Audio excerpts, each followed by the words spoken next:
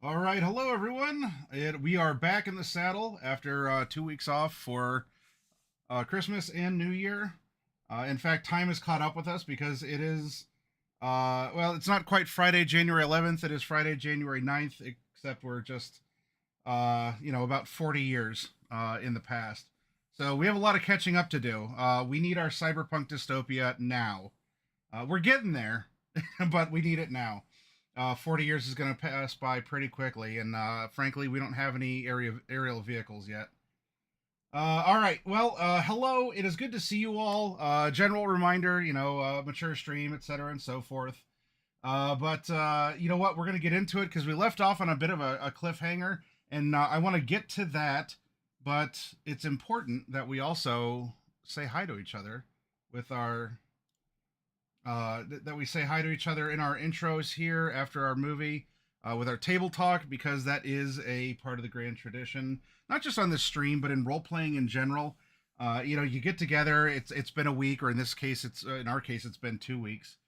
And you say hi, you catch up, and then the game will happen. But let's be human beings first before we become perhaps less than human, or in some cases more human than human, if you appreciate those lyrics.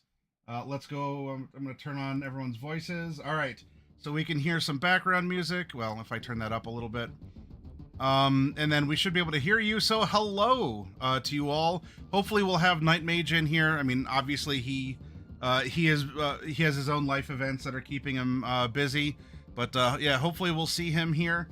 And we'll start with you, Encyclo Chameleon. It's good to have you back. You were under the weather for our last session, but hopefully you're feeling better and you're ready to go tonight. I am very much so. Yeah. You were doing some streaming too, right? Even though you're feeling a little sick. Well, not when I was, but well, not yet. a few, one or two after, yeah. Yeah, prior to that, after that. Yeah. After I could talk again. Losing voice sucks. Well, let me give you... I'm currently... I've stopped for the moment and will continue probably until like 4 a.m. my time.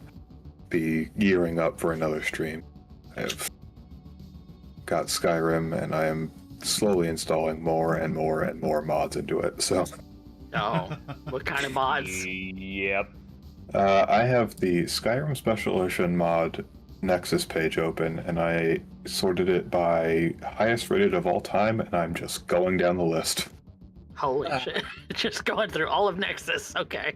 I'm just gonna go through all of Nexus until I think it's enough. I honestly probably, instead of doing that, I would honestly probably go grab a list and import it through Wabbajack so that you don't have to do any like manual time. I am barely getting Mod Organizer 2 to work. I don't want to have to also learn Wabbajack. Wabbajack is honestly like really, really simple. It is, hey, list. I want this list. I click.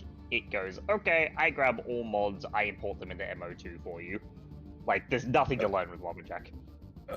I'll look into it. I had an interesting conversation with a friend of mine over mods. This one was regarding Baldur's Gate 3. I guess there's a mod now where you can get a 6-person party to make it more like Baldur's Gate 1 and 2, instead of being limited to 4 as the game is. And I said, oh, that's an interesting mod. Have you heard of a really popular one called Wither's Big Naturals? And he's like, no, what is that? And I said, it's you just give an undead, some pretty big boobs. No. He said, okay. Yeah, I've been fighting with Vortex Mod Manager for 3 days now, and I think it's not enjoying that I moved my Skyrim to an external drive and Mod Manager is just messing up. You're going through Vortex. Okay. I not that was, bad. and I've uninstalled it. I used the system uninstaller. I used the run menu to delete the app data. I have Yeah. annihilated Vortex mod. I have annihilated Vortex from on my PC. Yeah. No. MO2 is the much better choice for that. Yes, that's why I now don't have do a Mod whole lot of Organizer modding. too.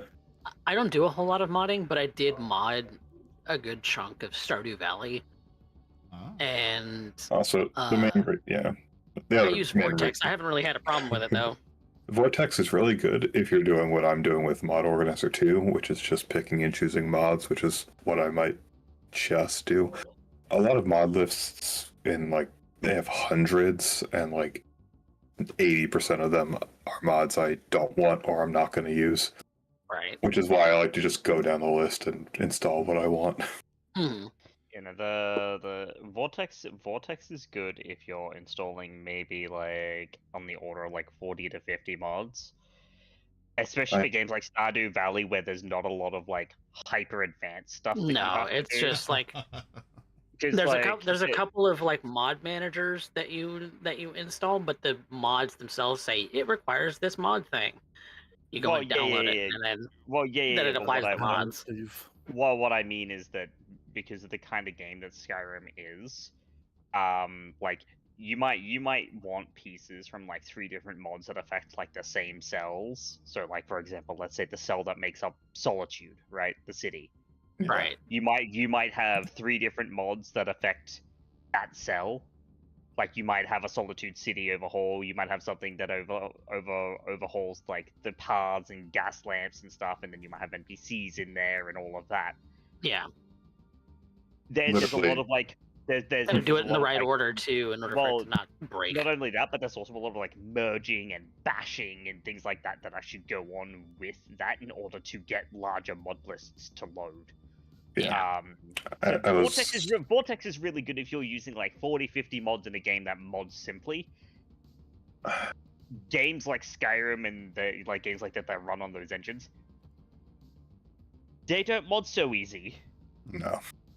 I was literally just watching someone who was playing Skyrim modded, and they had a overhaul of Solitude, which moved a lot of the stuff around. An NPC walked out of the city, opening the gate to the city from its original position, and completely broke the city gate.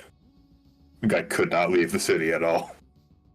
Yep, you basically have to console out COC Whiterun. Now, speaking of Stardew, Coffee Cat, we tried to play last night because we have our Thursday Comfy Gaming here. It seems like everything is now. You got that stabilized? Yeah. I think the fix that I have run into is that I switched to Ethernet ports on the modem side, and that seems to have fixed it. Okay. So it could be that there's an issue with the first port in my modem from my ISP, but thankfully I'm renting it from my ISP, and I only need to keep it for 6 more months. And I can buy my own. And you're no, starting. You're starting on. Well, you have your Saturday game. You have Rebirth, or no? That's on hiatus, right? Yes, that is on hiatus right now. We are bringing on a kind of new show, but returning show, because it was originally on the Gathering of Nerds, but now it's going to be a Coffee Cat Presents show, Brisbane by Night Hellfire. Mm-hmm. And that will be this Saturday, right? Yeah. Yes. Tomorrow. Session 1 will be this Saturday. Tomorrow. Where I will be reprising my role as Clayton Wellsworth. Ah. Yes, and I won't be a player. He's gonna be GM. My wonderful victims have decided to let me SD for them.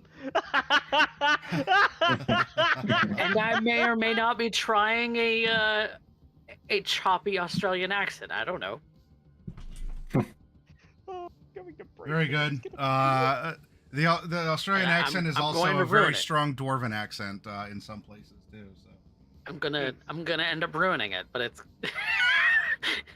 lean into what I did to practice for Chroma Company is I was just I read vocabulary lists and I watched pronunciation guides on YouTube, and I would just replay conversations and Yeah. such to try and get the tone down.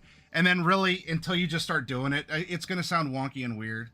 Um Yeah. it'll just I'm be what trying. it I'm is. trying to iron it out in my head because Clayton is a professor of technology, and he's supposed to kind of have a bit of a, you know, a classier air about him. But he's also from Brisbane, so I don't know 100% how that's going to work. It's going to be an Americanized version, so I'm going to butcher it. It's Yeah, going to there's be only fun. one way to find out, and that's to show up and watch. There are. I don't want it to be a There are, caricature either. Are Are your exactly- Wednesdays? Oh. You haven't started up anything on Wednesdays yet, though, right? Not yet. Okay. That's going to be closer to the end of the month, where I'm bringing back San Antonio by Night. Okay. The subtitle being Blood Gambit. And this is going to be The your third code- chronicle in San Antonio. Yes. The Chronicle will be following a group of Camarilla agents who have been slowly but surely filtering into San Antonio and Anarch City. And with the intention of finding one of the legends of said city, see if they still exist. If Mm. they do, destroy them Yeah, because that's and take totally, the city. That's totally gonna end well for them. Oh, it's totally going to end very well for them. Wink, wink, nudge, nudge. Well, for all of you watching here, support these the players and the fellow streamers as they do their thing. You know, Vampire, whether it's in San Antonio, maybe Derek will get something going at some point, and then the Cleveland coterie, Devils Do. I'm gonna get an adventure going for them at some point. Though I want to run an Alien RPG. They have their refreshed version out, and I want to run Yeah, the Evolved Edition. the intro for that with someone. So I'm going to be soliciting for that. But anytime you're watching Vampire, I mean, everyone make sure you have your blood bags with you, so you have a nice snack, and you're getting into character. Anything else, Coffee, that you Yes. wanted to bring up? Otherwise, I'll bounce over to Lethality to talk about Nope. what's going on Just with all him of as that he can be appears. found. Yep, all of that can be found at twitch.tv/CoffeeCatPresents. So go and give me a There you follow. go. And Raven, thank you for the shout outs in chat there. All right, we'll bounce over to you, Lethality, because you were cackling menacingly, being an ST for Brisbane on Coffee's channel, where I have not heard anyone say no bully. So it seems like you were very welcome to bully. He's intending to bully me. Well- I know that much. It's been many years since we've seen what's been going on in the River City, and the prince has abdicated. The beckoning is called, and she has left to. Well, I wouldn't necessarily say greener pastures. I'd say bloodier ones, in truth. Mm. But there's a power vacuum in the city. No one's powerful enough to declare praxis. And threats, both kindred and not alike, lick their chops, just waiting to dismantle the last bastion of the ivory tower in Australia. We follow a coterie who is trying to keep everything together and survive in what is in essence open warfare. And yeah, I said my victims decided to let me ST for them, and I'm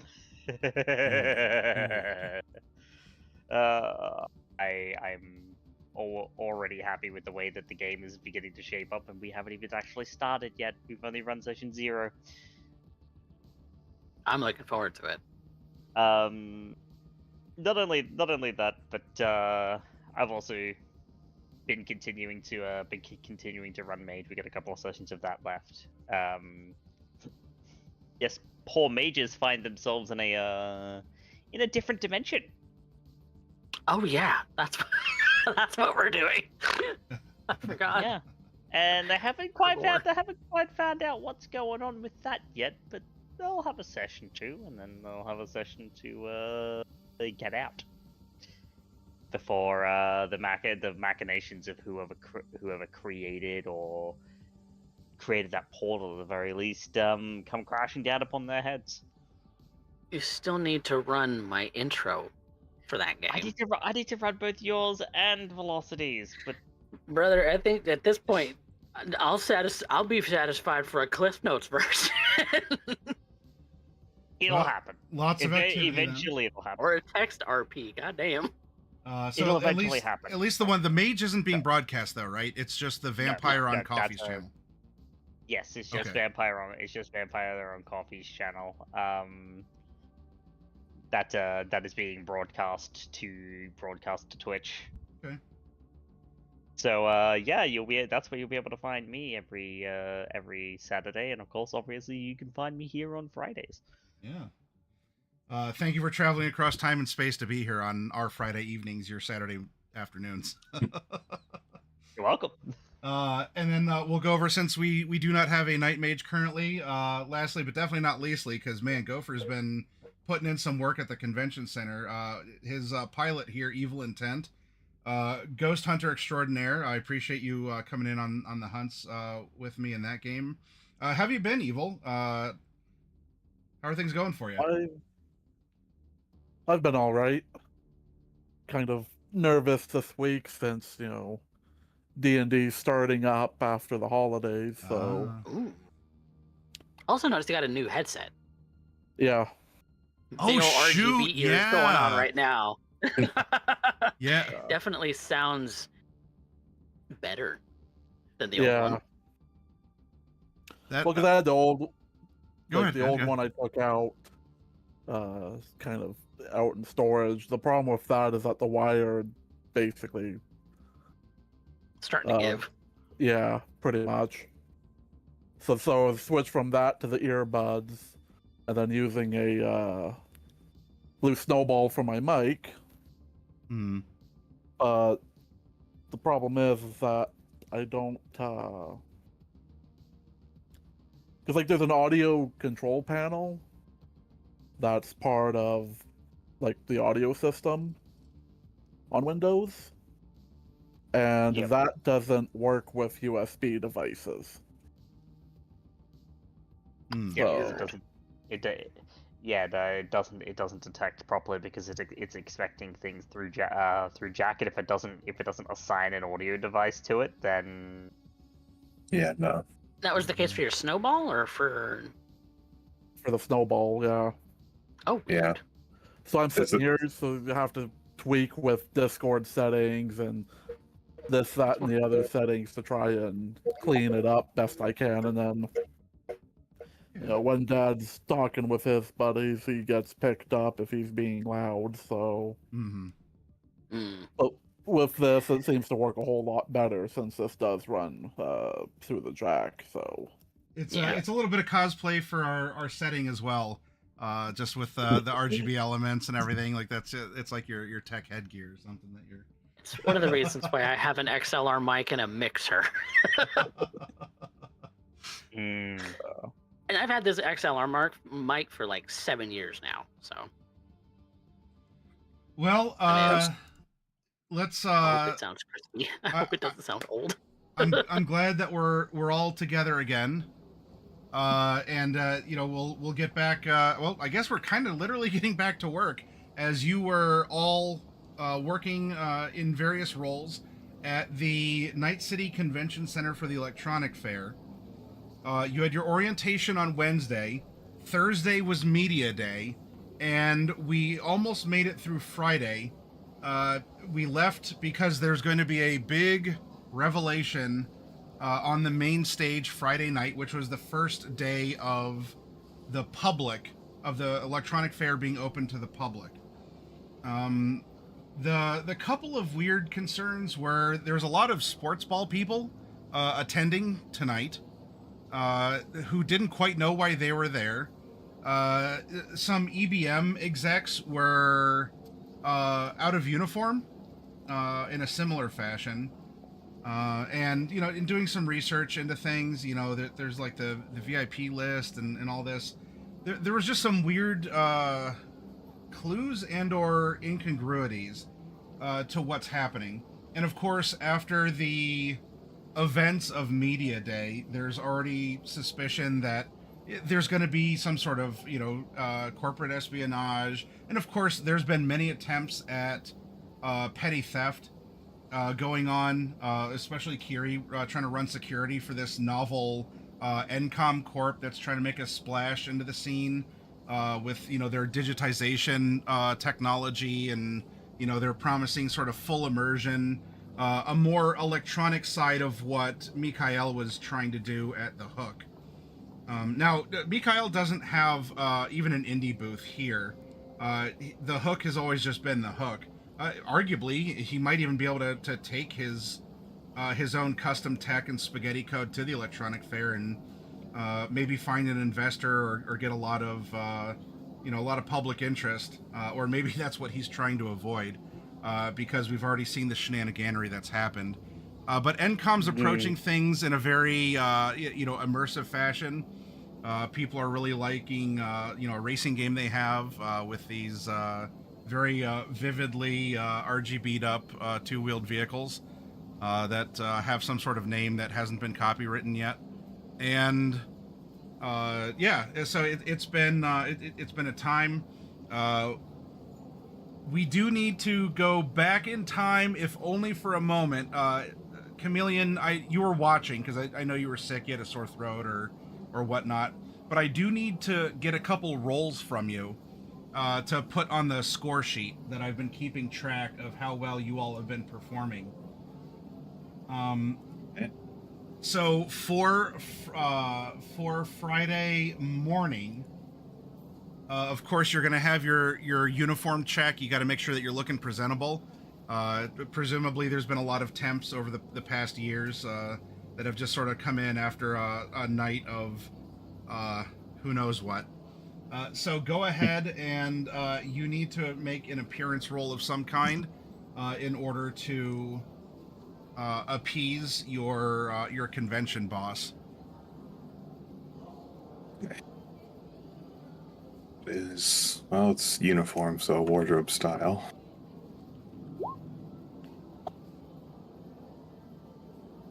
Oh, 17. Excellent.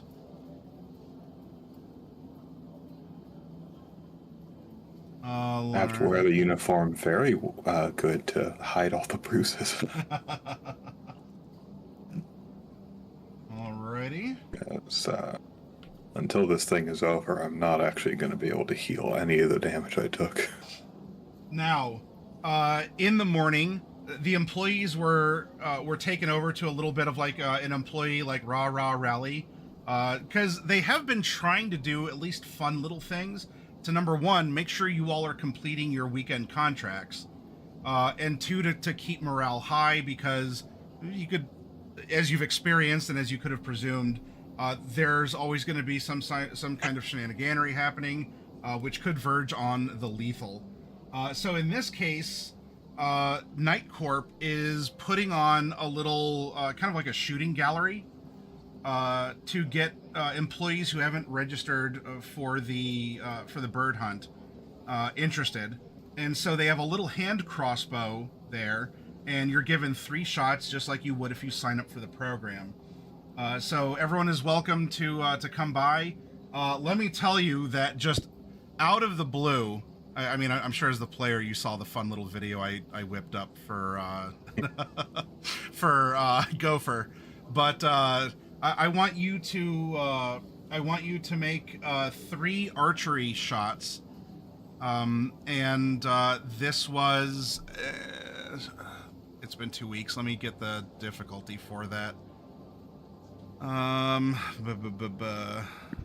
It was DV13. Yeah, that sounds familiar. It was a DV13, because you're kind of in the sweet spot. It's just like a little shooting booth, like at a carnival or something. So you're given 3 shots. Okay. Yeah, go for crit and kick just my ass. Yeah, just I don't know how he made the Oh, yeah, duck absolutely. explode with a crossbow bolt, but it happened, and he must have like Yeah. ripped right across a seam, and it just let all the fluff out. Kiri was impressed by this. Yeah, she was like. Nice So shoot, it's Slick. just 3 DV13 archery. Yep. All right. Just 1. Well, that is the DV. 2.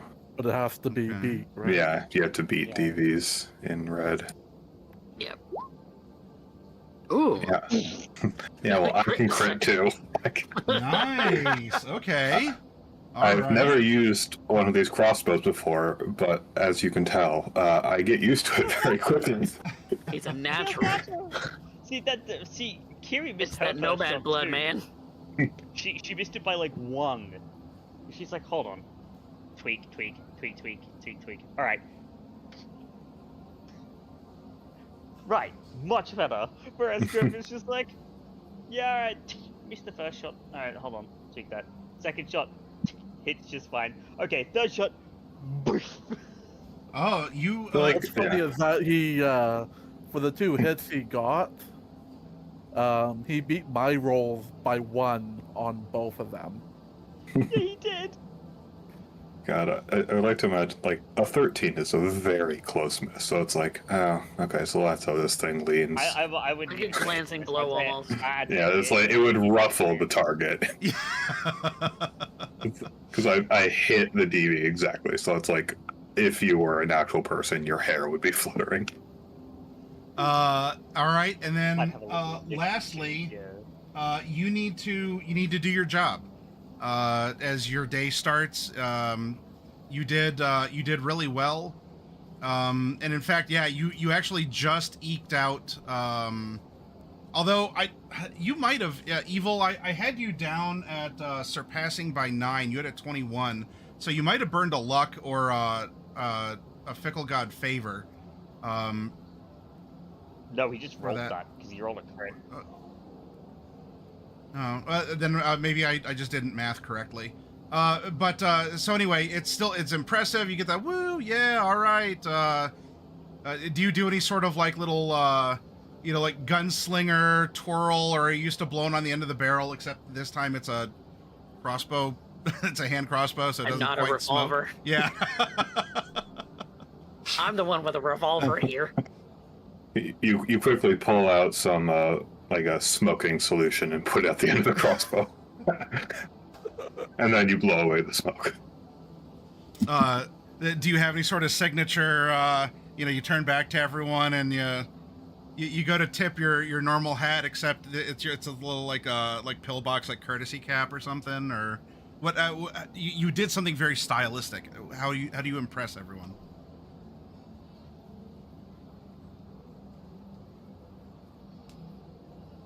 That's a Would you like to dab? You can And dab. he's just like, burnt. I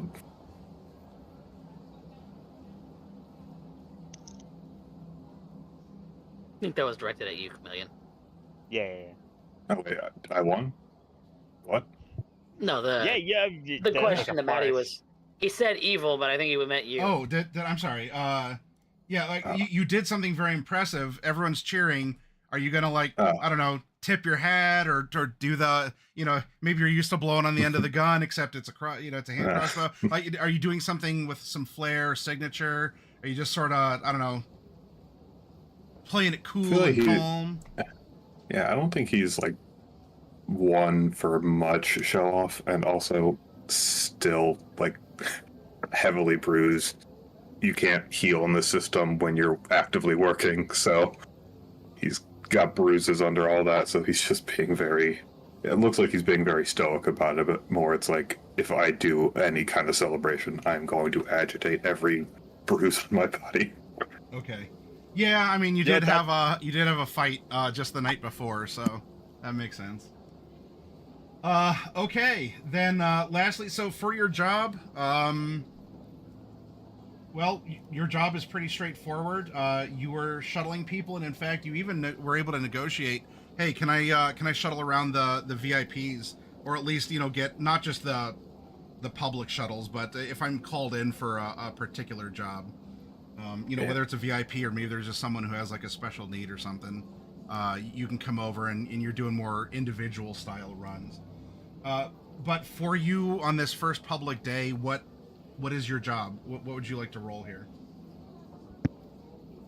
I mean, see, it's tempting to always crutch on my plus 18 drive land vehicle, but I'm just looking to see if there's anything else I could do to be a little more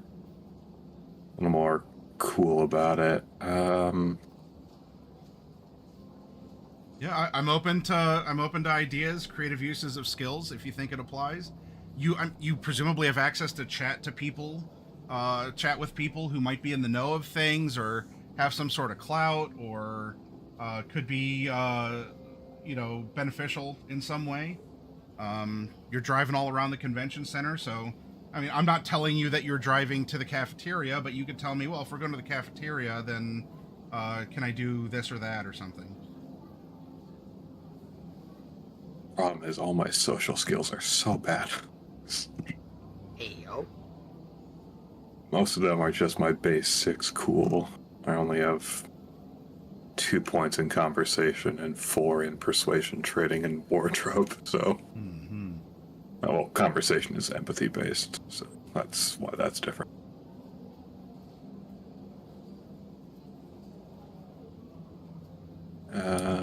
Yes, empathy-based skills.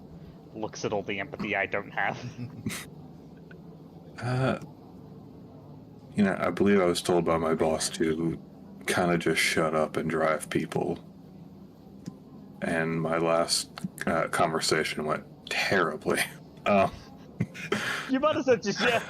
I feel like drive land vehicle after that. I think is fair because he's like, look, he said shut up and drive. So Yeah, I think drive. I'm just gonna shut up and drive today, or for this. I think there's a song about that. Yeah, it's a Rihanna. That's almost a crit fail. Purely But riding still, off a of 20 my is not terrible for an almost crit fail. 20 is your lowest non-crit. purely riding off of my skill. The bruises are acting up. Yep, that's pretty gross there. All right. This guy kept kicking me in the ribs. Big Sag. Then it was time. You had lunch. You would have had a chance to sit down with the others in the convention center, like the employee cafeteria section of things. You could have eaten on your own. If there's anything, if you were listening in, then you could fill yourself in on conversation if you want to say that you were there for that. If you need a refresher, you could prompt me or one of the players for something. But lunch would happen, and then we roll into afternoon. Yeah. I was very in and out, given the medication. So I don't recall any of what was talked about. Drez, I believe, brought up the lists that were found and all the suspicious amount of sports ball enthusiasts that were now entering the convention center, and then because JP has out of date tech, he was a safer kind of relay of messages. Because remember, you're not supposed to talk to other people while you're working here, but he was kind of a relay of things, and Kiri was just talking about a lot of casual theft going on. Keep your eyes open for suspicious behavior from people, or people trying to lift things, or maybe tech people shouldn't have. As you're driving by and you see someone with like an NCOM goggle set or something, those aren't for sale here, so how'd they get them, right? So there's a lot of that stuff. There's nothing that was super dire. It was just a lot of bubbling suspicion, observations. Keep your head on a swivel and go from there. Given that weird stuff was happening yesterday, and look what happened. Yeah. Okay. Poor manager got his ears blasted out. It's fine. That's just a clinic fix at a Ripper Doc. Just get some new eardrums. He'll be fine. Yeah, and Big Boss wasn't too happy about that, I don't think. No, he would. No, he wasn't. And luckily, the failure by one is just like he's looking even the prompted professional Curie up and down and being like, yeah, you're a sack of shit, ain't you? Stand up straight. Don't fuck it up. Yeah. I mean, probably got off better than I did. So that also yeah. was that related to something I remember like there was a hard ass everyone was doing face downs with. Bulldog. Oh, yeah. Yeah, but that'll be at the end of your afternoon shift. Okay. So lunch was just the touching base after morning Right. sort of prep and being able to communicate. Setting up now because now you need 2 job interactions for your afternoon. Okay. And it would be good to spice things up. I mean, yeah, you do drive, and you drive very well. Yeah. I won't tell you that you can't, but there's also a host of opportunities that you could also, Yeah. harvest Yeah. information from doing these job roles. In fact, that reminds me, I have to roll against your drive land vehicle real quick because all your job roles had been contested against things here. So, Okay. all right, go ahead and for the first part of your afternoon, tell me what you're doing for your job, and then we'll make a roll for it to see what you learn by doing that job. Yeah. Well, past the midday, I imagine Outback is a little like me. A lot of energy at the front of the day, starts losing it. I'm gonna roll endurance because he is heavily injured. Well, not mechanically heavily injured, but pretty injured. So I'm just gonna roll endurance to see if he can really get through okay. this day. Sure. Okay, not bad. It's almost perfect. But that would have been the funny roll to roll To it fail. because then you would have just like been taken to sleep in the back parking. Yeah. Yeah. So no. I'm gonna pull out a bit of that endurance. Hopefully make it through the day. Okay. Looking at some of these skills they say about the skill. These God, Outback knows like nothing about sports. But these sports people seem to be suspicious according to others. Okay. So, given the fact that I think out of anyone here, JP being a second, I get around the most. So I want to roll tracking, actually, to see if I can find patterns in where these sports people are going.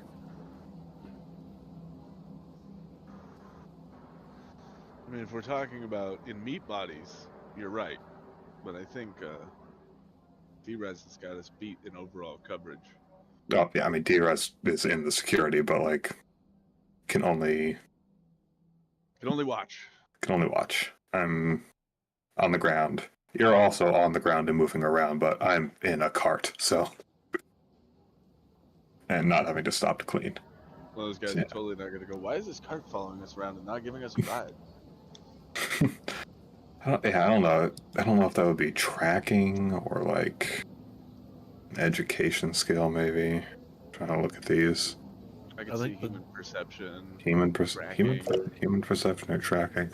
Trying to spot patterns in where people are going and what they're doing. Let me look at what human perception Yeah, the says. human perception would be behavioral, so like what's motivating people to Yeah, are they moving nervously or excitedly? Something like tactics would be more about the movement itself and the strategic behavior to it. or that like they're following routines or something. Yeah, there. I didn't scroll down far enough. There is that tactics. Okay, I'm gonna put 2 luck on that. Sure, 2 luck on tactics. Now Look, all I I'd can like- imagine is that you're tactically driving that cart around. Finding little shortcuts there. 13 then.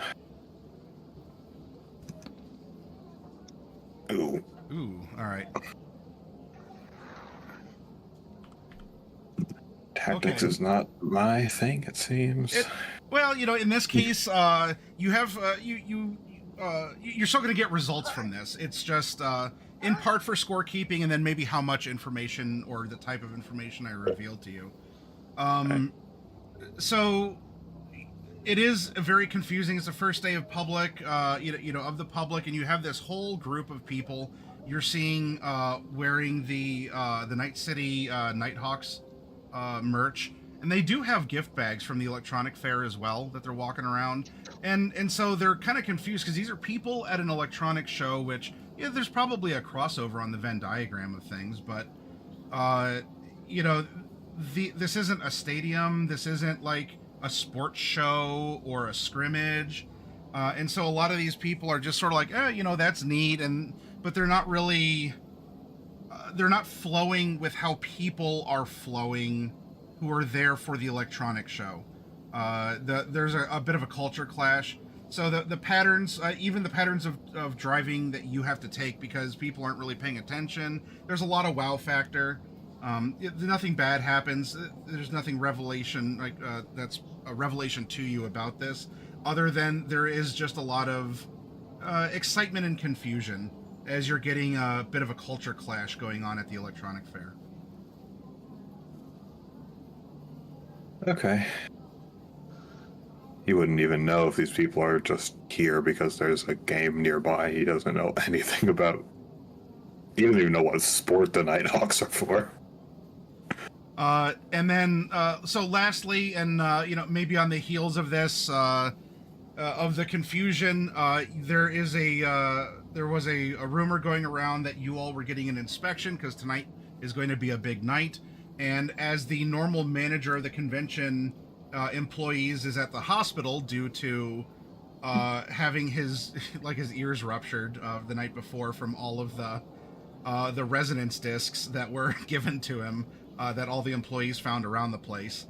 Like the boss, like the owner, the big cheese of the convention center, who has a very stern reputation, known as the Bulldog here.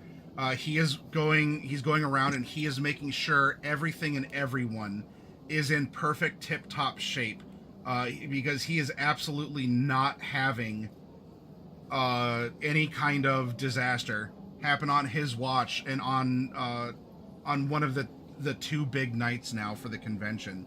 So at some point in time, you are gonna have just this. This guy is. If it turns out he's not like actually a part of the animals, it would be surprising. He's like a walking upside down triangle, like just big, like swole, as the youths would say. And very much the opposite of me, then. So he is gonna. He just stands in front of your cart, and he orders you out. And this is now going to be the face down between you and Bulldog here, because he is testing your he's testing your mettle.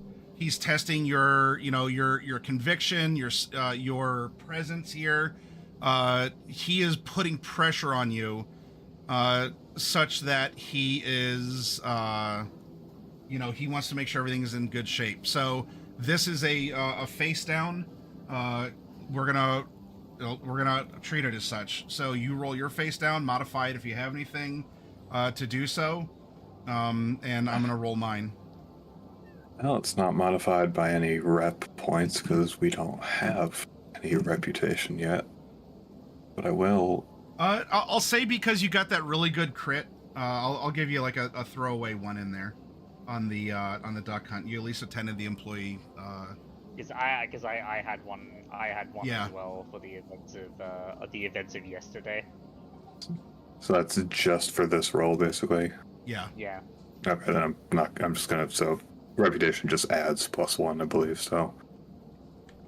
So that would mean I have a temporary +7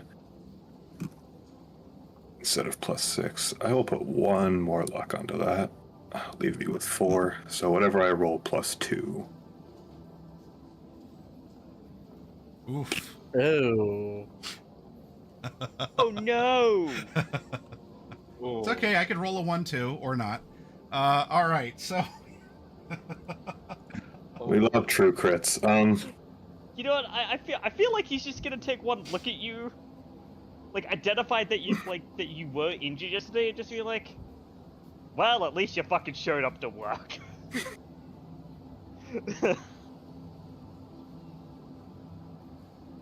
So you get out, you're looking. I mean, you made the endurance, but it's clear that you're a hurting puppy here, and you know it was disorienting to you earlier in the afternoon because you weren't quite able to pay attention to things. You're put on the VIP route, and you are showing weariness. You're showing fatigue, and you're supposed to be this nice shuttle driver here. And you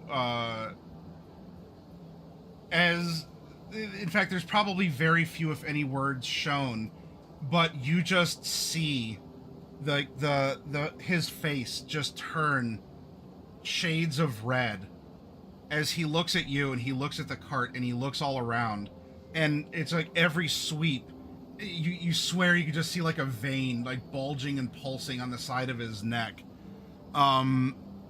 And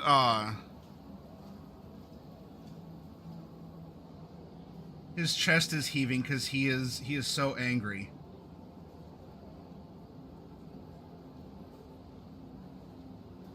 Outback, huh?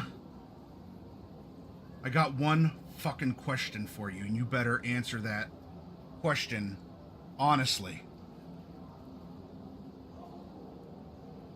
How do the windows taste on that fucking short bus you're driving?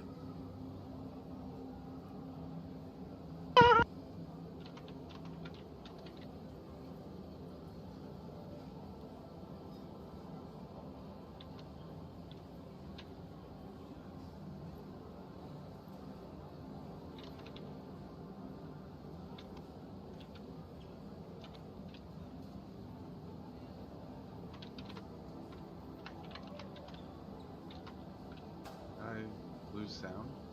Oh, I hear you now.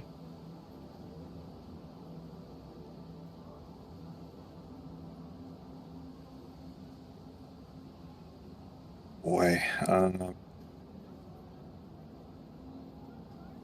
to respond to that?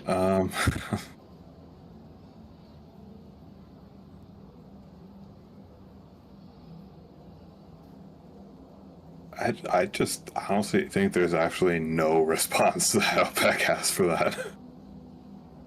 If you can't talk, then you act.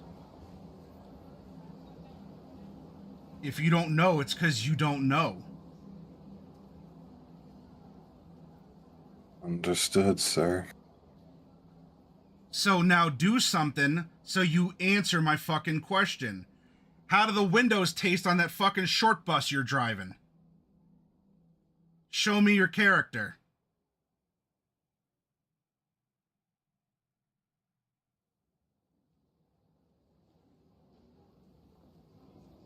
What do you want me to do, sir?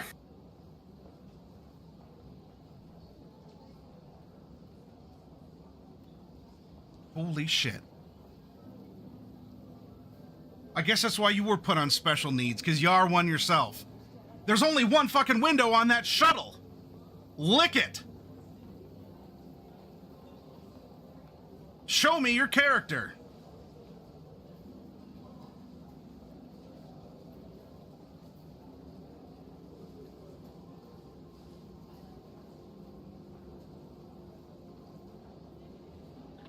He ain't gonna do shit.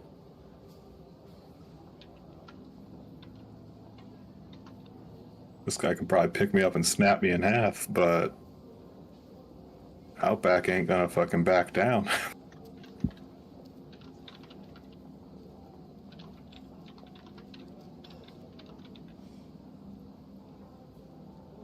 Not gonna do it, huh?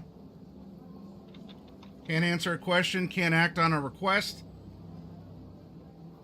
Why are you even working here? Can't do your job. Get the fuck out of my convention center.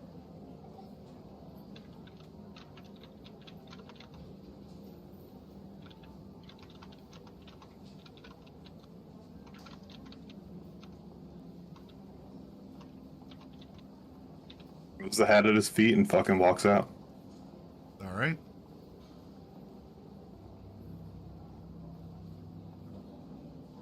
The hat throws down.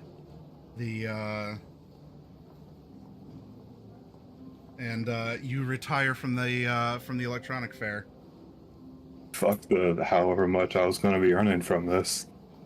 That guy's gonna have to be a fucking driver down now. Fuck him. Mm-hmm. You stood up for what you believed in, and you may be out some money, but you're not gonna lick a window for a bully. So, all right. Are you in the wake of this? Are you sending out messages to people? Yep. Okay. So, boop. Message goes out to you all, as now this catches us all up to the evening shift. Fuck, convention owner's a fucking dick. I'm out.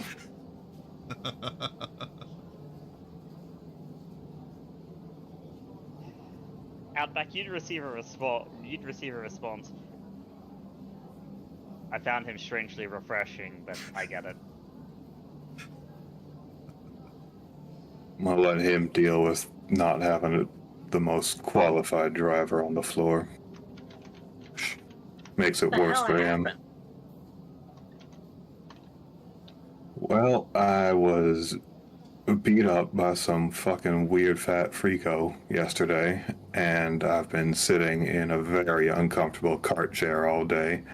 Apparently, he did not like my attitude upon standing up.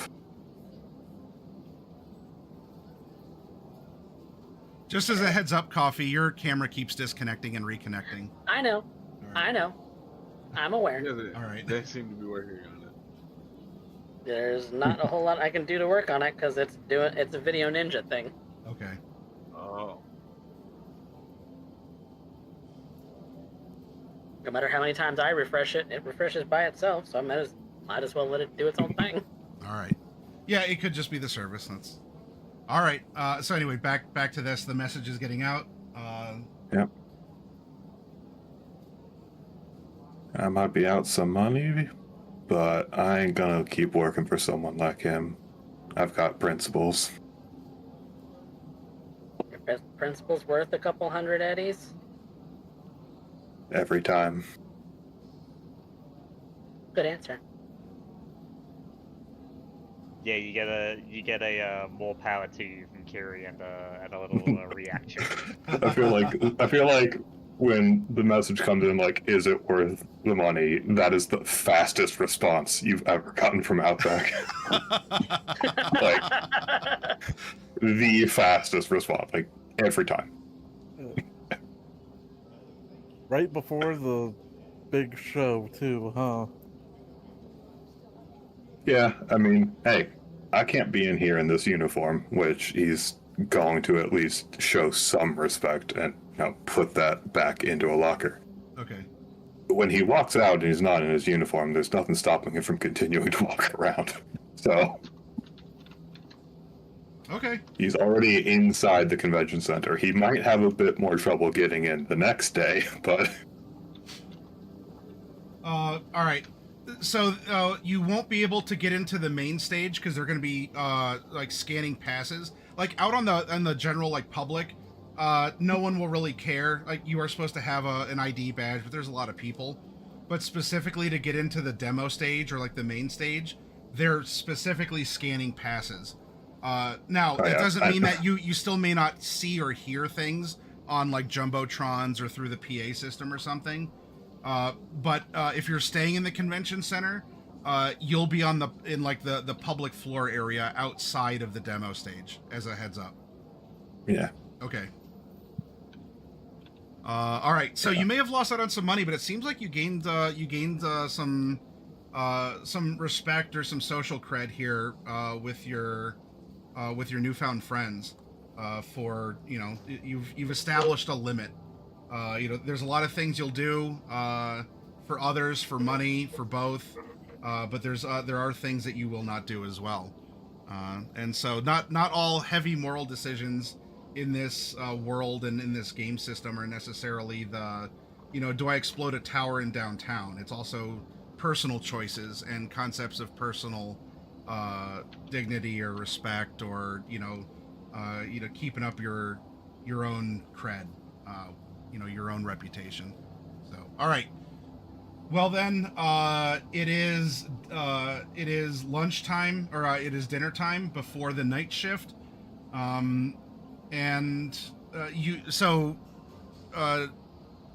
Outback, you won't be in the employee cafeteria, but they would be freer maybe to meet you on the floor on the way, or otherwise, if you all wanted that to happen, or otherwise you could be around or keep them in the loop through the message chain. But before the big presentation, the main stage and everything, is there anything you all wanted to talk amongst yourselves as the convention employees, and or do, like if you wanted to sit in the cafeteria and listen or vibe check or something else? And of course, as we've done before, there's the separate eating areas for the NCOM and EBM employees of Kiri and Gopher respectively. So during this dinner time, what are you saying or doing, if anything?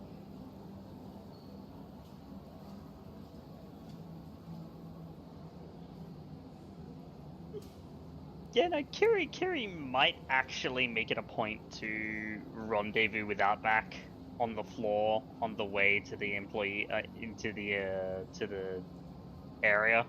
Okay.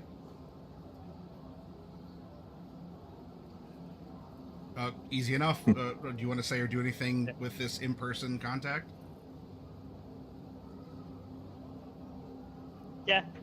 If I know anything about convention centers, he's probably doing something he's not supposed to, and at first sight he just sees a security person coming, which is to say he's currently smoking inside the convention center, and he's like, "Ah, shit." Yeah. Yeah, she kind of just flicks up her hood and gives him a little smack. He's just like, "Oh, hey." Pulls the cigarette back out and keeps smoking. yeah.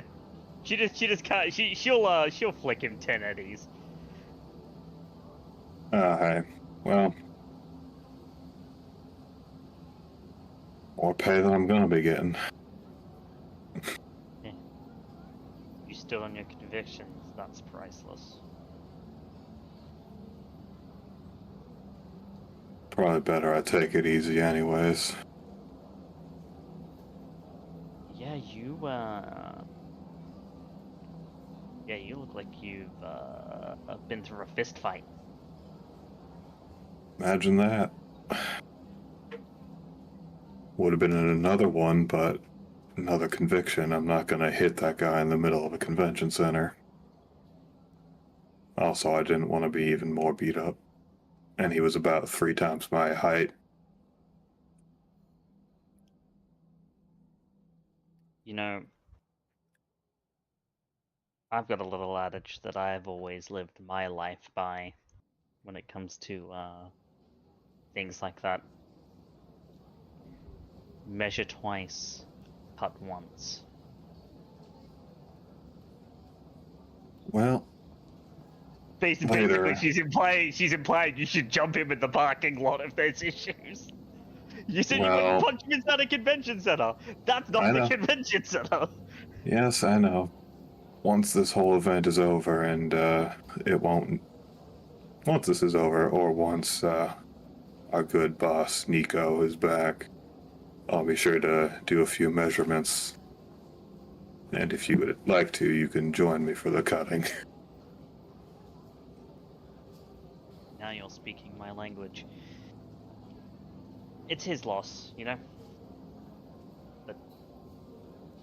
That he can't tell a nomad that I'm the best driver in this goddamn building. That he can't recognize that you were someone who was willing to put life and limb on the line against a what was he exactly? Some kind of weird, lumpy goblin, I think. Well, case in point, you were willing to put yourself on the line, and it wasn't even your job, and he decided to fire you for that. That you couldn't show the exact same enthusiasm. That's his loss, not yours. And frankly, given I'm probably one of the few here with him that's in any decent standing. Note that she's not aware of how well JP did. Given I'm the one of the few of us who's in somewhat decent standing with him.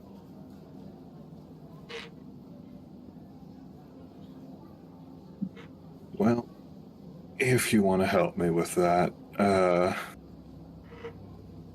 and you want to maybe walk out of the building with him on the last day, I'm parked over in this parking lot. I'll be sure there's a very clear straightaway to take. Duly noted.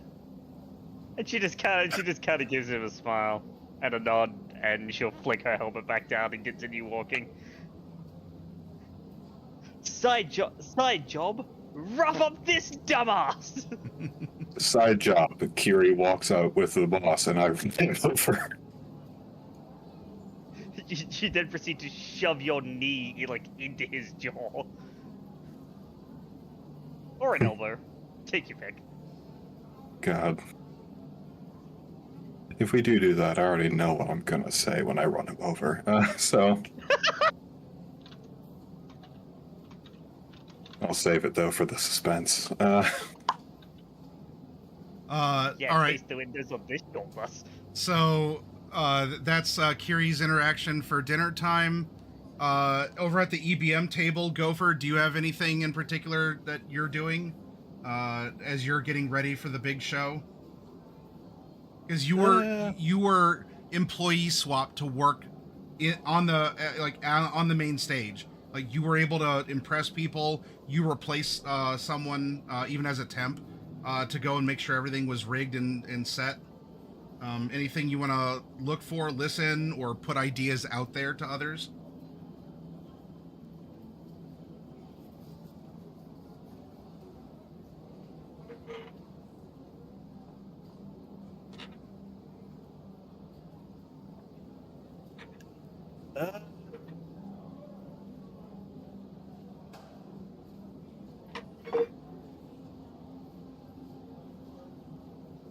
Nothing really. All right.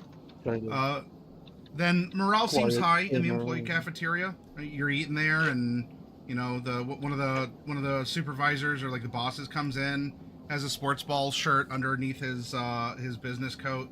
You know, all right, everyone. I want you to give 100% tonight. It's a big night. A lot could go wrong. I don't want it to. You don't want it to. This is much more of a better rallying cry than get the dress down of the bulldog here of the convention center. But this is a very exciting moment, and people, the full-time actual Corpo employees, seem to be buzzing with excitement.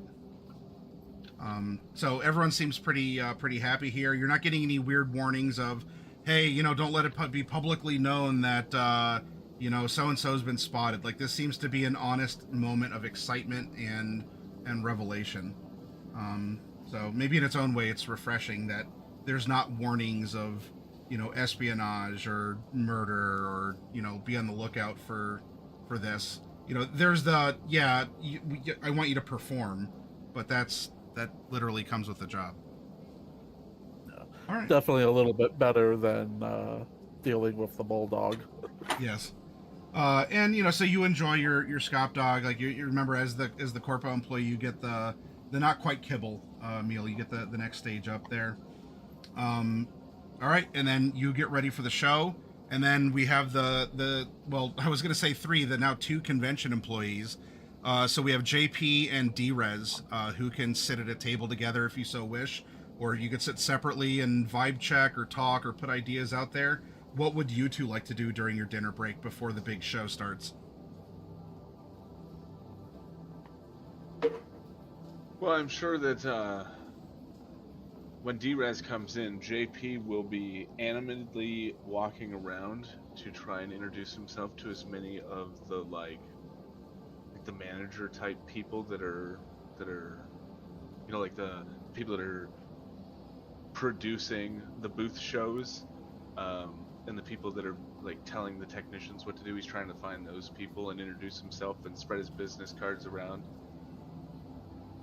Oh, to other convention center employees? Right. So it'd be like people like right. Drez who are like the controllers of the systems and stuff, right? Right. Okay. Yep. The guys that are doing the lights and the guys that are telling technicians where to go and all that kind of stuff. Those kind of guys. Okay. And I presume that you're offering more than just if your site needs a mop and bucket, call on me. There's other services you're able to provide than janitorial correct. ones, right? Exactly. Okay. See, this is the lowest form of service I provide. I don't do this every day. All right. So the you linger as long as you can for your apportioned time for dinner. And there are like the full-time convention center workers. They'd have a similar color uniform as you all would, but there would be some different, like some subtle patterns that you would have learned in your orientation on Wednesday. So you can go and target them. In fact, you would probably have a chance to actually talk with Drez's supervisor, as she would be taking a break, her dinner break here before the show as well. So you could identify her as a full-time person and say, hey, I'm a temp here. And she would obviously know that you're in the services section of the convention center. But yeah, you can talk to her about perhaps providing other services inside or outside of the convention center if she needs it. Yeah. We'll say he kind of like slyly like cleans up the spot next to where she's sitting, and then he goes, "Oh, aren't you overlooking some of the security? I believe I have a friend working for you, a Drez." Oh, you know her? Yeah, she's been very very competent at her job. I'm trying to get her to become a full-time employee.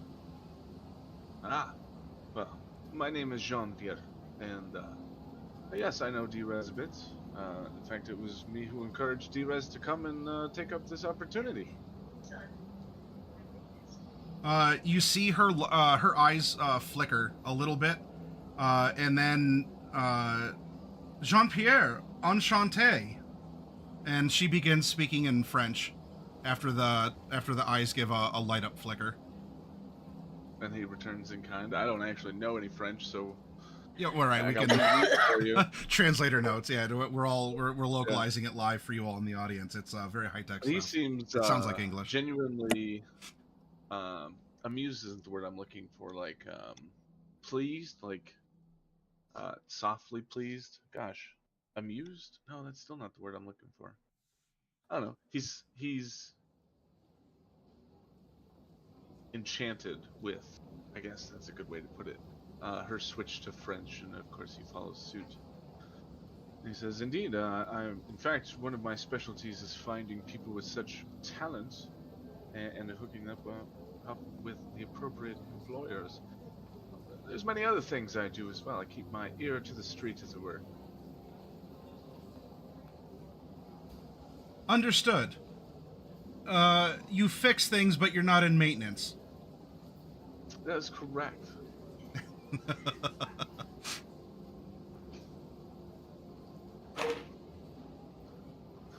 She holds up your card. Her eyes flicker again, and she hands it back to you. Tucks it away in his. Oh, he makes the motion because he's so used to wearing my business suit, right? You have to... yeah, like hits your name tag or something, right? Yeah. Go to put it in your pocket, but it just falls into the garbage can. Could be that too. He would just leave it there in that case. No, let it go. Oh, well. But yes. So perhaps if you have any other need for employees or other unconventional things, keep me in mind. I'll contact you. I'll leave you to your meal then. Thank you so much for your time. He does like a little bit of a bow. It's not like a full formal one, but just like a bit of the shoulders and the head, and then he resumes mopping. And then heads over to get some food. Okay. Drez, at some point then during your dinner break, you would have seen Jean-Pierre sitting with your supervisor, talking, and then at some point he goes and actually goes to get a meal for himself at the little food bar, the little buffet or whatever they have of kibble. What are you saying or doing then during your dinner break? Well, I'm hoping he's putting in a good word. We're not on bad terms, me and JP.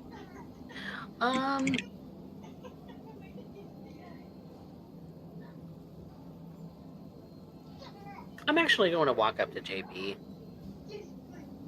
Mon ami. How are you? Would you like some, I think that's asparagus flavored kibble? Sure. Scoops a little bit out and puts it on her plate for her.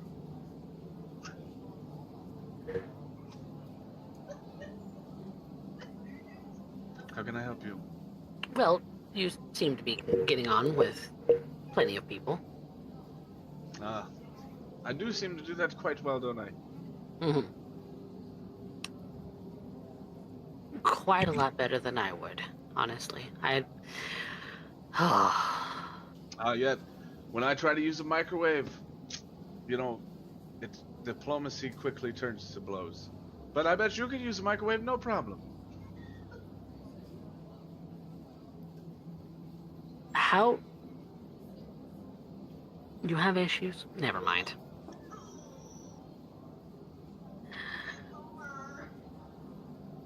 Well, then, Mr. People Person, I heard you.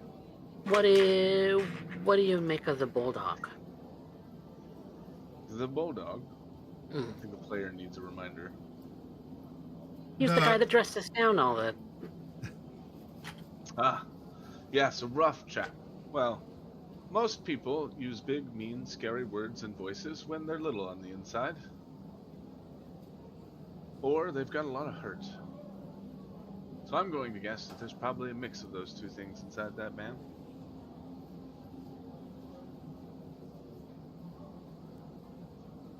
Physically, very large. Personality, also very large.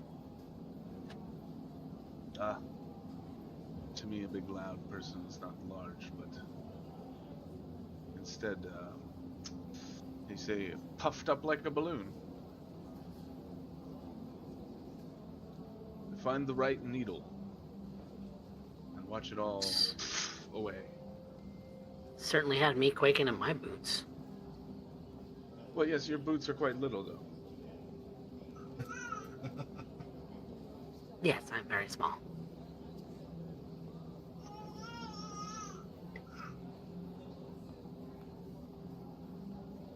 I don't know. It's been a long time since somebody has, ruffled my feathers like that. I just figured I'd get your opinion. Well,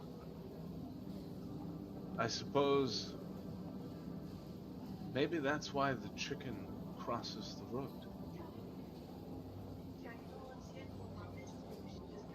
I'm not sure what you mean by that. Well, if you cross the road enough times and the wind and the vehicles ruffle your feathers enough times, well, you have no feathers left anymore to be ruffled.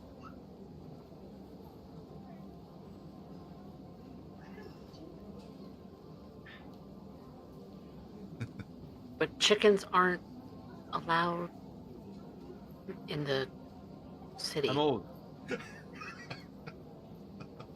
There was a time when there was more chickens in this city than I think there were people. Really? Just Darn like near. wandering the street or whatever? Some neighborhoods, yes, especially out on the mainland.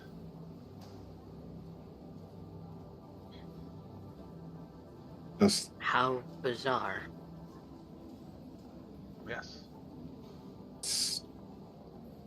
so that's just such a bizarre metaphor. I'm still thinking about it. It's like if you're a chicken, then your feathers are getting ruffled. So the strongest person is a plucked chicken. That's right. It's the mistranslation, that's what it is. Different translations, culture, time. It's a mix of things. It's the feathers that are bothering you. Then remove the feathers and you have no more problems. Well, that would make you a featherless biped and thus a man.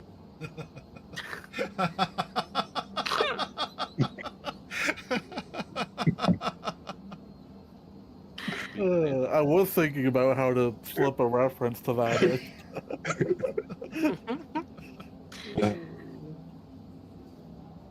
Well, here's hoping the rest of the day goes pretty well. It seems that the bulldog got under Outback's skin. Oh, Caused him to be like, fuck it, going home. he quit. Didn't you get the message? I admit I've been a little too busy flirting.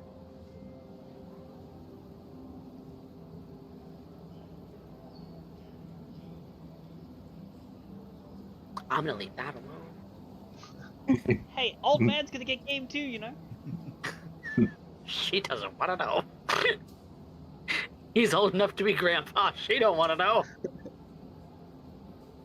He is a distinguished gentleman. That's right. So for him, flirting is saying hello. Ooh, scandalous. He is old, distinguished, and French, so yes. You all are going to get the boom, boom, boom, boom. All employees, please report back to your stations. Dinner will come to an end. And now we set up for the big show. And the big show here tonight, there's going to be another series of roles, of course, where you all are stationed, so that you have an idea of where you are and what you're doing. So JP, you are going to be back on usual cleaning duty. I'm on the rounds. Yep, you're on the rounds, so you're going to be on the floor, and of course, Outback, you're welcome to linger on the floor as well, as a guest of the show. Kiri, you are at the NCOM booth on the floor as well.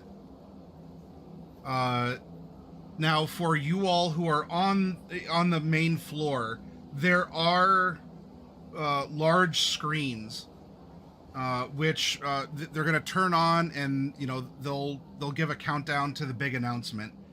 Since not everyone may be able to get into the actual in attendance, that would be Drez, what the VIP passes for the sports ball enthusiasts and such. You have to be a convention member, but there's also only enough room for not everyone in the convention.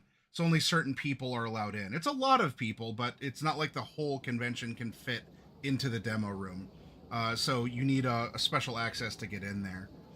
And of course, Gopher, you are ground zero. You are going to be, behind the presentation stage of everything. So you are in the room.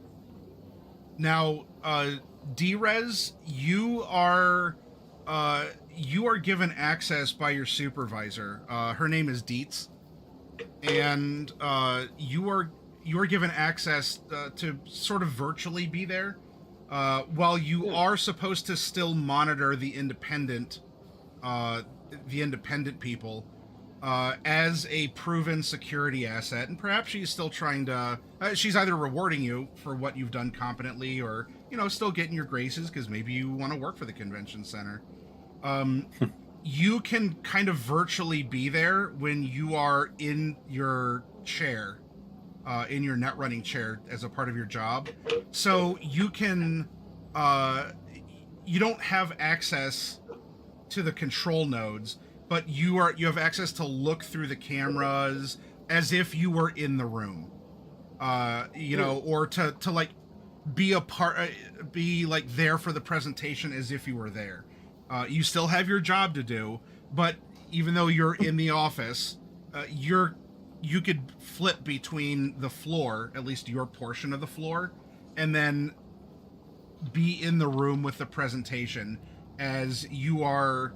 It's not even like I guess you could in a weird way use a camera to watch the presentation, or the presentation can just simply like flow through your brain as it's being presented. So like you are a medium through which the presentation's going through. But just so you know, starting out, while you have the camera access, you don't have like node access, or you don't have control over anything in there, except you've been given permissions to watch through there as if you were present. Okay. You don't have, while the information can flow through you, you don't have the same data connection as you do to the small indie booth section. There you can actually throttle or increase or fix or, tech solve problems. You actually have like node access and you have your hand on the levers there. This, you just simply get to be like a flow through of the information to put you there. If you see something or you're curious, as long as you're doing your job, you're allowed to watch what's happening, as if you were there. Okay. All right. So those are going to be your stations for this last part as the presentation is starting up.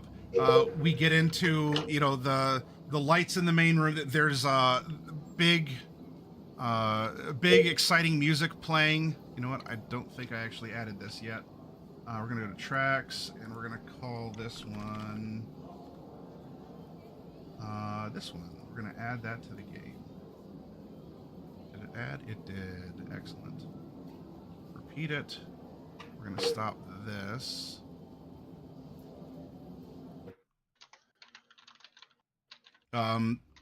So Gopher, it's, cue the fog machines, get the lights going.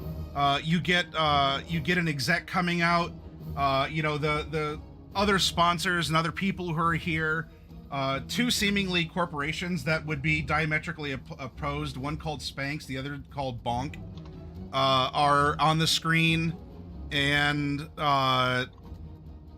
there's the lights. All right, ladies and gentlemen, all who are present, the big show that you've been waiting for, the grand announcement from EBM, and then you have a couple execs coming out. You get some generic, everyone here. We're so glad to be able to have a presence in Night City. A lot of gratitudes and platitudes, things that you'd expect. And the little peek at what was below the sports coat is revealed as the couple people on staff unbutton, open up, showing Night City Nighthawks jerseys. And for all of you, especially you all, he's pointing to the crowd of the sports ball fans who are wearing their jerseys. This one's going out to you all especially. But as a gift to all of you present here and beyond, looks into the camera as if, and for those of you out on the floor, you're seeing the presenter's face as if he's staring right at you through the screen. Night City has seen such a resurgence, such a comeback from the darker days of the past. Here we are in the new and modern convention center, in the new and modern Pacifica sector of this city. hopes and dreams come true. We have the mall, we have amusement parks, but there's one thing that we're still missing, and we here at EBM are gonna be proud to give it to you. That's right. It's about damn time that the Night City Nighthawks have their own stadium right here in our home. And like you all in the room see like a 3D hologram of an amazing stadium start like rotating in front of you all. And the crowd is especially the sports ball enthusiasts are going nuts. This is all about hometown pride. This is all about rebuilding, about exciting things and investment. And of course, it's an opportunity for EBM to flex as well.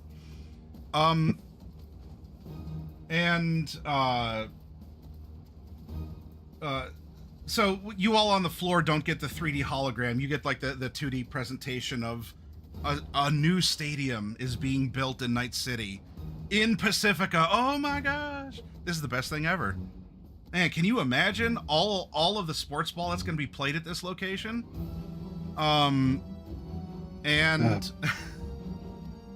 Yeah, that is if the town doesn't go to the dogs. Yeah. Surely that won't happen.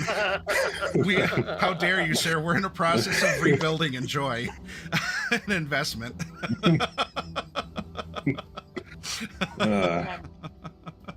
We love Militech. That's right, to all of you out there, even our guests at the bar over there. That's right, our bar guests are also welcome to be on this announcement. And everyone at the bar holds up a drink. Yeah, beer. How dare you, good sir. So the grand announcement of the EBM stadium. Now, it's not talked about, but there is a small byline in the EBM announcement of and Petrochem. Just sort of like in the lower right corner. Everything's EBM, but like and Petrochem in like as a parenthetical, featuring or like an add-on. But everyone's happy. They're going over. Yep. Building's going to get started. We expect it to take maybe 5 years at most. The groundwork is there. We've been talking with the mayor. Things are planned to get the ground ready, and all the crews are there to go. In fact, with all the building going on, it's going to be cost efficient. It's going to be all this. We have the giraffe bots coming over from a couple of the apartment complexes that are finishing up over the next couple of years. It's going to be efficient. It's going to be modern. It's going to be huge. It's going to be almost like just a city, like a mega building itself, just full of people and food and enjoyment. And so you're getting the full bill of goods for this stadium, this grand announcement. Everyone is happy. People out on the floor, even though they may not necessarily be super sports ball fans, some could be, of course. But there's a lot of general joy at something so big being announced.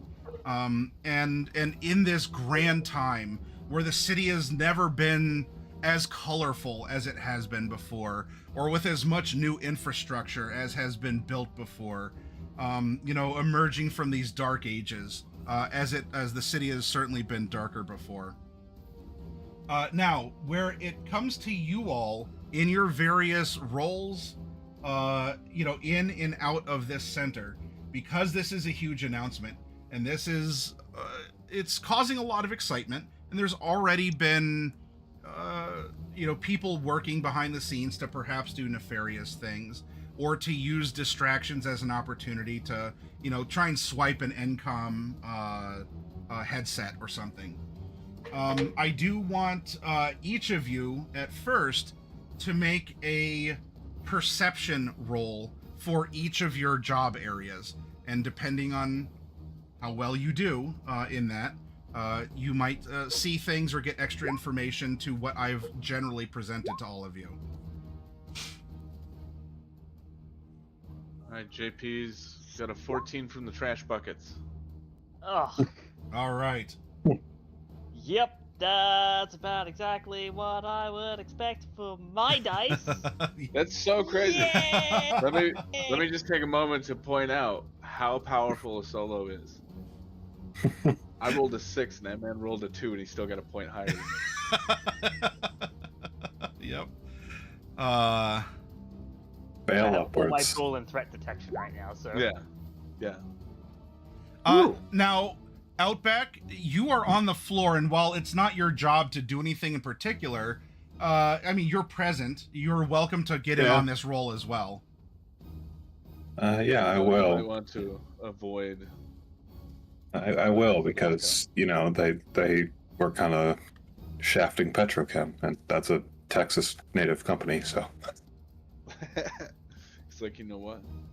I'm gonna look around because they're sliding my hometown oil company.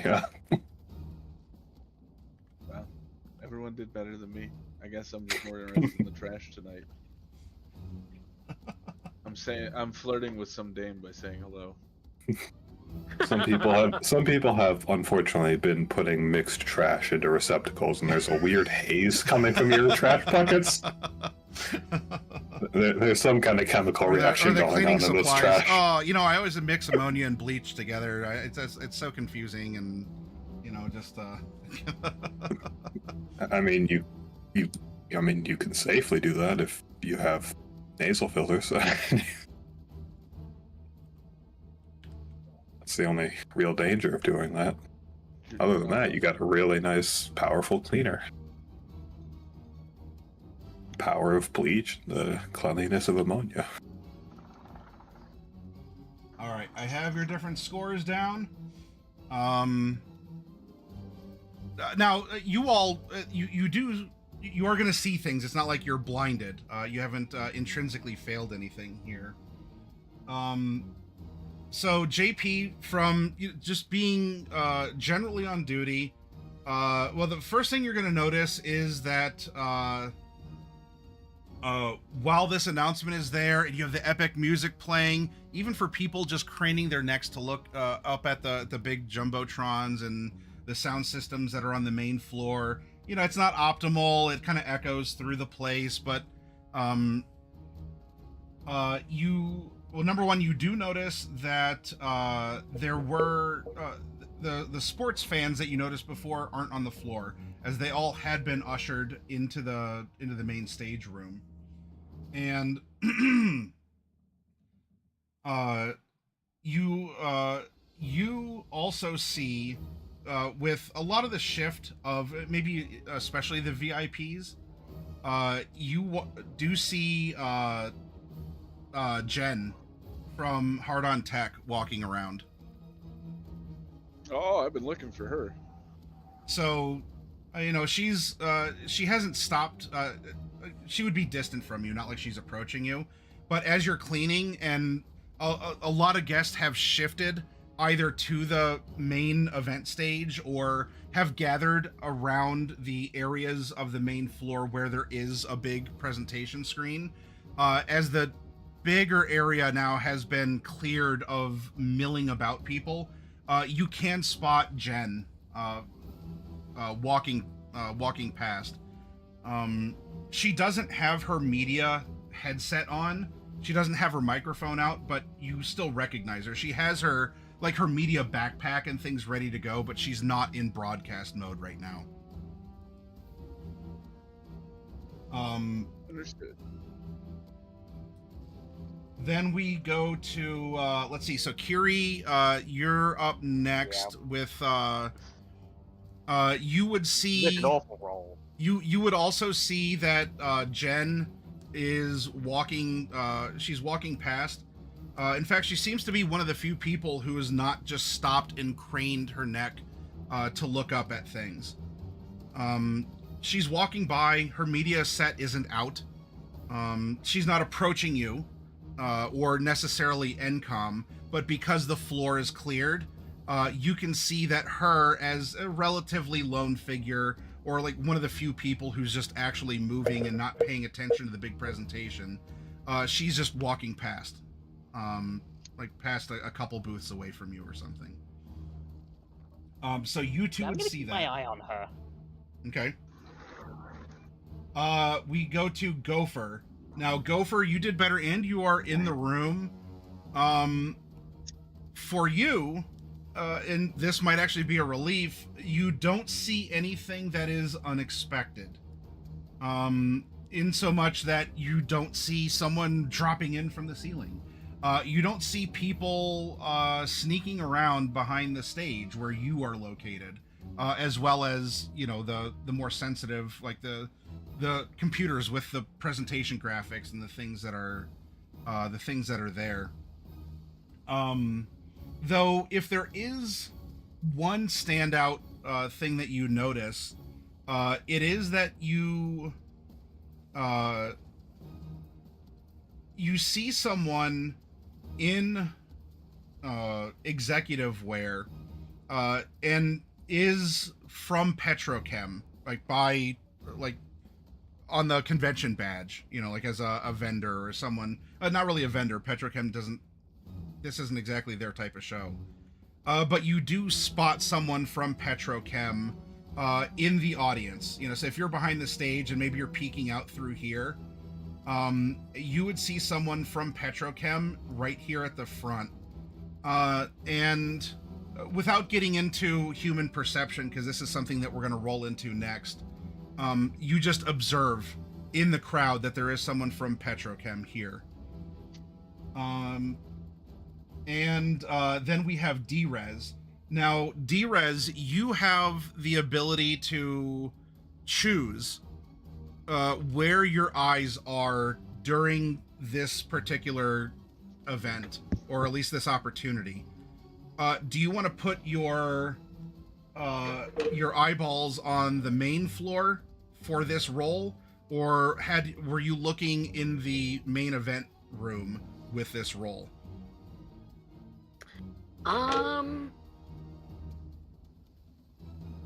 In the sense that I'm doing my job in watching this, I'm keeping my eyes on the floor for anyone of a shady nature. Okay.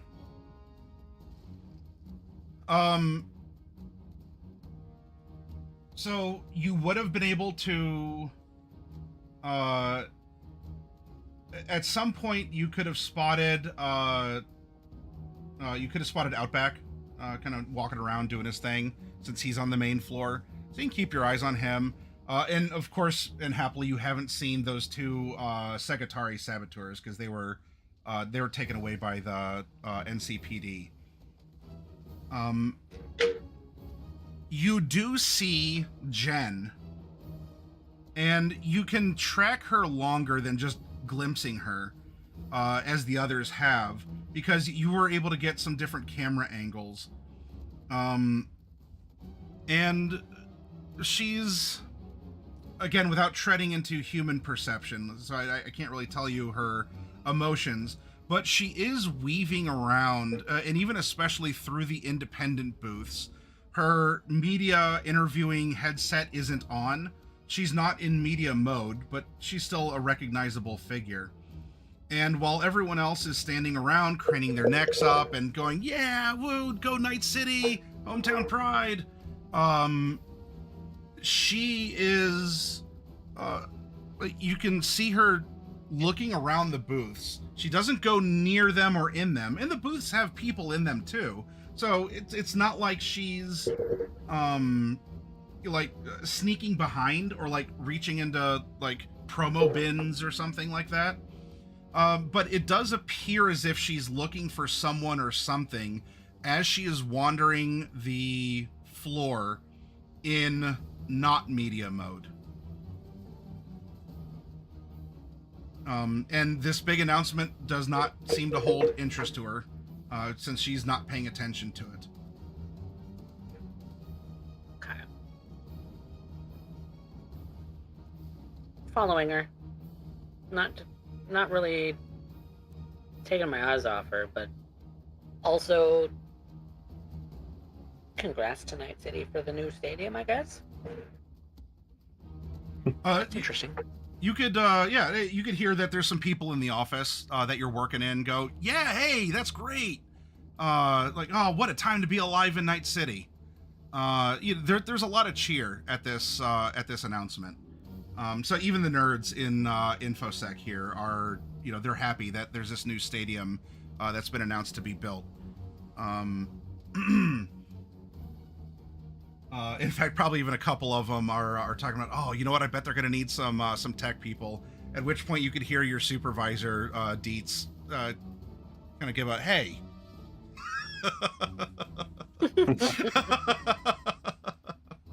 But yeah, I mean, I don't know, D-Rez, if that interests you, the stadium could probably use someone, working InfoSec when they get to that point. You don't want people like manipulating stats or, I don't know, posting,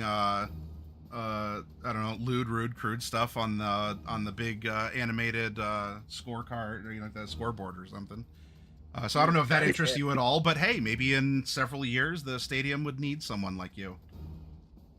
Make sure someone doesn't accidentally use the wrong unit of measurement, leading to a catastrophic collapse. Yeah, people got to monitor airspace above the stadium because you don't want any aerial traffic or mishaps to happen there either. Surely. They're gonna shoot a blimp down. Definitely wouldn't want like a giant aircraft crashing over top of it. No, God forbid. Yeah, that would be preposterous and terrible. Yeah. Because then it would land in, Pacifica, and that would be bad. Yeah, it's such a beautiful neighborhood. All that money invested into it, and just terrible. So. I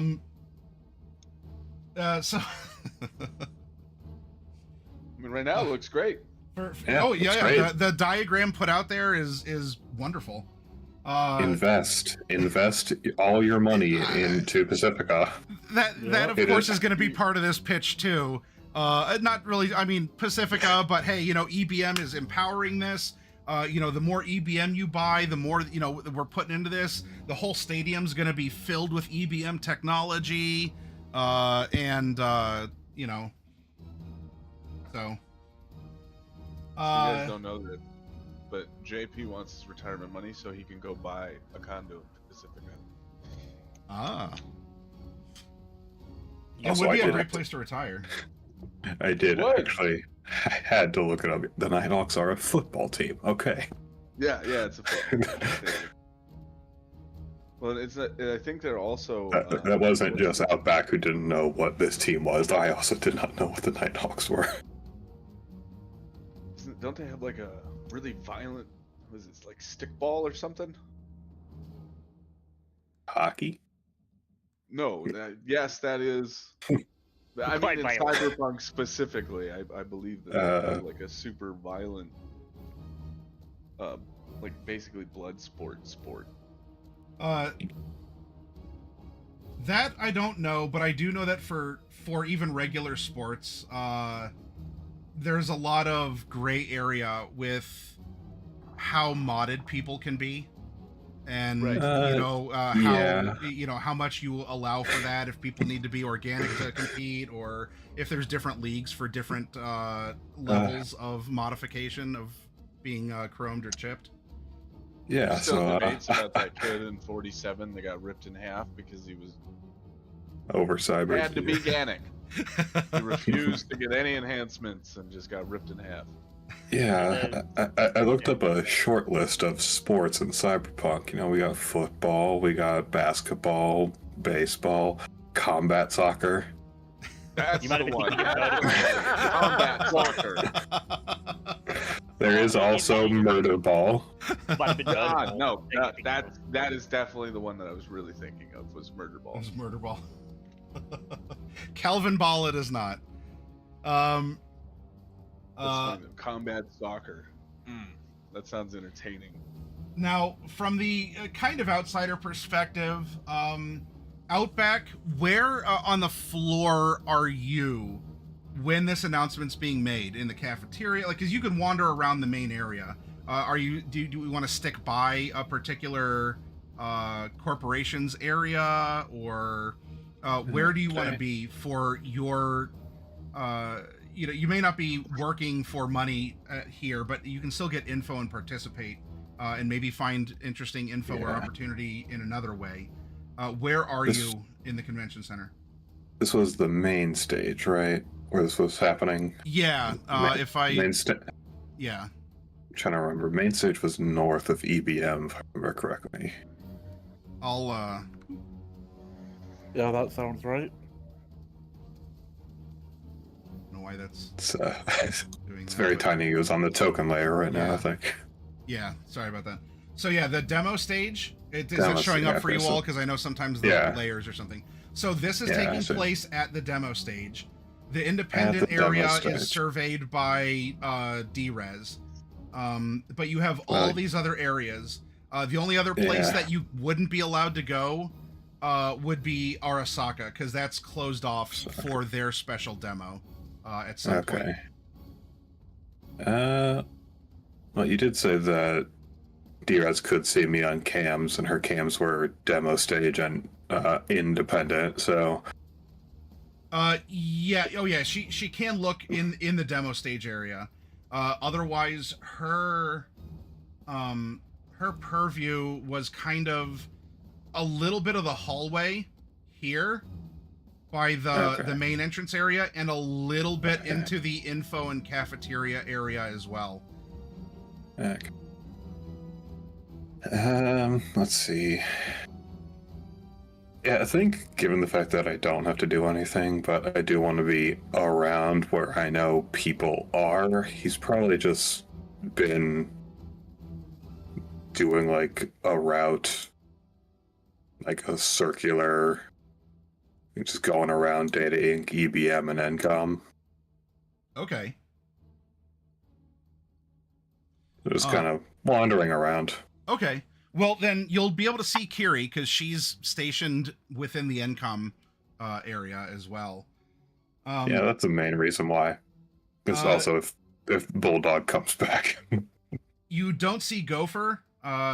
He might have told you all that he was working the demo stage, though. I forget offhand, but you wouldn't see him at EBM. I figured it's an EBM announcement, so they probably have their tech people there. Though, of course, the EBM area...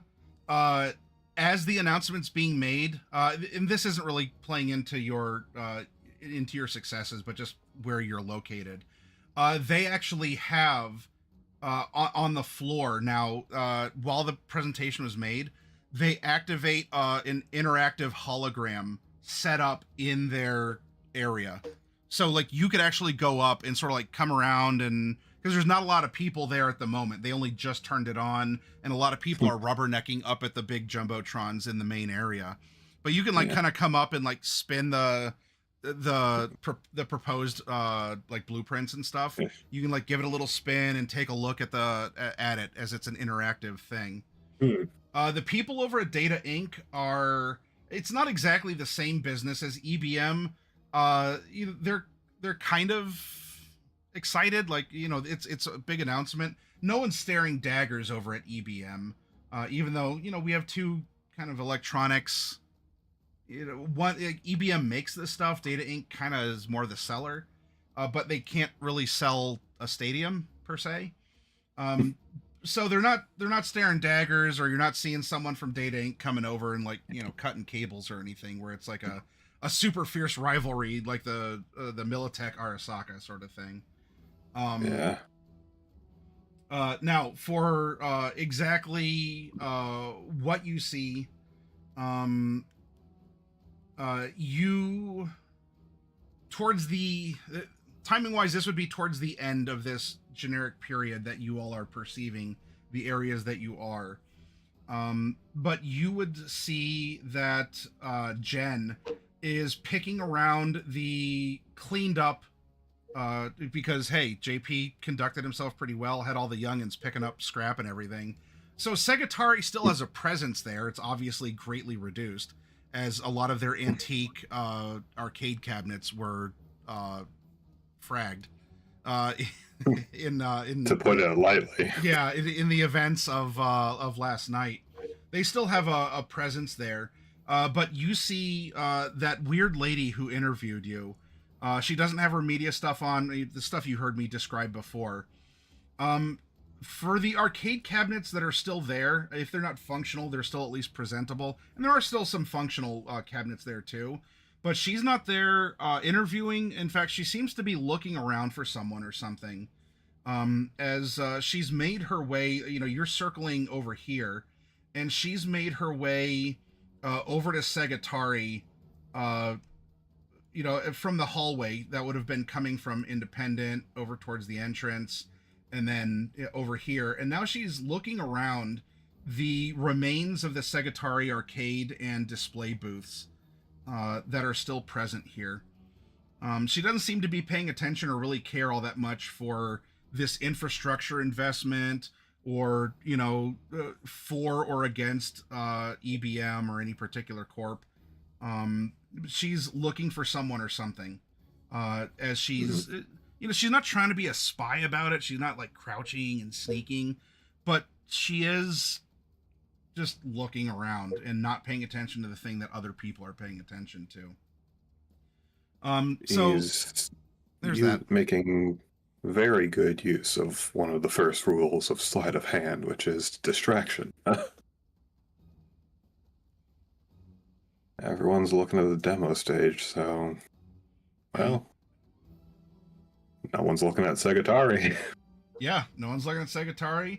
No one's looking at, no one's really looking at Data Inc. Everyone, like, where you're at now, more people would be coming over, like, oh my, because it will be announced, like, spoilers, that there's going to be an interactive thing, but some people on the floor, Jen does not seem fascinated, or she doesn't want to come over and play with interactive hologram of the stadium or anything, even though EBM's bringing people. And like, who really cares what's going on at Night Corp? Arasaka's, except for like a small like Q&A booth, or just sort of like, hey, for more information, here's a pamphlet. Like, they have a very small public facing section, and then the whole rest of that area is like off limits. Ziggurat and Netwatch, like, they're here adjacent to the demo stage, but this isn't about either of those companies. So yeah, like, she's looking around Segatari. She doesn't make her way to Encom, but she is picking through the remains of Segatari. But yeah, this could be a very good distraction for opportunists or ne'er-do-wells of some other variety to do something, because not a lot of people are watching other things than the monitors. Man, Jen from Hard On Tech is certainly a little bit shifty, and now she's doing some shifty stuff over in Segatari. Too bad I'm not being paid to do anything about that. It is a damn shame. Goes back to spinning the hologram. Yeah, although, hey, fortunately, info could always be sold. All right. Yeah, man. Now, you all have seen things during this presentation period, and now it's time to vibe check things. I would like all of you to make human perception rolls. Oh boy. Ayo. No. So let's shake hands. Me and Kiri are low empathy people. Do you even have any ranks in human perception? You have to have 2. You have to? Yeah. Yeah. Stupid game made me have to have human perception. You had to know how to socialize just a little bit. I'm certainly not. I rolled a 13. That, given that I suck at that, that's not bad. I am going to spend a Fickle God's favor, though, to make that 14 so that I meet any DV13 thresholds. I'm gonna put 2 luck into it Okay. for 13. I am also going to put 2 luck into it. I was just looking at you, Skill. Where did you go? There you are. I think mainly my 12. theory for why you have some human perception as a Cyberpunk character is just to determine if someone's going to stab you or not. Yeah. Like, I guess. That's an alright thing to know, you know. Now, if you go around in like full tactical SWAT gear, I don't think you're caring too much about that. Yes, hello, it is I, me, who walks around on Land Hammerjack with a suitcase that has a sniper Oh, no, rifle in it this time. I forgot the actual name. It's like Well, right, but to get to the the super point heavy of armor. wearing The this- super wearing the super heavy armor, you probably had to have known earlier in your life who's going to maybe, stab I you. guess. At least So Yeah, it's just that list is expanded to everyone. Right, yeah. Now you Everyone just wants to assume stab you. everyone You wants to don't have stab you. friends. It is a Gopher, much shorter list to say who's not going to stab you. Gopher and Outback. I don't have any other details to give you, so you are welcome to be as curious, paranoid, suspicious, hopeful, or whatever as you would like to be. I don't have further notes for you, as your perceptions did not beat the DV here. So come to whatever conclusion. So maybe Outback, you're like, fuck them, and you don't even care, and you're spinning the hologram or whatever. Or again, come to your own conclusion. I have no further info, particularly for you two. And Gopher, maybe it's just because it's very loud, a lot of people, and you're like, everyone's happy. Like, we don't need to read into this. All the tech is performing perfectly. Yeah. Oh God, something's going wrong. The smoke machines, perfectly timed. You have the lights coordinated. In fact, you probably even like improve the algorithm of like matching the beats to the whatevers. Given just how many people are here, it's like if someone's gonna try something, it's If Well, I guess anyone's it's gonna gonna be a try show. something, I'm screwed. All right. Now for Kiri and Drez, each of you do pick up a little bit of something going on here. Now, in particular, Drez, because you were focusing outside of the demo stage, and in particular, well, as best as you could, you wanted to try and follow Jen. Now, she would be outside of your. She'd be outside of your cameras at this point that we're She'd be in reading my eye into view. things. She would be in yours, Kiri. However, seeing her poke around and looking, that could have gotten you your hackles raised about. That could have gotten your hackles raised about maybe how other people are acting, and at least within the independents, there's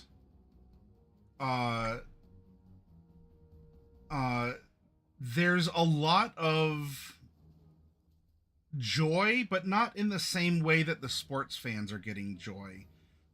They're seeing this as an opportunity. There could be a lot of investment going into this project that they could be a part of by offering a custom technology, or there's an opportunity for something to work with EBM in some way. You also see that there's some money changing hands among a couple of the booths after the announcement too. So there are some people who look a little dour, but you are getting generally a good feeling about things, and probably the most notable among this, and where your human perception would fall, is the most human person in the independent company area, and that would be the Gannic Granny. And you see actual tears coming down the sides of her face at this announcement. But she's in a good way. Like, she seems to be joyously crying that, here's this like great, this peak investment in Night City. She's the oldest organic resident known in the city. This is probably bringing back days of yore, or just feelings of pride and progress that she has for Night City. Whether that's moving to you or it's I don't know. You define it because it's your interpretation. But the most human person, probably in this entire building, if not beyond, for the city, she is overjoyed and she's actually crying. There's people who are, they're coming up to her, they're patting her on the back and but she seems overjoyed. People have mixed emotions as some money trades hands, probably betting on what the announcement was going to be or something along those lines. So yeah, there is that. Fortunately, at least with the mild success that you did have, you're not seeing anyone look enraged. Like no one looks like they're going to throw fists, or someone is wildly looking around like they lost something. So That's good. That's good. Now, for you, Kiri, as you are at NCOM, and obviously you would have been able to see Outback make his rotations. You could probably even look over and see that he's spinning this, this hologram of the stadium. And in fact, it's a pretty, like, what EBM has there seems to rival what NCOM is offering as far as digitization and presentation of objects and places and things.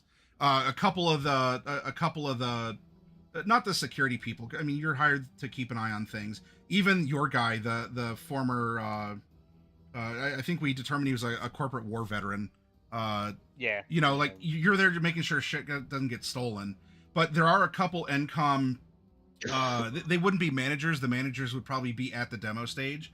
But a couple supervisors who are grumbling at what EBM is showing, because it looks just as good, or in some ways better than even what NCOM has, as far as the presentation of digital assets, in this case a structure, and they're wondering if that's not also sort of a move that would keep NCOM from growing, or if it's an act to just try and like T-pose on them, or so they're kind of suspicious and disgruntled at what EBM is doing through this presentation, and then splitting that, because the grumbles are more obvious.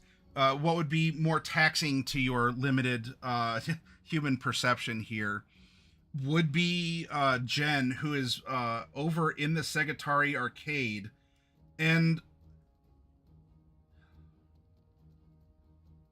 her movements can register as suspicious because she's doing something that most other people are not. She's not craning her neck. She's not celebrating. She's not even grumbling, as would be understandable to middle managers of NCOM. She's focused on something else. But she is searching for someone or something, as she's not trying to hide. She's not also making herself super obvious. She's not in disguise. She doesn't have her media set on. She's walking, through the arcade cabinets, and she's glancing, looking around. She's not really like getting on all fours and trying to like peek under tables or anything. Like super like, I don't know, like going super out of her way. She's not like taking a screwdriver out and opening a panel or anything, but she is very curiously, and so at least mildly suspiciously, not paying attention to anything going on for the big announcement. And she is looking around. She's searching. What could she possibly be searching for? That's the real question.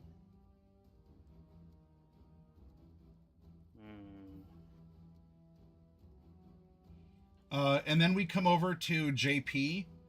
Now, JP, you had the most successful vibe check of everyone here, as you were out working the floor.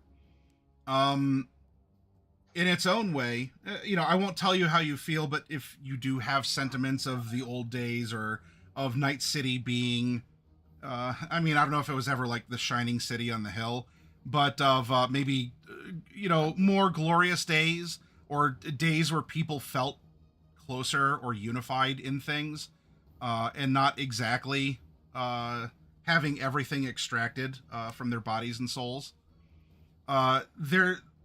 You are getting warmth from a lot of people, young, older, middle-aged.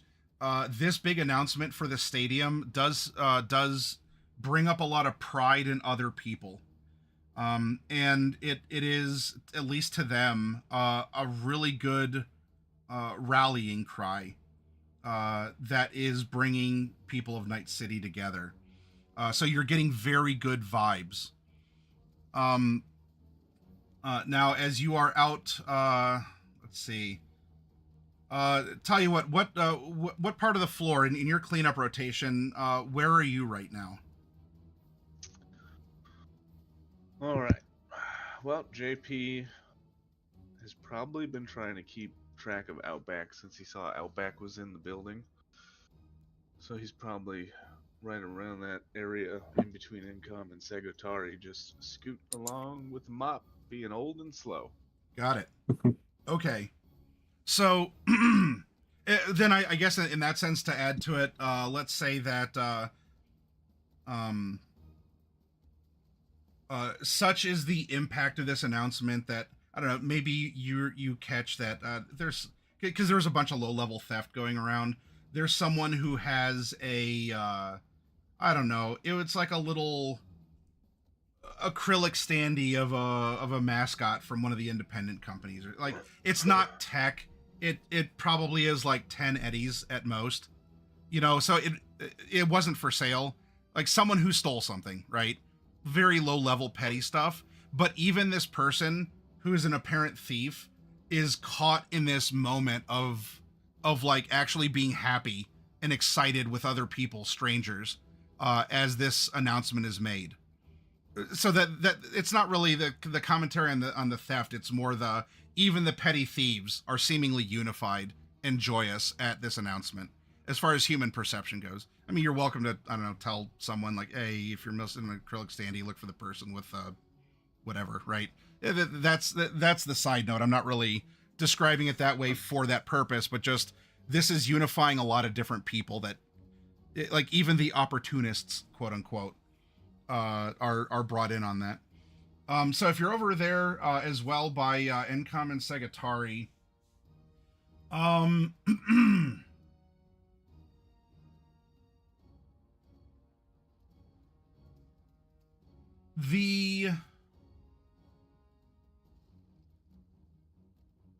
the vibes that you're getting,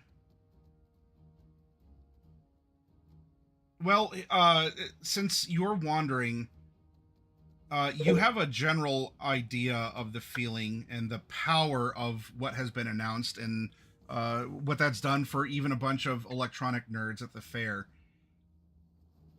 For a more particular read, are you wanting to look at supervisors, managers of EBM, Encom, or Segatari? You did see Jen was walking around and, was kind of a fish out of water. Do you want to turn your attention on her? Where would you like a particular nugget of human perception to be directed in this moment? So yeah, JP, JP came into this thinking that someone's going to try to steal something big, or something big is here. Perhaps this is the biggest thing, but he's definitely looking around, like looking for individuals that are looking to exploit this distraction, which maybe that's Jen. Okay.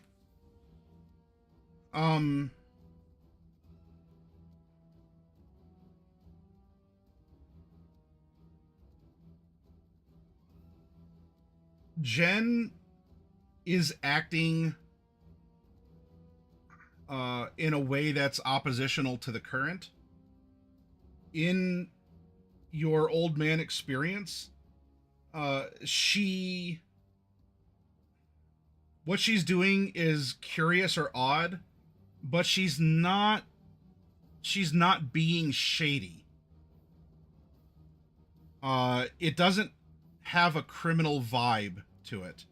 She appears to be not frantically searching, and she is taking advantage of an opportunity where a lot of people aren't looking but she is looking around. She is searching for someone or something. It is odd. She is odd. The timing is odd. The vibe isn't nefarious. Maybe opportunistic. I mean, she likes the human approach. Maybe she is trying to look for a scoop, or a moment that she can capture or something. So maybe there's opportunism, but she's not acting in a nefarious way. There's not a precursor to I don't know, like planting a bomb, or you don't see her constantly checking the rafters, or like touching an earpiece, or like beep boop bop, or like weird suspicious stuff. Her behavior's been overt and consistent and odd, but you're not getting a nefarious sense from her.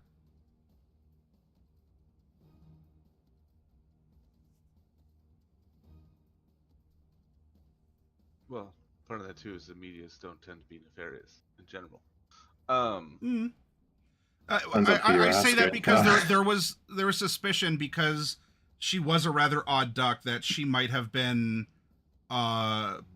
dropping these resonance discs at different locations, because she was going everywhere, like off the main electronic floors into the like corridors and stuff. So me touching back on that, if it seemed really intense, it's because it was brought up in conversation that she was a suspicious character then, and maybe there was something with her odd movements or her odd focus that could have lent to her doing the nefarious deed of these enhancement discs that further caused the resonances from the setup in the arcade. In response, JP is going to basically act like he's mopping in that direction, catch up to her as she is searching. He's just going to be like, "Oh, madame, you appear to be a little lost. You look this way and that." Oh, no, I'm not lost. Oh, wait a minute, I know you. Yeah, I interviewed you yesterday, didn't I? PJ, Wait. right? JP. JP. It'll be correct in the article. Sorry.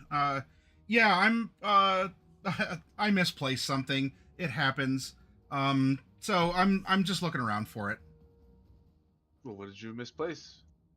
Well, it was a Kind part like, of kind of pulls on his suit a little bit, like, I do handle the cleaning of this place. Perhaps it's over in the lost and found. Yeah, well, I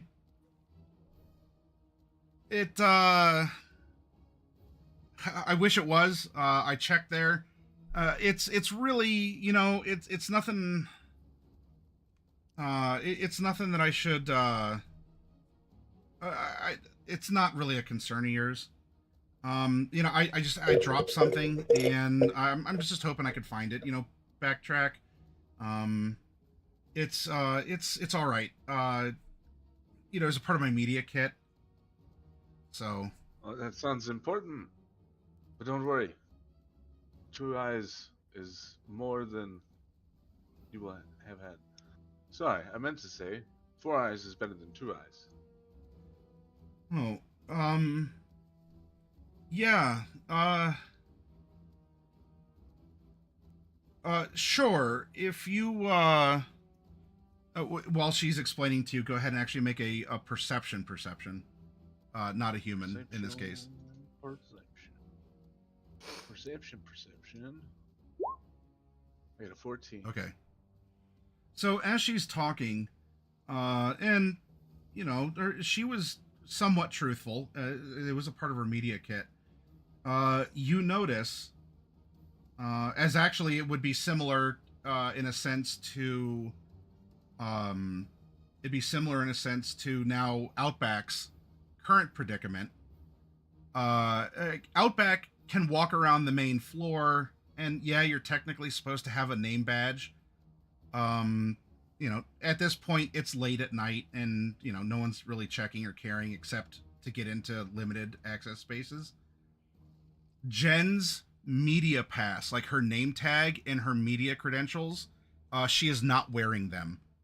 She had them before. She had her media pass, like her convention pass. It is not on her person.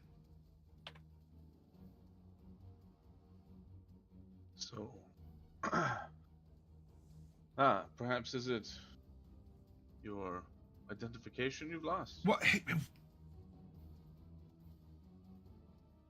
JP. Hey, it is. Don't say it so loud. I don't want to cause a scene. Oh, are your credentials rather sensitive, madame? But they're media credentials.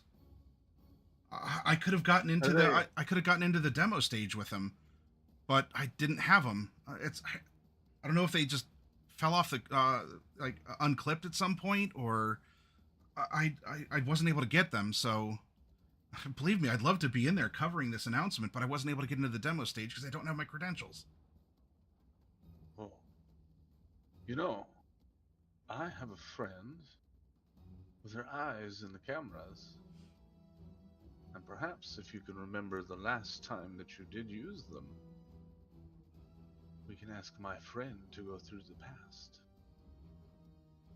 I mean, I can't really say I remember using them. I had them, I was wearing them, and then, I mean, just at some point, I had an early dinner to make sure that I could get over there in enough time.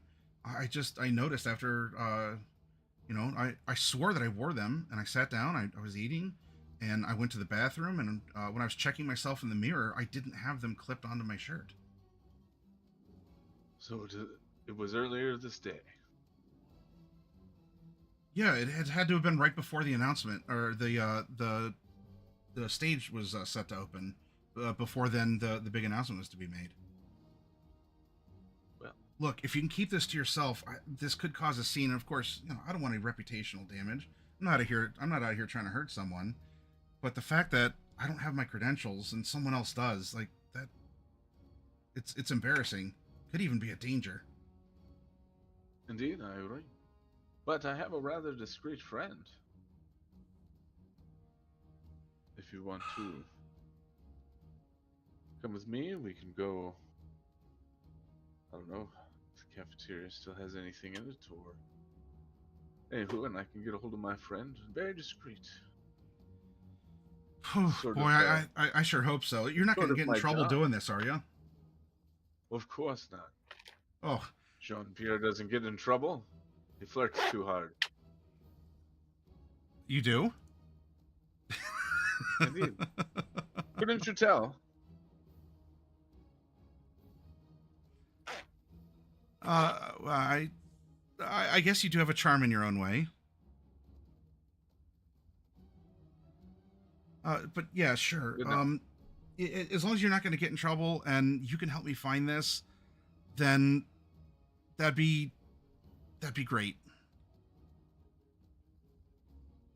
Consider it the first of many beneficial meetings between us. For now, if you're worried, you can keep looking, but with your permission, I will get a hold of my friend and we will work on trying to find if we can spot the last spot you didn't have them. Yeah, well. And as I'm saying this to her, I would like to cue Drake to call D-Rez. And so Drake, who is just a flat, monotone, male AI voice, will then explain to D-Rez the situation. As, Jean-Pierre finishes comforting and dealing with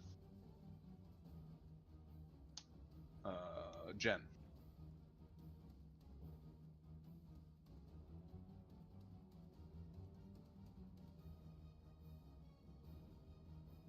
D-Rez?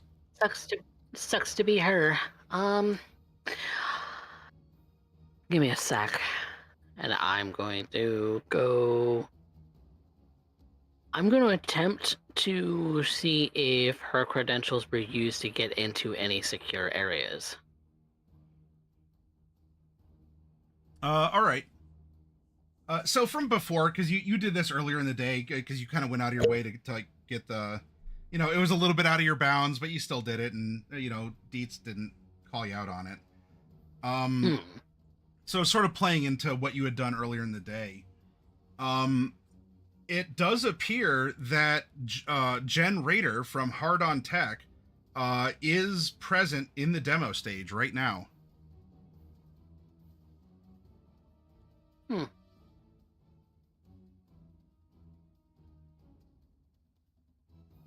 Do I have... I want to look back at the footage. I want to see who, at least what they looked like, who scanned her badge at the door.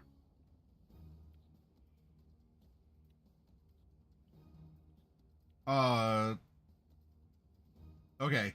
So this will be, not that you can't do it, that will be outside the current situation.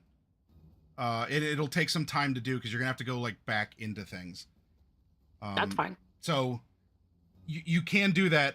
I'm gonna put a quick pause on that to roll everyone into the next phase of things, if that's all right. You can either stay on the phone with Drake with this like flat AI voice, or you can hang up and call me later. Yeah, she's gonna call you later. She doesn't like the monotone voice of the AI. I would assume that before she does, she realized the fact that the ID was stolen. Mm-hmm. Yeah, JP explained with Drake the situation, so. Yeah, there was just like that. I do relay that it has been used to get into the demo stage, though. So if somebody wants to go in there to see if they can track down where it went, I'm also doing the same thing using the footage from the door from previous. Don't worry. When I got when you ended the call with Drake, he would have given me a synopsis of the call, and then I would have sent the message to Kiri to be like, "Hey, there's a stolen badge in the demo stage, and D-Rez is currently attempting to find it. Could you please go over there?" Okay, so you're telling convention security this. I'm telling Kiri this. Oh, Kiri this. Okay. In an encrypted message. I'm not in a position to leave currently, but stolen badges means I can switch things to high alert standby. And she's gonna turn to her supervisor. We should keep on high alert. We've got reports of stolen ID badges. Stolen IDs. Could also ping Gopher. No, not necessarily our problem right now, but I mean, who's to say that some ne'er-do-well's not gonna try and pilfer somebody like my badge or yours? Yeah.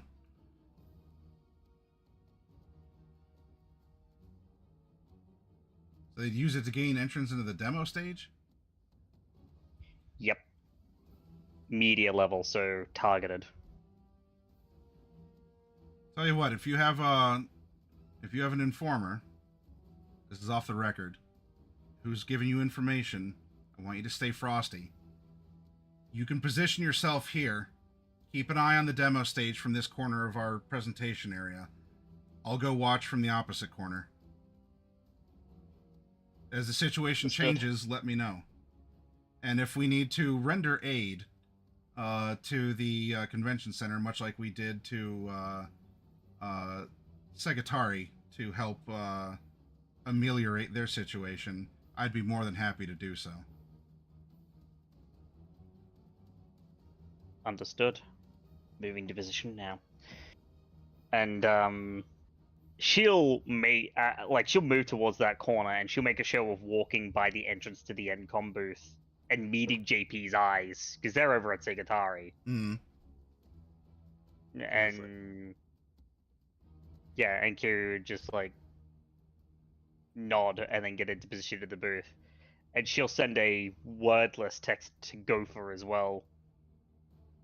Letting him know it's like ID badges have been compromised. Eyes up.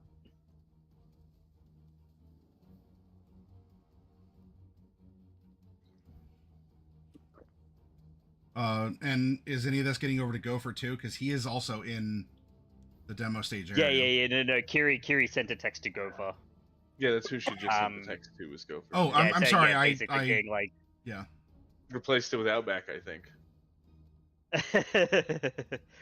she would have sent a text to Outback too, given that she can see him over at the EBM station rotating this Playing with the little thing, hologram over and over, and he's probably just gonna receive a text on his agent being like, someone's been stealing ID badges, eyes up. That's crazy. Hey, you want to buy these stolen ID badges? It's been me the whole time. I've been doing secret rolls. That would be really funny. That would be a good plot twist. No. That's the real reason I got myself fired. It was an alibi. Yeah, you could, you're told to exit the facility, okay, and then you just go in the back alley selling vendor badges and stuff, right? It'd be a really good cover, actually. And then so as we have observed and we have vibe checked, and there is some currently rising tension. We'll get into the final oh, what's that? Gopher will kind of securely poke JP, just trying to get more info on what exactly is going on with that. We'll say there's a media lady that lost her ID badge earlier today, and apparently it's in the demo room. All right. I assume there's probably a security supervisor or someone backstage. Yeah, there's both EBM security that is working, there's EBM security at the stage, and then there is some convention security at the perimeter, at the entrance and such. The difference between private security and Twitch staff security. Okay. I'm Twitch staff, y'all. I'm Twitch staff. This is how meta. Topical. Topical, yes. It was sitting there, and I had to take it. Yep. No. That's I'd fine. be disappointed if you didn't. I'm fine jabbing at this platform. There are certainly aspects to its itself and its staff and particular prominent streamers that really could be adjusted. I'm actually, speaking of Twitch and stuff, I know this is completely off topic, but I'm actually kind of excited for something that Vietnam is doing. Mm-hmm. They're putting in a law, I guess, that streaming services and even stuff like YouTube and probably Twitch must have skippable ads. Oh. Oh, they're gonna love that. Yeah, Twitch is gonna love that. No more fucking 2.5 minutes of ads every 10 minutes. New to Twitch news, Twitch is no longer available in Vietnam. That might be. I think they've opted out of some countries that have had similar stuff. Well, I know there was issues in South Korea, but I just think viewership in Vietnam is up 500%. Oh yeah, because they can skip it. Yeah, so more people would watch. So people, Ah, you know, man, so you're not VPN gonna. I'm gonna VPN over to Vietnam now. yeah, exactly. All right, so what we'll do, we have this moment, and we are, there's something suspicious happening. The big reveal is going on at the demo stage. We have a media personality who's lost her badge, and JP, she confided in you especially. Please don't let the convention center owner know. I bumped into him and tried to interview him, and he told me some pretty mean words. If he said that if I had dynamite for brains, I wouldn't have enough to blow my nose. It really hurt my feelings. That's a good one. uh, um, although we can have the cliffhangers while she mentions that you all in your various positions, with the exception of Gopher, because he's not in the demo stage, the Bulldog is walking around the convention center, and he is not paying attention to the screens. He seems to be very tight-assed about this perhaps being a distraction for something else. He is very overtly looking around and monitoring things, and he has 2 security guards with him as well. So to throw that out there, maybe Jen brings that up because she points him out to you, JP, like over there, like she'll like hide behind you, like don't let him see me because he said mean stuff to me. Don't let the bully see me, please. So the Bulldog and 2 security guards are out walking. We'll say that they're just leaving the independent area, so probably right around here, walking over towards the demo stage area along that central path. But let's get up and take a break. Use the restroom, get a snack or a drink or such if you need to, and then we'll come back in about 10 minutes, and then we'll find out what else is revealed and what happens at the convention center on this night. For all of you watching out there, break time, stick around, and we'll be back soon, and then we'll have the second part of our session here tonight. So be back shortly.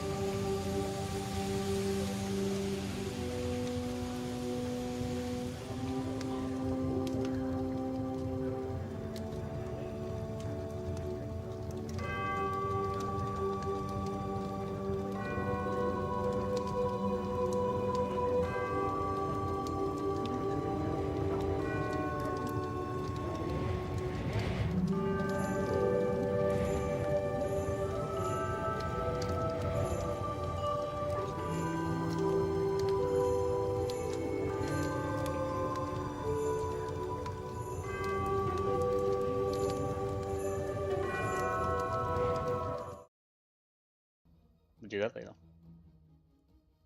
All right, everyone, we have returned. We're refreshed. Coffee Cat is having some tech issues. You saw some camera flickering.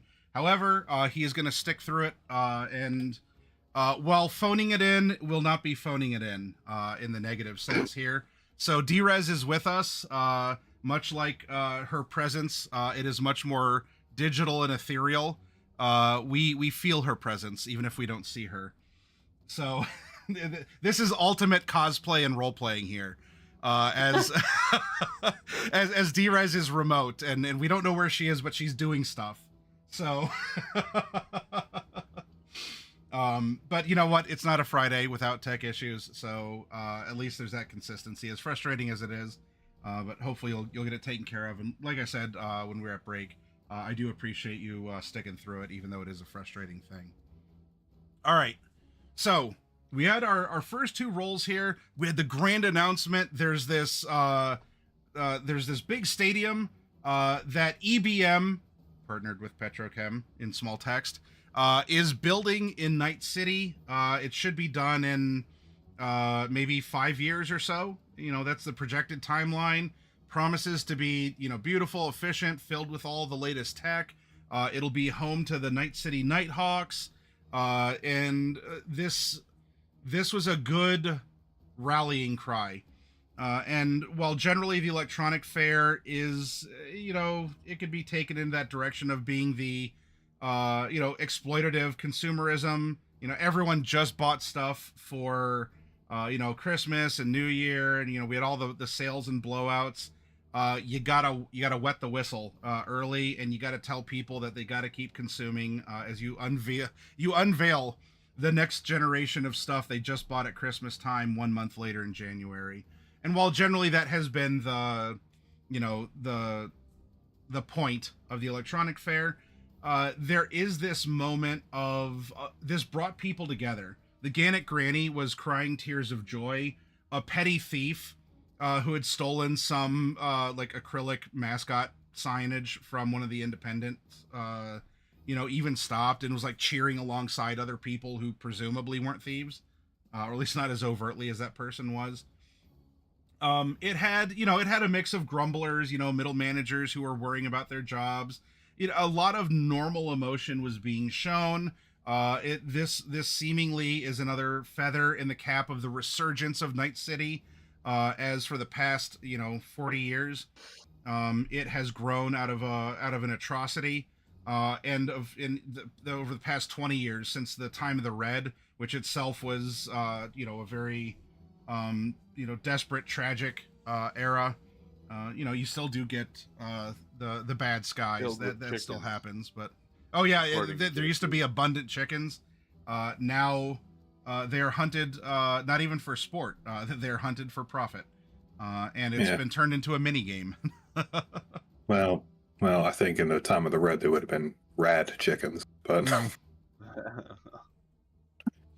it was a lot more Fallout style 20 years ago. Fallout Night City instead of New Vegas. Yeah, kinda. So this was wonderful, and then countercurrent to that, we come back to our speaking of birds, our odd duck of Jen Rader, who is the editor-in-chief of Hard on Tech, who was sort of in normal mode. She didn't have all her headset and tech on. She wasn't interviewing people. She was just kind of going around different parts of the convention center looking. And when finally confronted by JP, she very discreetly gave into his charms and admitted that at some point prior to or during dinner or her brief stint in the bathroom, or at least after she went to the big mirror to wash her hands after using the bathroom, she noticed that her media credentials, her convention name tag that would have her picture and a little scanny do and everything, were missing.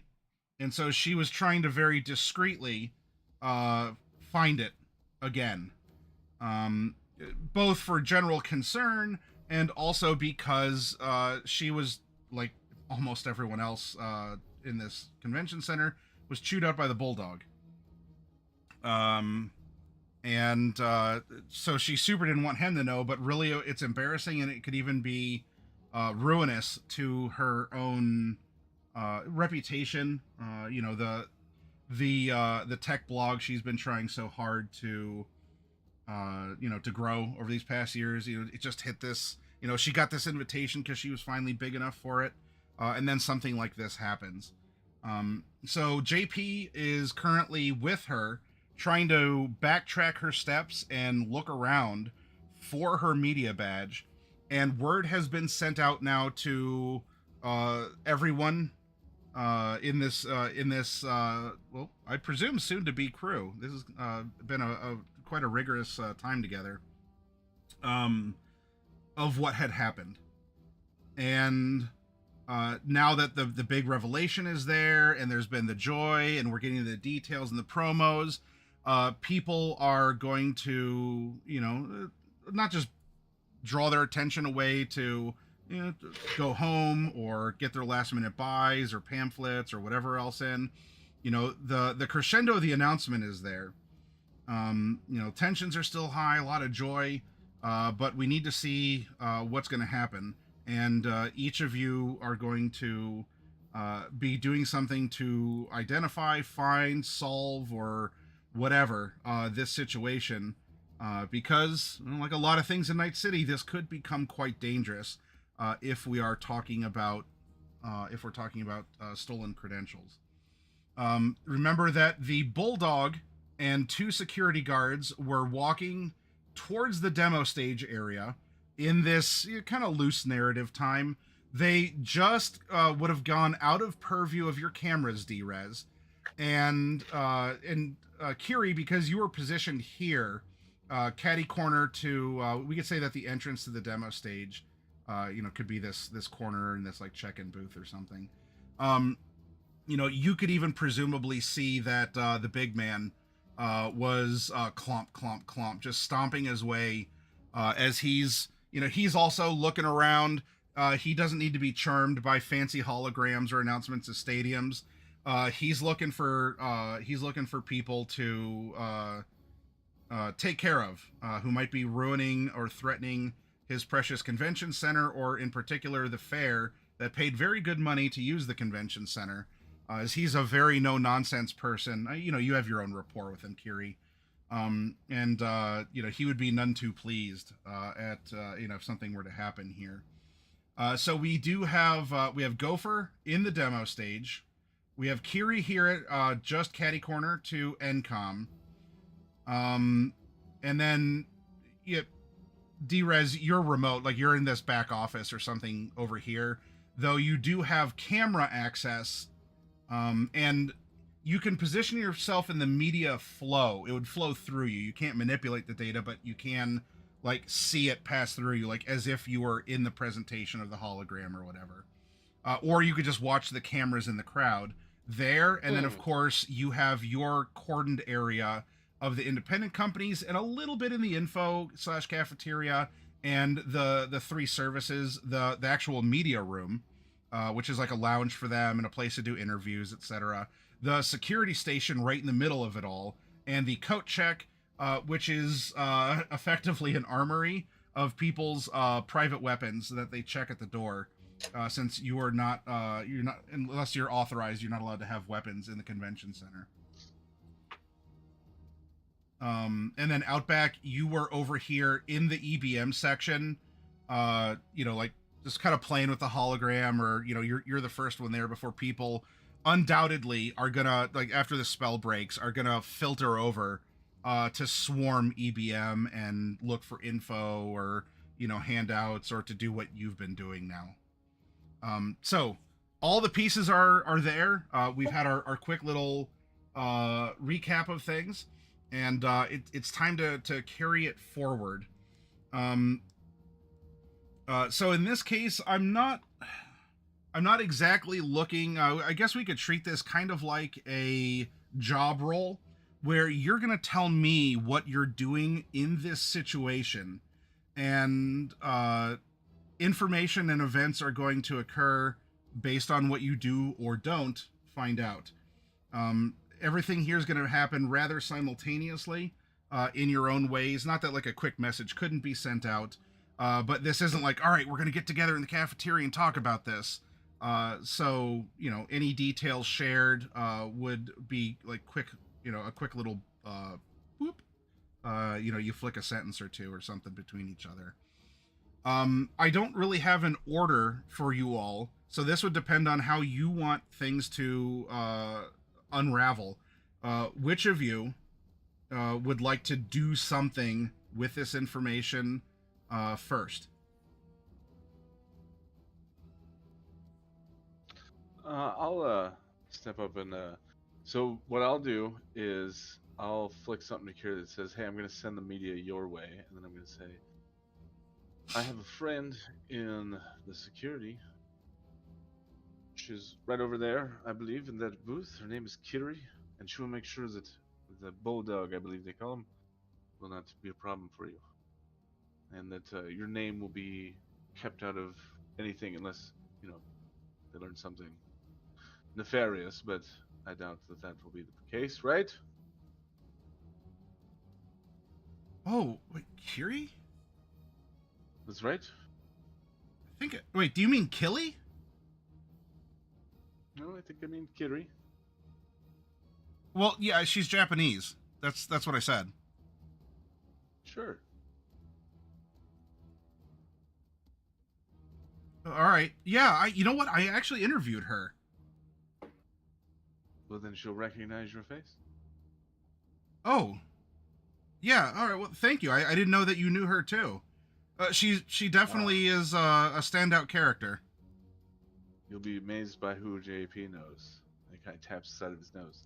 And then he's going to organize. He's going to start running around finding all the other guys on maintenance and cleaning duty, and he's going to start being like, let's start making it a little bit harder to get out of the demo stage area, and let's make sure that any of the back passageways have some extra trash around them. Why are we doing that? Well, let's just say that people might start trying to run, and it might be a little bit easier to keep them calm if it's hard to run. Yeah, sports fans, hooligans, and it might stampede. I don't know. Did you run that past Bulldog? He's going over that way. I mean, he sees one trash can out of place. He's gonna chew us out. I don't know about you. I like having a job. If he gives you any slack, you just tell him to come talk to JP. I'll deal with the Bulldog. What would you like to? Which skill of yours would you like to use to help these employees overcome their fear of the Bulldog and follow the plan that you're putting forward to them? Well, I think the simple one is just persuasion. I'd accept persuasion. I mean, I could try to be tricky about it, but I think persuasion is just the way to go. That's fine. It is. I Yeah. just gotta find it. I just find it very funny that I am going to put 4 points of luck in Okay, noted. I just find it very funny that JP's like, yeah, if the person who owns this building has a problem with it, tell them to come to me, a temp janitor. I feel like the Bulldog's face is gonna go red. And he's gonna think about it for a moment, and he's gonna go, So that "Yeah, right. I like the balls on you." became a 21. 21. Excellent. You beat it even without the luck, not bad. It is one of my strong suits.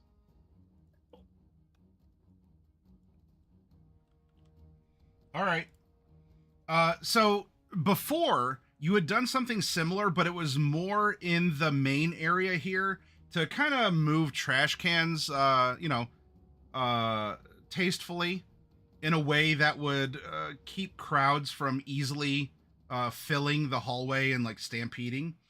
So, going off of that technique, and that hadn't necessarily been pointed out or had made an issue. Not that there was any need for a stampede to happen. But, you had done that earlier when you were talking to the crew in the morning and such.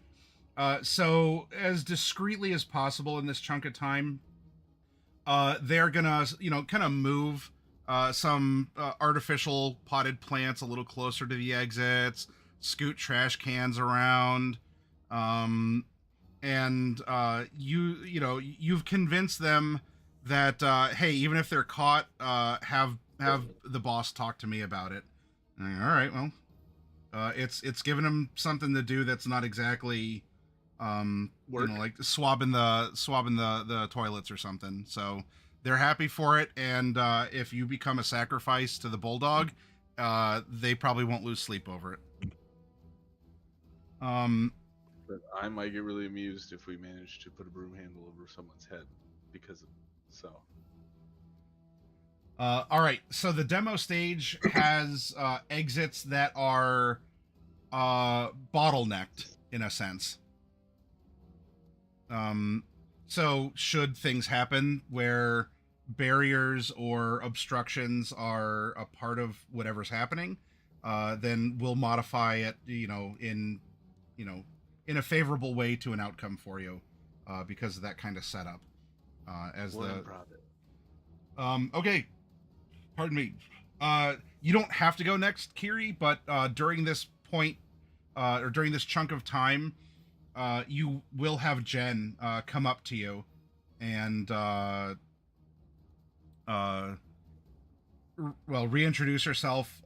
She'll genuinely but awkwardly compliment your uniform, and it looks a lot better now than it did before. I had a very long talk with Wardrobe. Let's put it that way.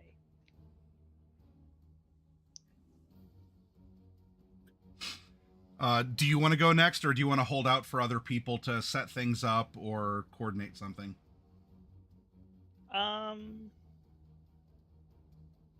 Well, seeing that the bulldog is headed for the demo stage, it's I mean, it's gonna be kind of hard to miss him. I'm watching the entrance, and he's a very large man.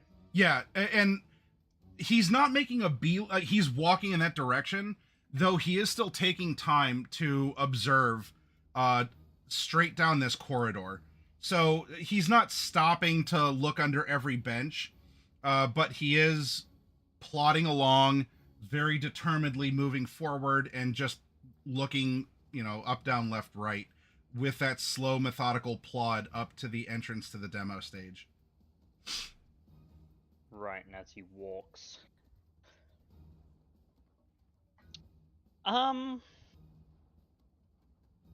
After acknowledging JP's message and having a very, very quick chat with Jen,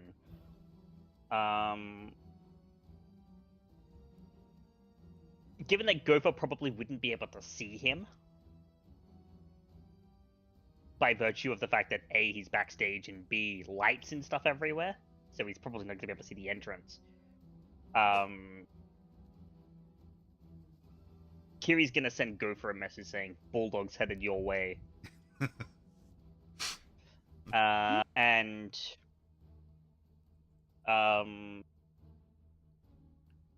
She's gonna keep an eye out on the entry of the demo stage. She wants to see anyone trying to sneak in and out.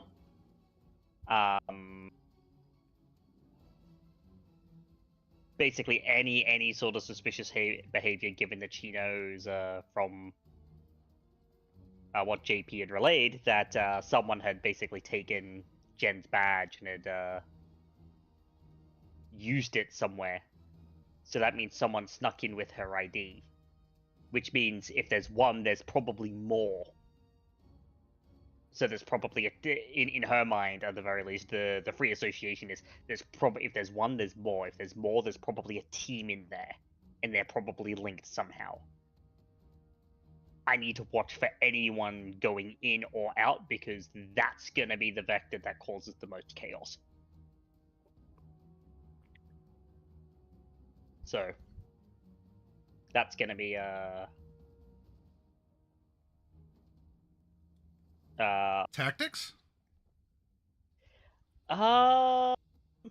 She's more watching with her. Actually, I'll do a tactics, but I'm going to burn all my luck. Oh, all right. Let's see. Let's see what you get. That's a 19 All right. with all the luck. Actually, hold on, just as a point, I want to check something. I've got another Fickle God's Favor, and I'll spend that too. Oof. Okay.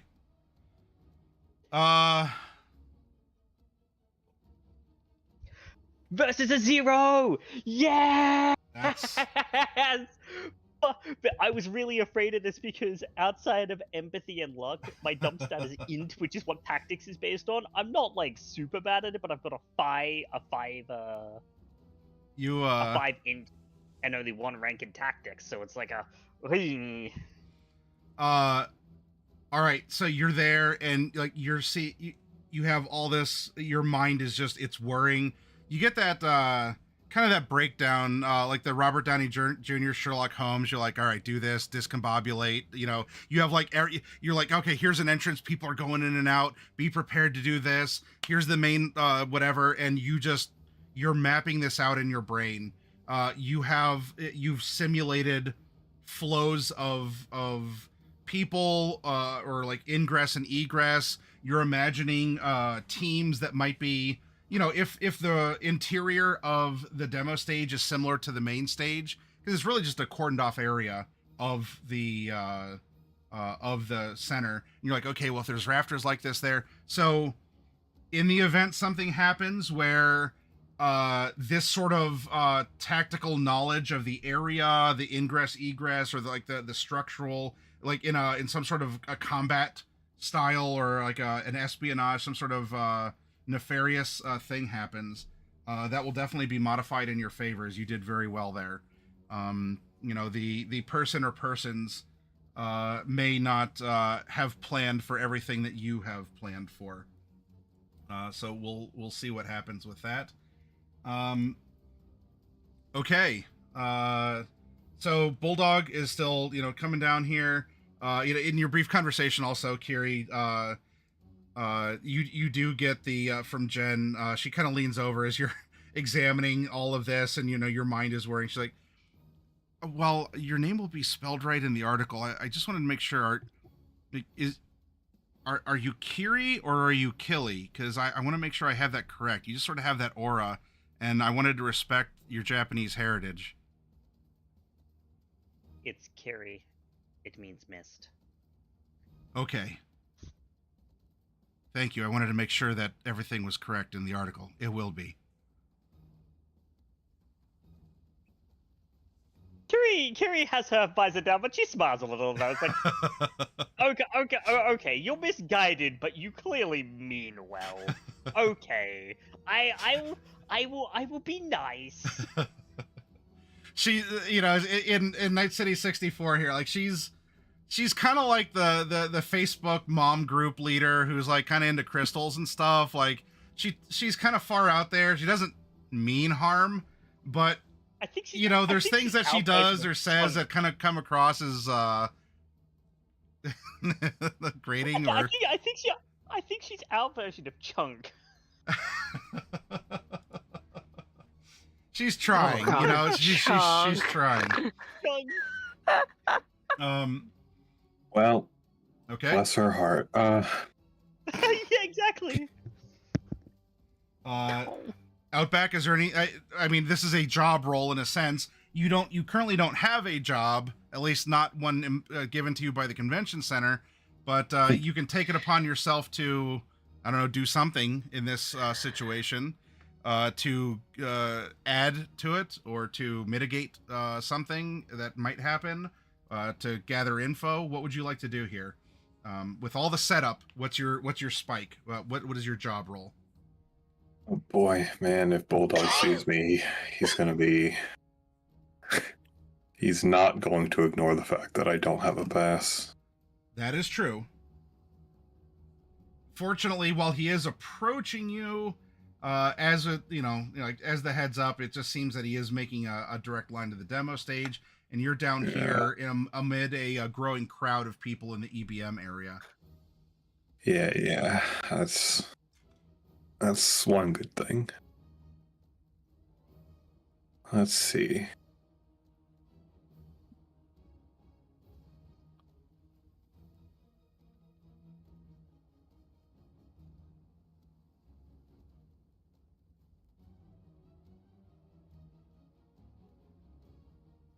Uh,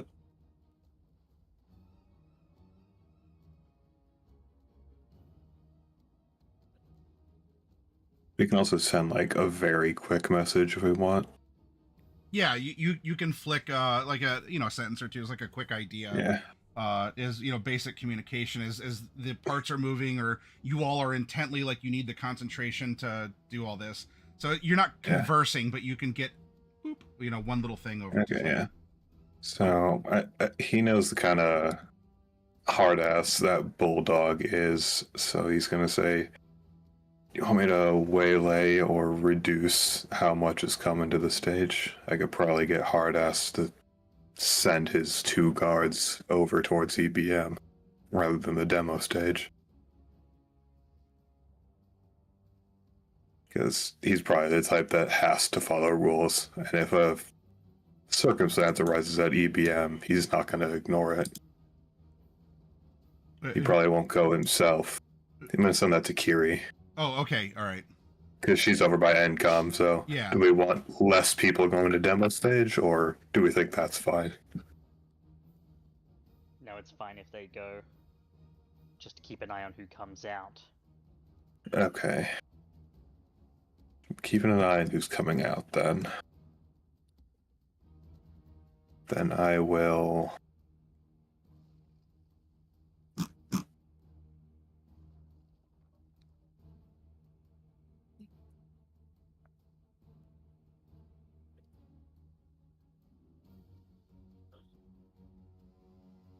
Well...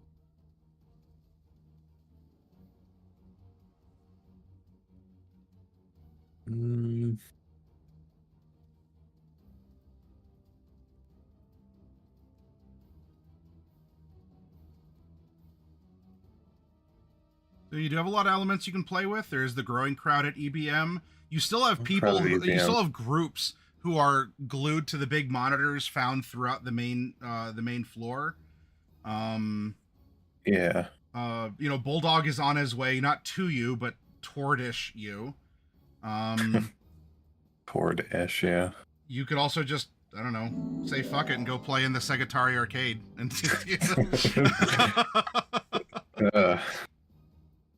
I will... Let's see what this does.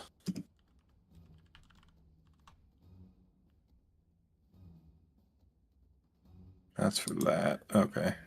There are shuttles that are still, like, doing routes throughout the convention center. Yeah. I think...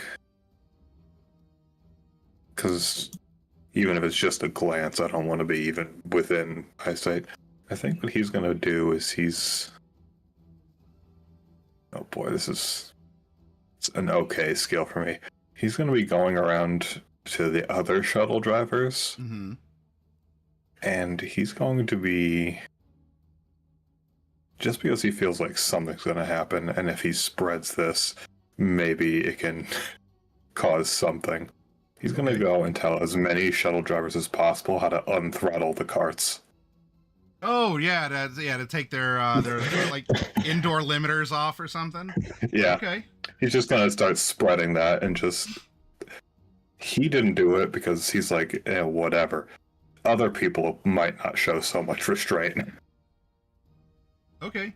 Yeah, sure. And I'm going to roll persuasion to try and spread it in such a way that I kind of want them to do it immediately and start causing problems. Okay, yeah. See if you can persuade some of the other shuttle drivers, out of an abundance of fear and caution to get ready in case something is going to happen here with all the tension, the football super fans gathered together, or general sense of paranoia that happens in this place. Yeah, and I'm dumping my last 2 luck on that. So yeah, 2 luck on this. Oof. Wow. Oof. Ooh. Not supposed to do that, Pat. Okay, well, I'm just gonna Lay What you down to didn't my know grave. is that secretly, one of those shuttle drivers was an OSHA representative. I doubt it. Well, it's okay. You can't get any more fired. Not that any of the people are here, but you'll find that the shuttle drive, you go over and like, man, I think something's going to happen. You know, I saw that this is a model, whatever, XYZ123. If you really need to get out of here, and all you really got to do is just like flip the hood and, you know, pull this one thing here, because that's the. And they're like, bro, look, I appreciate what you did. You know, you stood up for yourself, but you lost your job. I can't afford to do that. Like, so you still convey to at least one of them how you do this. There seems to be a great fear, or, you know, and how you're conveying it is really making them nervous. So there's at least the one who like heard what you said, but you know, you have some sort of stigma to you because you got fired by Bulldog, or it's already adding to the paranoia or the stress or tension of things that's going on. So that, you know, this guy, like, he carts away, you know, going whatever 5 miles an hour. You know, he's not like, yes sir, I'm on it, and, you know, is getting the cleaning crew, kind of how JP went about things. You know, you got the idea out, but how pervasive that'll be, Outback doesn't know that he rolled a 1. No. But there's at least one shuttle driver. I'll guarantee you this. There's one shuttle driver who can remove the limiter. Well, Yes. 2, you know how to do it. I guess you can always commandeer one. There is one shuttle driver and one nomad who knows how to do Yeah, it. there you go. Oh, I like that. I like that distinction. Yeah, there's one shuttle driver and one nomad who knows how to, who knows this one simple trick that really pisses off convention center owners. Click here to find out more. Ick. All right. So the one guy kind of, you know, he goes off nervously, like, oh, something gonna happen. Just kind of muttering to himself as he's making his usual rounds to see if there's anyone who needs, you know, ferried out. You know, goes by the cafeteria, because there's probably alcohol served there, not just the bar guests that are in the demo stage area for the, you know, for the free beer for the elite event. It's fine. Failing rolls are more fun than succeeding. They are role play opportunities, and it is not a Friday without some of these. They add a unique tension to the situation. At the very frustration least, in Lethality's face. at the very least, it wasn't another true crit fail. Like my face down. Gopher, we'll actually save you for last because I think you could do something rather unique here. So we'll finish with the setup with D-Res. D-Res, I mean, if there's a notion or something you want to flick over to someone, you may. Otherwise, for this job role for the evening here, as there's a lot of suspicion in the air, there's kind of a growing tension. What are you wanting to do to try to mitigate, ameliorate, solve something, or take some kind of action? Well, like I had described before, I was going to look at the previous security footage and see if I can find out who used Jen's badge at the door. At least get a picture and an idea of what they look like. This way I can try and spot them in the crowd. Okay. Let's see who Gen 2 is. Yep. What did we use last time for parsing data? What did that end up being library use or something? Because library wasn't just Library search. Yeah, library search wasn't just necessarily like going and like searching at a library or through books. It was Yeah, no. it was Right. catalog work. It was like digital. Searching through data. Yeah. It's any database, data pool, library, or compiled information source. Okay. I think that will be appropriate to kind of you know, compress the notion of what you're doing. I don't need a lot of like hacking rolls.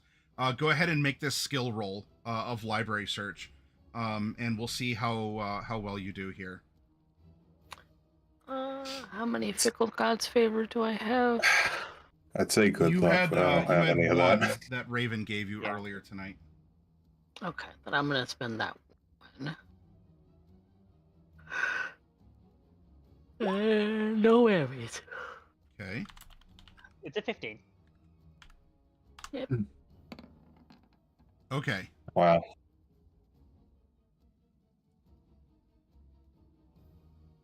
Right when they were scanned in, a guy with a big hat walked in front of the camera.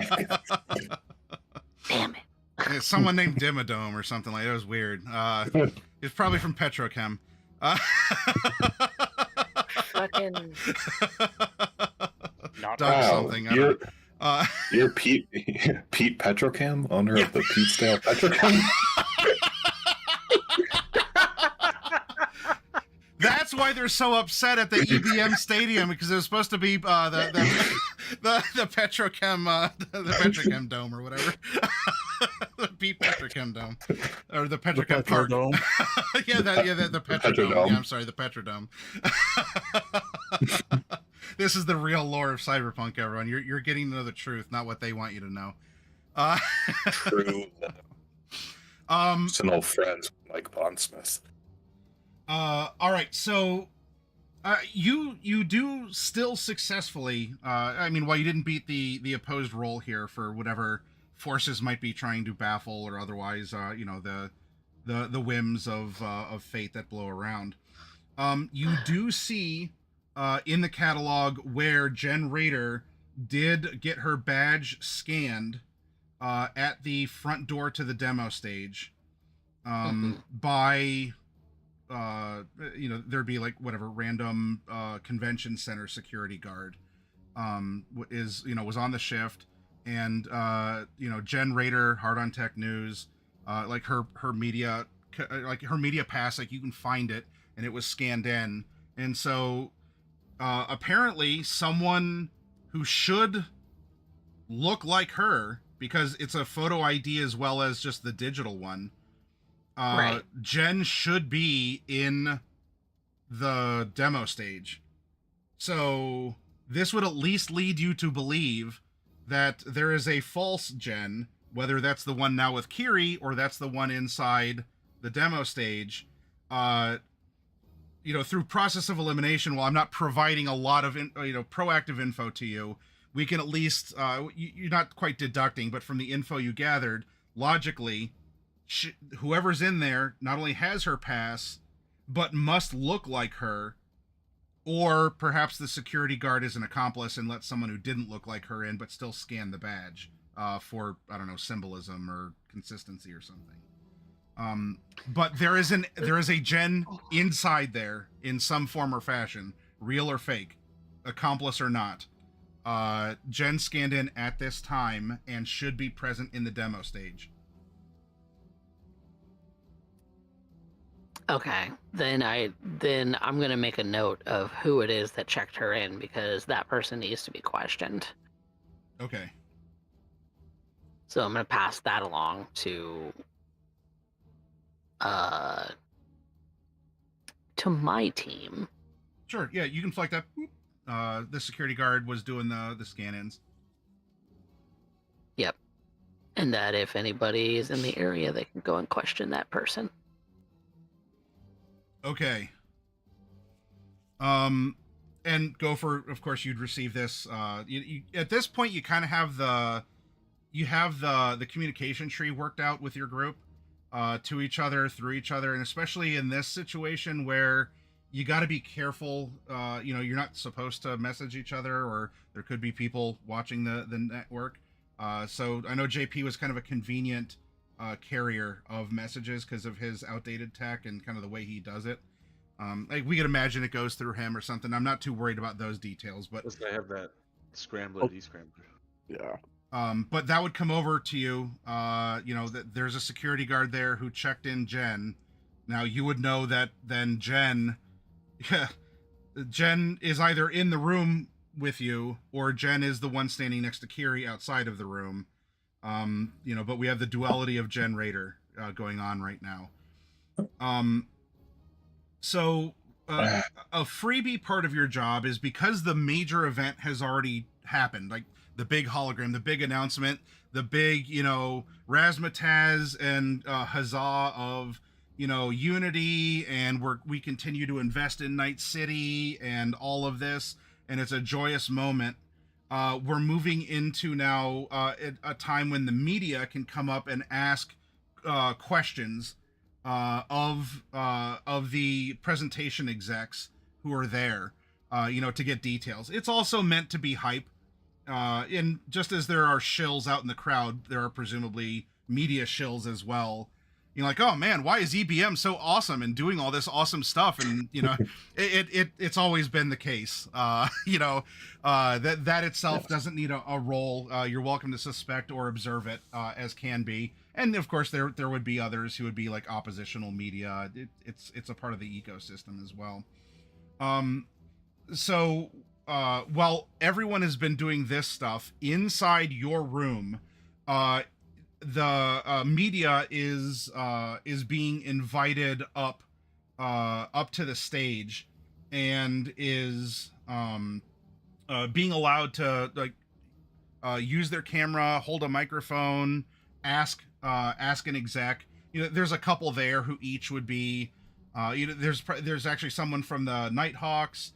There's someone there from from EBM as like the corporation itself, probably whoever is the project planner. There's someone there from Petrochem, though he's not on stage, because you saw him, but you don't see that particular outfit up there.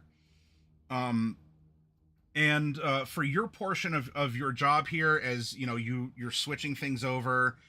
You're making sure that whatever feeds are supposed to be routed into the PA system, that all works. You're keeping the smoke machines topped off like a pro. You actually get to see Jen. She starts walking up on stage. She has her media credentials. She has her helmet with the bright lights and everything. You see Jen walk up from the crowd as everyone's raising their hands, and she's called on. Hey ma'am, yeah, come up. I haven't heard you before, so why don't we give you a scoop? Very good faith effort. And as she starts climbing the steps, she is rather clumsy, and you remember her because she interviewed you. I mean, I don't know. I forget if she left a mixed taste in your mouth about the interview, or if she was like okay to you. But she trips, and she falls forward, and of all embarrassing things, not only do people in the crowd below probably get a little oopsie daisy shot up her skirt, but her helmet comes tumbling forward onto the stage. And so you have the exec kind of run over. Oh, ma'am, are you all right? And she says, oh, I'm fine. It's just, I think I'm bleeding. Can you take me to first aid? So they call over, they call over for security, or in this case, it might be just like a medic that would be on hand to come in and to cart her off. Now, in this situation, what would you like to do as Jen, or quote unquote Jen, is walking down off the stage? Her knee is bleeding. She seems rather flustered and embarrassed, as there's someone like coming up to go and take her back to get attended to. The exec is like, it's all right. We'll give you a question later. Go, go take care of yourself.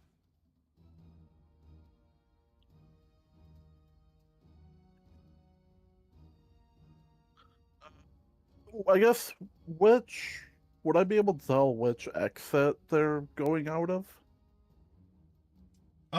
Yeah.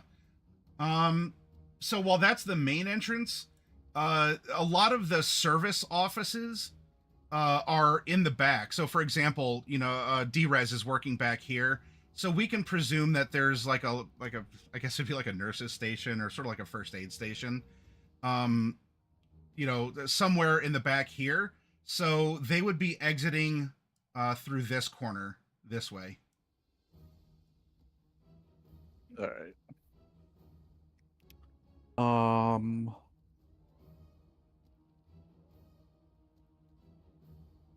Yeah, I'll bounce all of what just happened back to JP. Okay.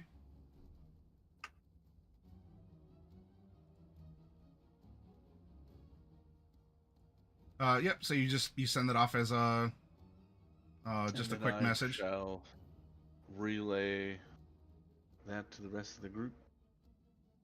Was it like every instance of Jen has like the question mark on either end, like Jen question mark is now being escorted away.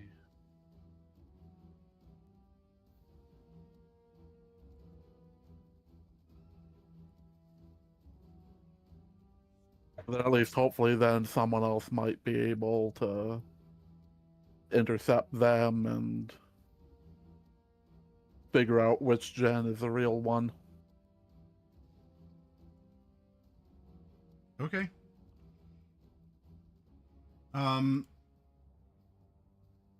So you send the message off. That's that's a quick little action.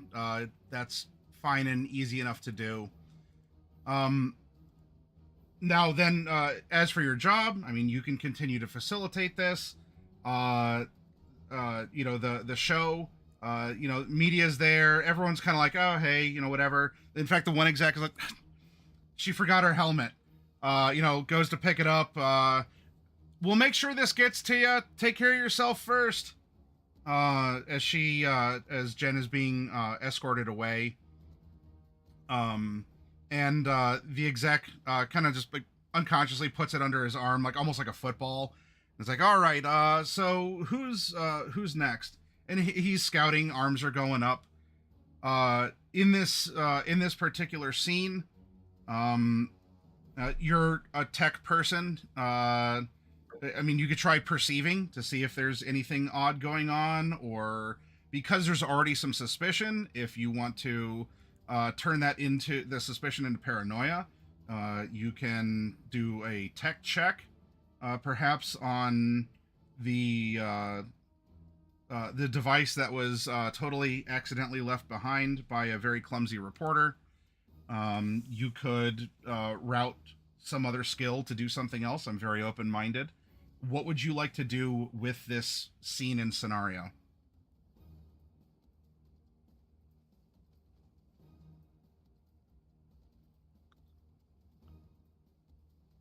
Uh, so the exec still has the helmet, right? Yeah, he's kind of like he picked it up and is just because he's trying to make sure that no one's feeling embarrassed. This is including him for having something like this happen on stage. So he just sort of picked it up. They shouted after. He's trying to be friendly but also cater to the crowd. He just kind of tucked it under his arm and he's looking. He's not even paying attention. Like he's just looking at who he could call on next to come up and ask a question. So you would be, you if he's here in the middle of the stage, you would be here backstage just behind him.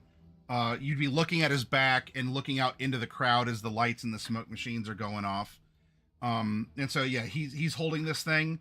I mean, you could be the behind the scenes, like a stagehand. You come out and you're like, oh, hey, I'll take that from you real quick, so you can whatever. That's what I'm gonna do. You want to do that? Offer to take it from him and hold it backstage. Okay. Sure. So you compose yourself. You kind of go out real quick. You whisper, "Hey, I'll take care of that." And that's fine. The exec is, it's less that he has to worry about or manage. So you grab the helmet and Jen, I guess, must have left it recording because there's a little blinking light on it. That is it's indicating it's still, I don't know, broadcasting or doing something. Okay. Yeah, I guess I'll hold it in such a way that if it is still recording or broadcasting, then it's not gonna catch anything sensitive. Okay. Yeah, so you kind of turn around. You've seen her helmet before, and she interviewed you. I mean, there's a camera on it, and it has a light. It's not exactly like the light that she had before. Her setup had an almost like homegrown, put together. Like it wasn't, whatever, like a Sony XYZ123 model. She kind of put everything together, perhaps for a little bit of her own panache. And this has it too, but this isn't the same helmet that you remember. I'll see if there's a way to turn it off. Yeah, I mean, you could do security or even just a basic tech on this can work.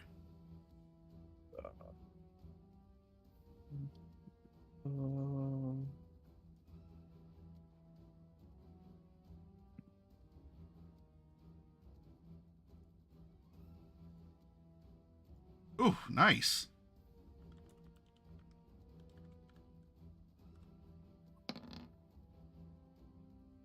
Very nice. All right, Gopher, as you're trying to figure this out, that camera isn't even plugged into anything. The light is there, and it hadn't been turned on yet. Like there's an LED sort of like thing off to the side, but even that, it's not. That's a really weird looking battery pack. In fact, that battery pack is not a battery pack. That's a bomb. And it's really making you concerned that there's a blinking light on this helmet. So you go to turn it off, and you fail only because there's nothing to turn off. Because this isn't a media helmet. You are holding a bomb. Now you're behind the stage. The exec hasn't seen you. The crowd hasn't seen you. What are you saying or doing in this moment?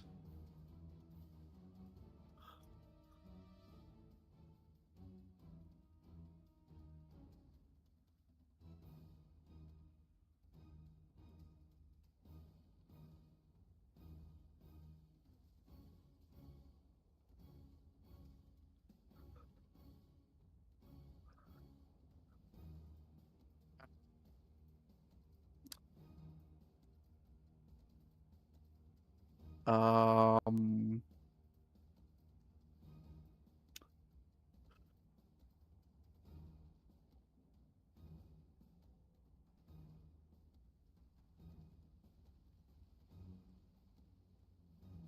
Shit. You Good. can always send a text to Kiri or D or whoever.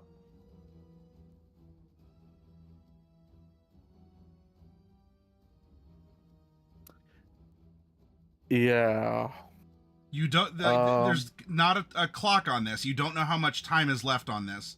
You are more than certain you're holding an explosive device in your hands right now. This needs to, at a minimum, go outside as fast as possible. Yeah, I'm gonna kind of call over the security that we have backstage. Let them know everything that's basically been going on.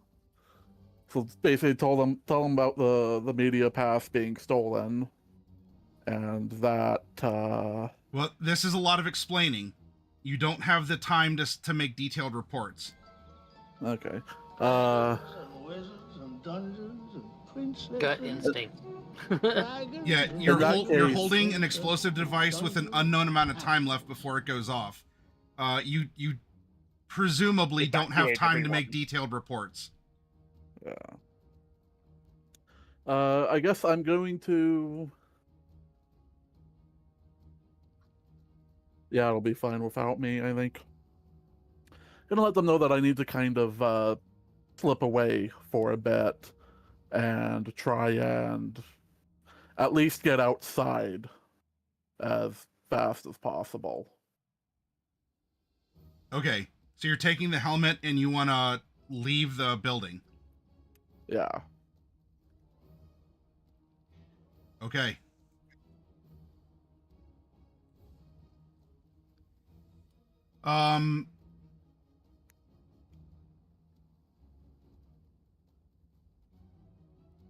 So you're holding on to this in the backstage area, and you are looking to leave the building. I mean, presumably out through. It would have to be through an emergency door, if you're, you know.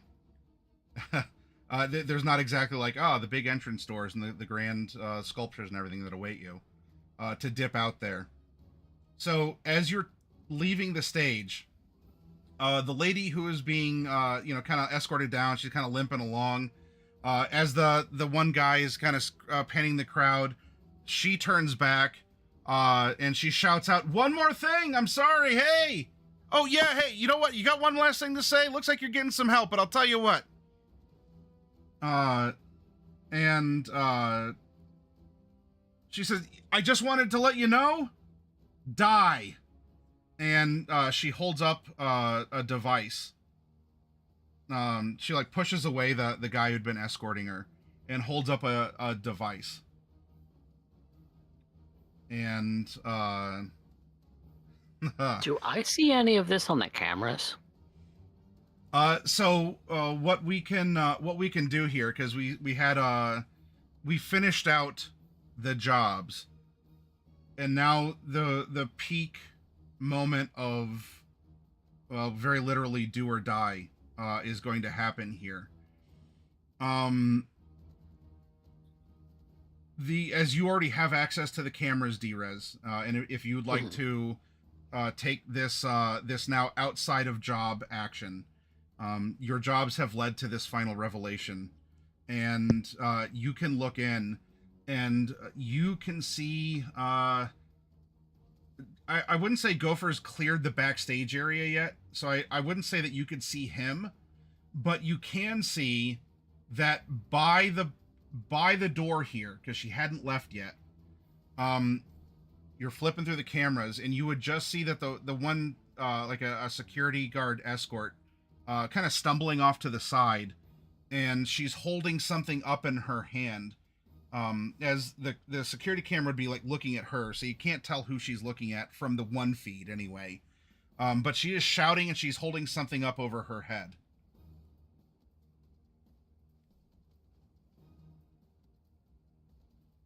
First action. I want to breach her. You can't through cameras. Can't. Yeah, we had talked about that. Shit. Fuck. There's nothing I can do then. Oh, there goes my idea.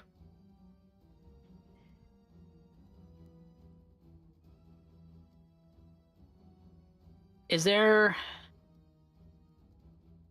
any kind of defense system or sprinkler system of some kind attached to this? Oh, yeah, there's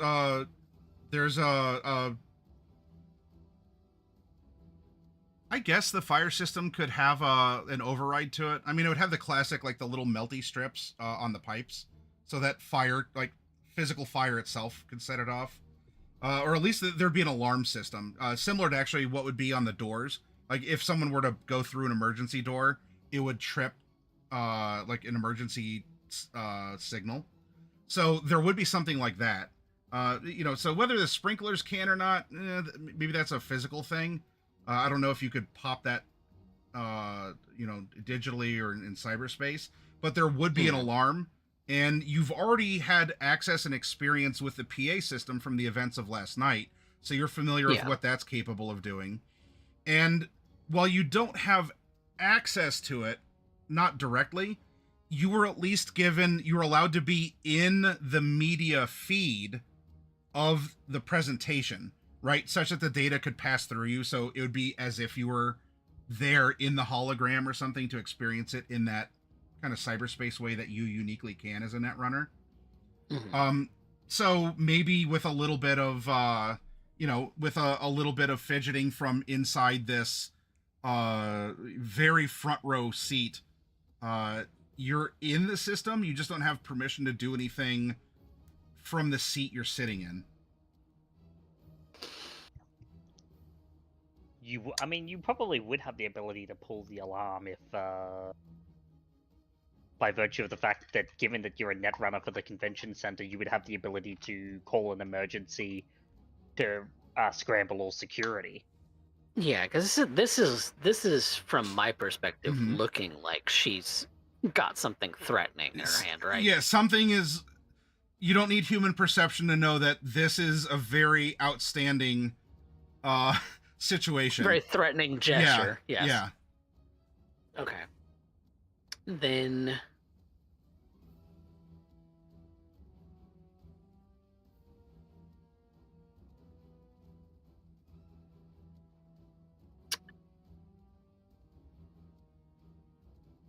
maybe not over the whole PA system, but just in this hallway specifically. Can I reproduce the noise that the little disc things were projecting from the previous day into the PA Yeah. so that she gets some kind of shock? Well, it would hit everyone. It doesn't matter to me. I want it to hit her. The track being played, for sure. I mean, it's one of Sacred Geometry's biggest hits, and it was just coordinated in a way, at least originally, that the speakers were lined up similar to what the actual performers do, to then have an infliction of the music along with the sound of the music as well. But you could play the music in an intense way in a confined area, and hope that if you just like whatever, it's a small space and you crank up the volume, you may not have those resonance discs or something. Yeah, you might just overwhelm with that disorienting Sacred Geometry music, and that would at least D-Res, get the security guard enough time to restrain her. That's my aim.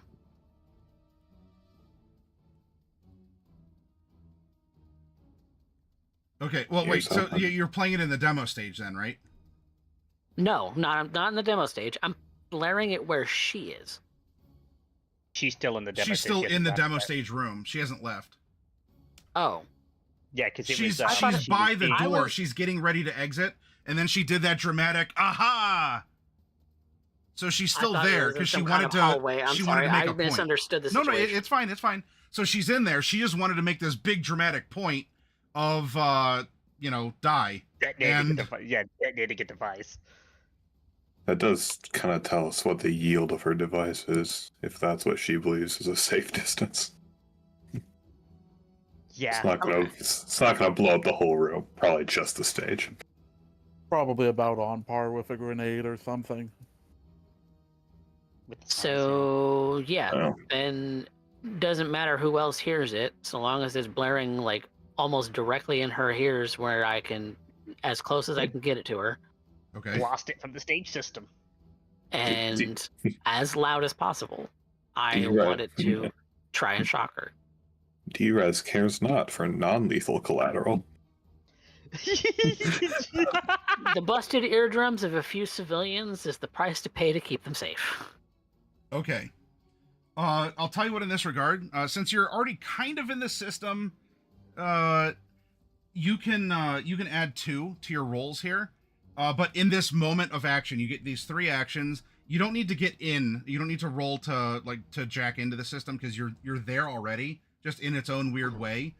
But what you would need to do is to however this would manifest with your skills. You need to break out of your little confinement area. So it's not quite like a breach. I don't know. That'd be like maybe like a password or something like that.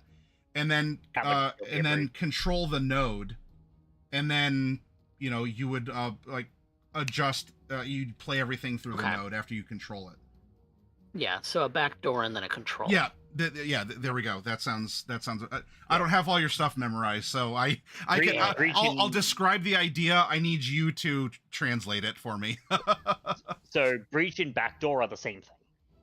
Oh, okay. That's not okay. There's not a distinction. Okay, well then that's fine because you're doing it from inside. You have quasi permission. Roll that at your +2. You get a +2 because you're already sort of in there. You don't have the permission to do it, but you're you're inside, so you get the leverage to. You do got it. I'm already in there. you got user access. This isn't you having to break in. It's you doing privilege escalation. There you go. That Yeah. that sounds right. 14. Okay. So you're out Which of I your believe- seat. I pass. And Next then would be node control. node control, and I'm going to dump 5 luck. Oh, all right. 14. Good thing that you did. All right, very good. Well, 5 and 4 is 9, 9 and Oh, that's 9 13? and 5 is 14. No, 9 and 5 is 14, and then the +2 on top. Oh yeah, so it would be 16 for Okay, backdoor. good, and good, then, good. Yep. Okay, Or 14. Yeah, 14 for backdoor, and then 16 good. for All right, control. you do Keep it have at the highest speed. you have 12. control of the PA node in the demo stage room. And I am blaring some Sacred geometry. sacred geometry crunchy ass music. Okay. Very suddenly hoping to jump scare. So out of nowhere, the bass drops and everything just like is low and rumbly, and there's kind of a weird discordance that's happening in the room, which is causing disorientation at first and looks of like kind of panic around as something not right is happening. You know, like are the speakers acting up? What's happening? It certainly drowns out any sort of mad cackling that this lady is doing after her very overt threat of harm. Ooh. Hopefully she pukes her Something guts out. to add on top of that would be microphone feedback. Oh, jeez. You just want to make everyone have a headache and throw up at the same time. Yeah. Ooh. All right. Intentionally for Yeah. her, but yes. All right. Well, as we get into this, something needs to happen now that the threat's been revealed. Kiri, you and Jen can suddenly hear, because again, this is quick, so it's not like you would have gotten a text message or something about this from the demo stage. There's just this simultaneous like that. Of course, you were there for the cacophony at the arcade. This is being sort of simulated or redone within the demo stage room now. There's a text to the group chat through JP. Someone give me a status now.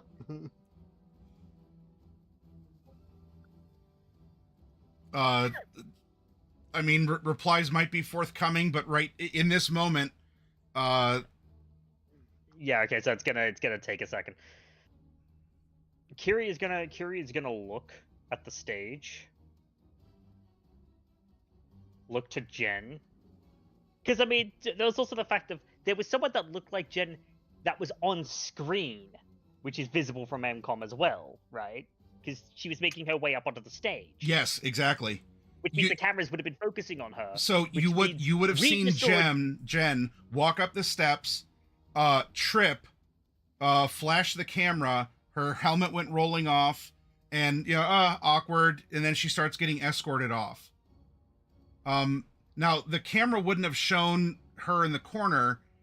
You would have seen Gopher very discreetly like kind of come out and like tuck the helmet away and then go back behind the stage, and then what you'd be seeing at this point is the one exec who's in the football jersey kind of looking very curiously off stage, like what's going on, and then as he covers his ears and you're hearing that resonance come out of the demo stage room. Yeah, it's more as her like doing the thing at the stage, right? Jen, quote unquote. Mm. I'm sure that's probably going to get a look from the actual Jen that's like right beside me, given she's probably also looking at the screen and being like, "Wait, that's me." Right? Yeah. She looks. She's like, no, that's not me. I don't even wear green panties. And Kiri just as the thing begins to drop, Kiri just raises her hand. She's gonna look to her supervisor. Well, the supervisor's all the way across here. Oh, he's all the way. He's all the Yeah, way. he stationed you here so that you could do the tactical lookout for the demo stage, while he is here looking at the opposite end in case people want to do shenanigans at the opposite side. I'll radio him and loop in the because I'm sure there's more security guys than just him and me there. I'm gonna radio basically the entire NCOM security channel.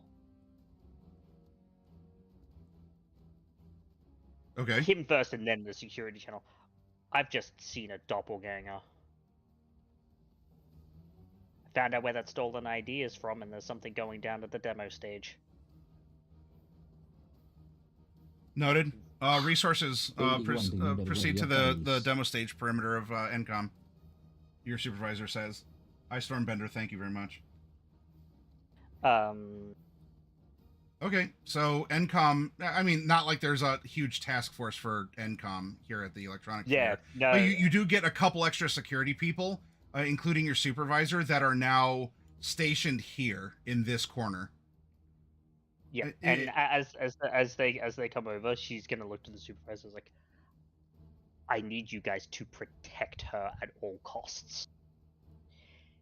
Something big's gone down. Oh, shit. I didn't expect anything to happen. This is supposed to be video games, man. Yeah, that's what I thought too.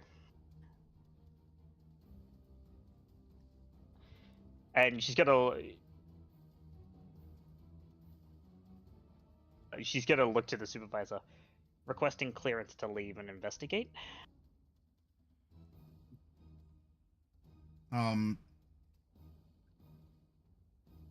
Let's see. By the time that the wub-wubs start resonating from the room, I would say that Bulldog and his 2 security guards would be about here on the approach to the main entrance to the demo stage. So, not that I mean, why would he necessarily take a notice in you, and Jen would have hidden behind you anyway. So while he's there and he's hearing that, and there's just this, what the fuck is going on in there? Your supervisor,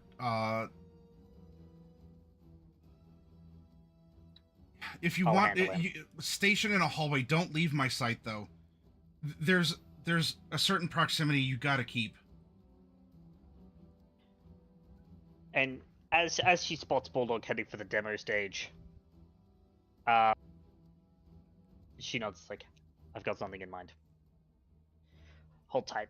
And she's gonna head out to basically to the barest perimeter.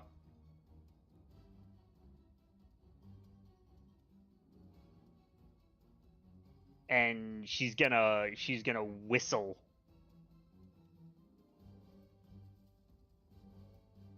For the whistle for the Bulldog and his guards. Okay. So at the end of this moment, that would be him looking back, rather red-faced in your direction. We have Outback or JP. What do either of you wish to do? Or do together? Maybe you can combo in action.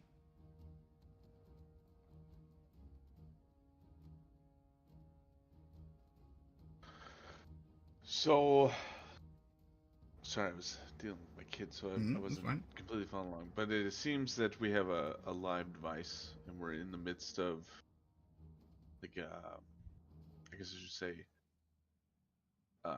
are we approaching this action at the point of the person pulling out this device?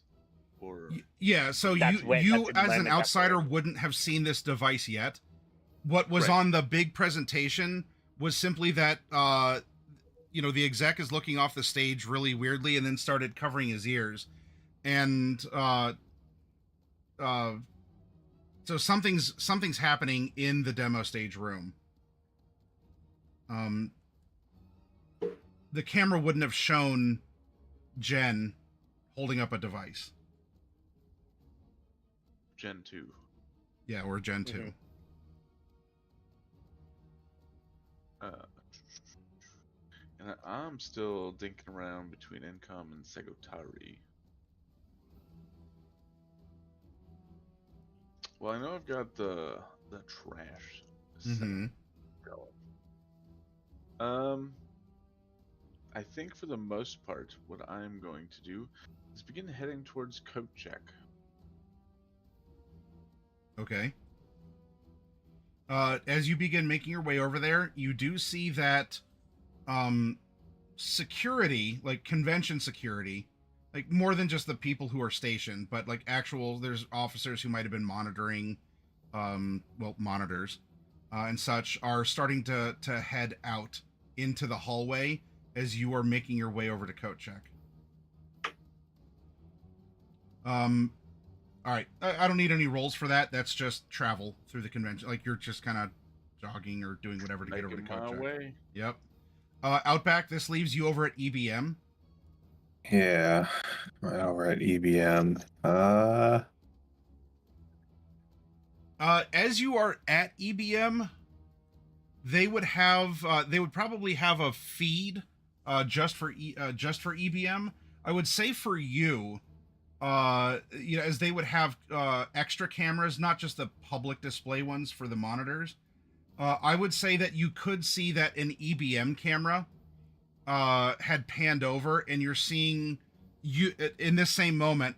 A security person is like tripping and like getting out of the way because he was pushed, and there's a woman yelling something, holding a device over her head. So Jen tripped on stage. She was taken off. Now she's holding a device. Yeah. Would have seen also that this exec was holding something and probably saw a gopher come and take it. Yeah. He discreetly took it out of his from under his arm. So this lady has a detonator for a bomb, probably, and that bomb is in Gopher's hands right now. It is currently in Gopher's hands. Yes. And I Well, don't know. presumably you don't see Gopher. Presumably he has it, or it's near him still. He's probably technical enough to have recognized a bomb. I don't know how much time he had. Probably not enough time to disarm it. I don't know how much time he had to get out of range of a detonator. He presumably has until she moves her thumb a centimeter to push the button. Yeah. And I am all the way over here. I'm starting to hear You're the close enough. vibrations again. You'd hear like the headache, kind of the. It's not quite amplified the same way that the resonance discs did. It would still be kind of like disorienting, and especially because you already had felt that rhythm in your brain. Kind of. So I won't mechanically penalize you, but you definitely recognize the wub wub music that's coming from that room. The only one who could have done that is D-Rez. Great, now we have a bomb threat. I am going to...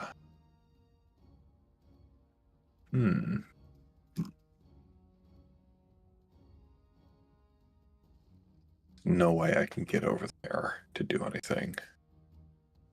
What can I do from over here? Potentially.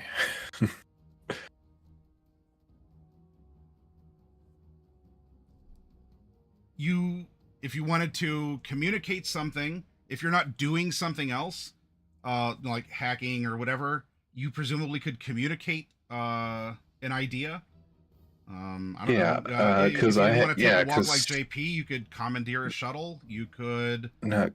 Because I do have this specific EBM thing, and I'm seeing all the other people don't have this. This is an EBM camera. Presume Gopher knows. Drez probably knows because she started doing something. So I will convey to the last few people, Mhm. the last two people who don't know what's going on. Just the word bomb. Bomb. I don't I just send like 3 bottle emojis and an exclamation mark. There we go. That will get the idea across. I imagine Kiri did ask for a sound or something. I could just imagine that's the response, and all he gets back, I'm sure, his bulldog walks over is, probably italicized. Fuck. So this now all comes back around to you, Gopher. You know, in your display in the group chat, you're told something that you very clearly already know. Bomb. And while you're not aware of the positionings of things, and all of a sudden just this disorienting noise started all around you, you can see that the lady's shouting, like, even though she's squinting and she has a hand on her ear. It looks like she's ready to push this button. And you are holding a very hot potato. And so the question is, in this moment, where it's now presumably not a matter of a timer, but of her moving her thumb ever so slightly, At a penalty? what are you going to do? I kind of assume the back hallway there is pretty much clear, right? You could presume all you want. You're in the backstage of the demo room here. Because what I'm going to try and do is, as fast as I can, try and get it somewhere that it won't hurt anyone. So, try and slip out the back door into the hallway or something and toss it if it's clear. Okay.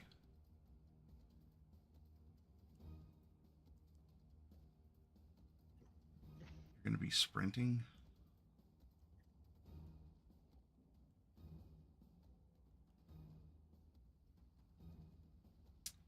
All right, Gopher, this may very well be a do or die for you. As you get in action to do something before the lady has a chance to act. You bought him time, Coffee. You bought him time. That's all I wanted. I wanted a penalty. But this will be do, or this, well, it could be die. We'll have to see what the D6s have to say about it. Last session, Hmm. we did have kind of a floating bonus from a deduction roll. I don't know if that could be applied here. That is true. Yeah. Oh yeah, that there was something odd that was happening. That's fine. That can give you a +1 to this. You are going to need to sprint over cables and hop off the stage and all this. So this is going to end up being an athletics I'm going to need from you, because you're going to need to do acts of bodily exertion. Act of acrobatics. In order to, if your plan here is to sprint out of this room to throw the bomb away, and hopefully that's enough, then you're going to have to exert your body in order to do so. This is, let me see what should have had this tab open.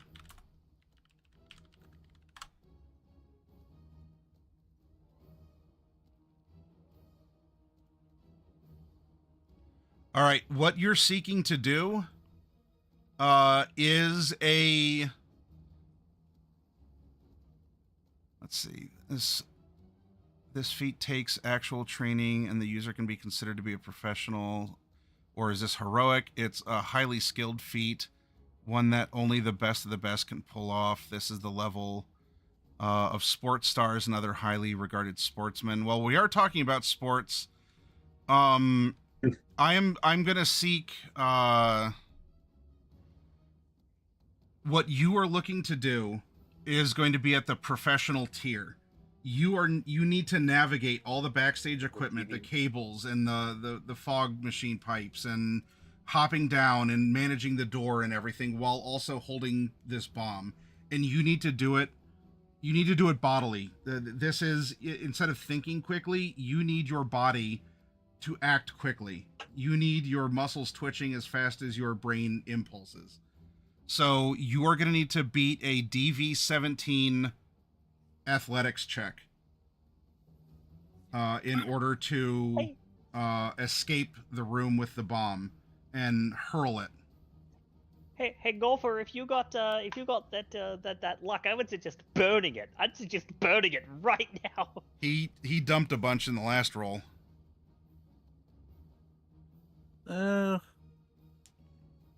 Let's see. Unless you're confident to hit a DV-17. DV-17.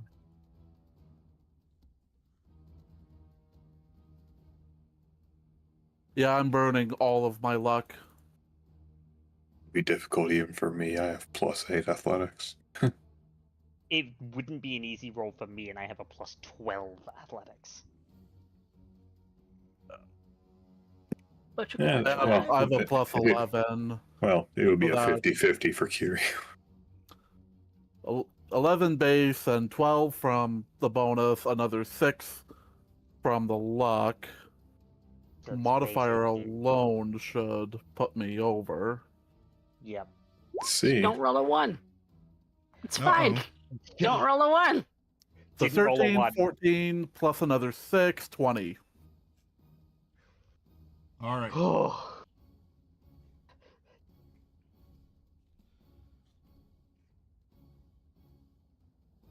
With that much luck put into it, I imagine it's less of brilliant action movie hero athletics, more And like Just adrenaline fucking. pure Stumbling, adrenaline. yeah, stumbling Pure forward adrenaline. and Adrenaline and literally failing forward. yeah. Everything in Or- ma'am. Ma'am. She's trying to console you. Nisa. It's okay. Hi, Nisa. Nisa. All right. Well, I'm gonna let her do her thing. It's the audience just sees her tail. You all are getting the actual show of her rubbing on the camera.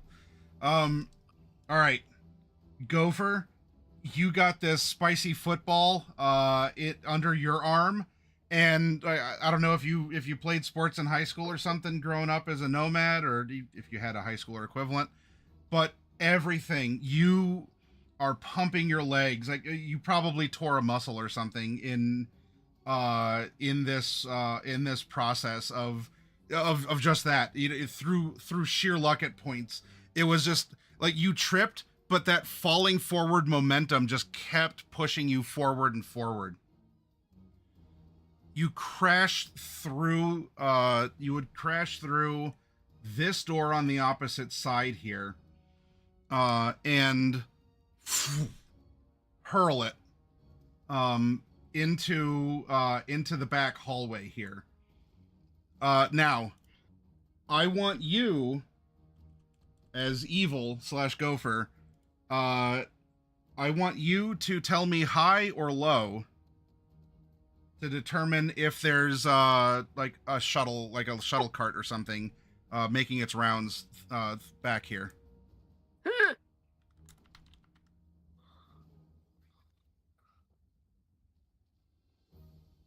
Do you trust his dice? I don't trust Maddie's dice. So whatever you choose would be, well, I presume you don't want someone to get caught in the blast. So if you say hi and I roll a 6 through 10, then the hallway was clear. But as you're stumbling into the unknown, there's a chance that someone could have just been, putting around back there doing a regular thing. Hi. Hi, it is 5. All right. So you burst through the door and you huck this thing. And while Outback can't see it, that person who he taught to put on take the limiter off probably wished that he listened and did that, because there's no way he's scooting out of there at 5 miles an hour, enough to get out of the blast radius of this bomb. So door, boom, bursts open. You throw it out, and the person just looks and is like, oh shit, slow motion, right? Shit. He zooms to the boot, like stomping on the pedal, but the wheels don't chirp or anything. They just kind of go as it continues to golf cart down the hallway. It's kind of Austin Powers style with a steamroller. So he tries to gun it to get out of there. Unfortunately, he didn't listen to Outback, or at least he didn't take him seriously, to his detriment. But whatever, the bomb's out of the room.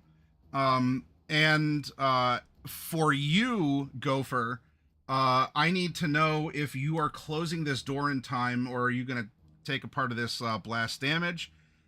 So this would be in D&D, this would be a reflex save. In what would the equivalent of this notion be in Cyberpunk Red? I guess That'd be evasion. Evasion, yeah. Evasion? Yeah. Just be evasion. Evasion sounds like a good skill.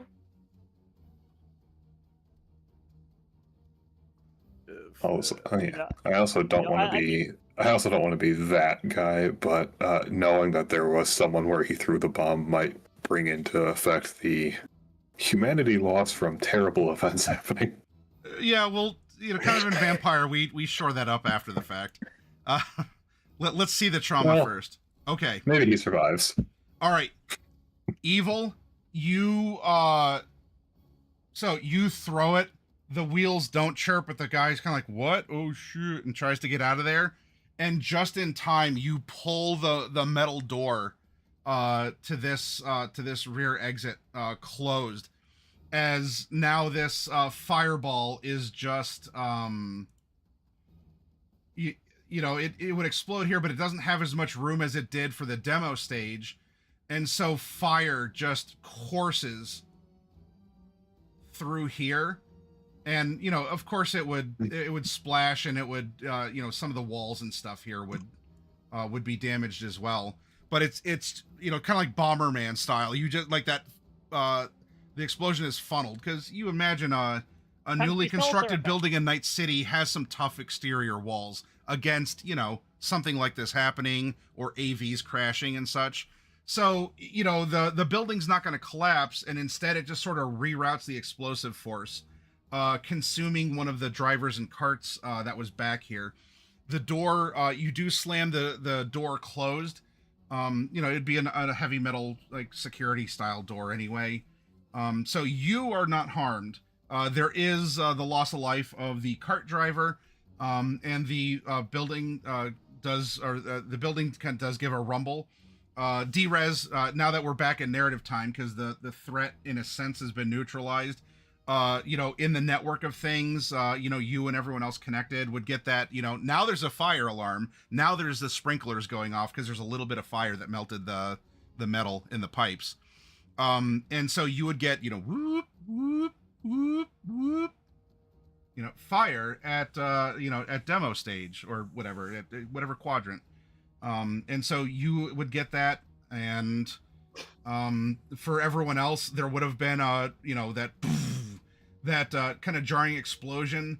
And I would say, Outback, you being here in the EBM section, like if you're playing with, like, let's pretend that's like the hologram or something, you might have you'd probably see stuff like scatter and blow down the hallway here. The flash and kind of the percussive force. Kiri, you were going up the hallway, or because I know you started here, and you were asked that we'll just kind of keep NCOM in sight. You definitely would have Yep. seen debris and flash. You probably also would have seen a lone little shuttle driver's hat kind of tumbleweed down the hallway, singed and Well, smoking. Well, I did have a thought for that actually, Mm-hmm. because she'd called Bulldog and his guards over. Yes. She like actively whistled for them, and she would have been like, "There's an active bomb!" Boof! Yep. And yeah, so Right. he would turn as well as look at you, and Yeah. in fact, Outback, I'll besides just seeing that, I'll tell you there's something else that you would be in a unique position to see as well in just a second here. But yeah, Kiri, you called him over. The explosion goes off. The two security guards duck. Bulldog seems to like tank the explosion, like the percussive force and the surprise, rather well. Like he looks, and then he looks furious, but he's not like cowering and covering his head or anything. You just hear some bitch, and he starts actually like stomping up this way towards where the explosion happened, while the two other guards are kind of for you, Outback, because there are the interior cams. You could you would get that, and even though there's that wub wub, there's kind of this this cackle, but then a sheer look of confusion, and she on camera turns, because the security guard she like pushed away is also kind of like, what is that noise? She's covering her ear, but she turns and she tries to do like that, I got the football and I'm gonna hold my hand. Like she tries pushing out of this rear door in order to run out this way.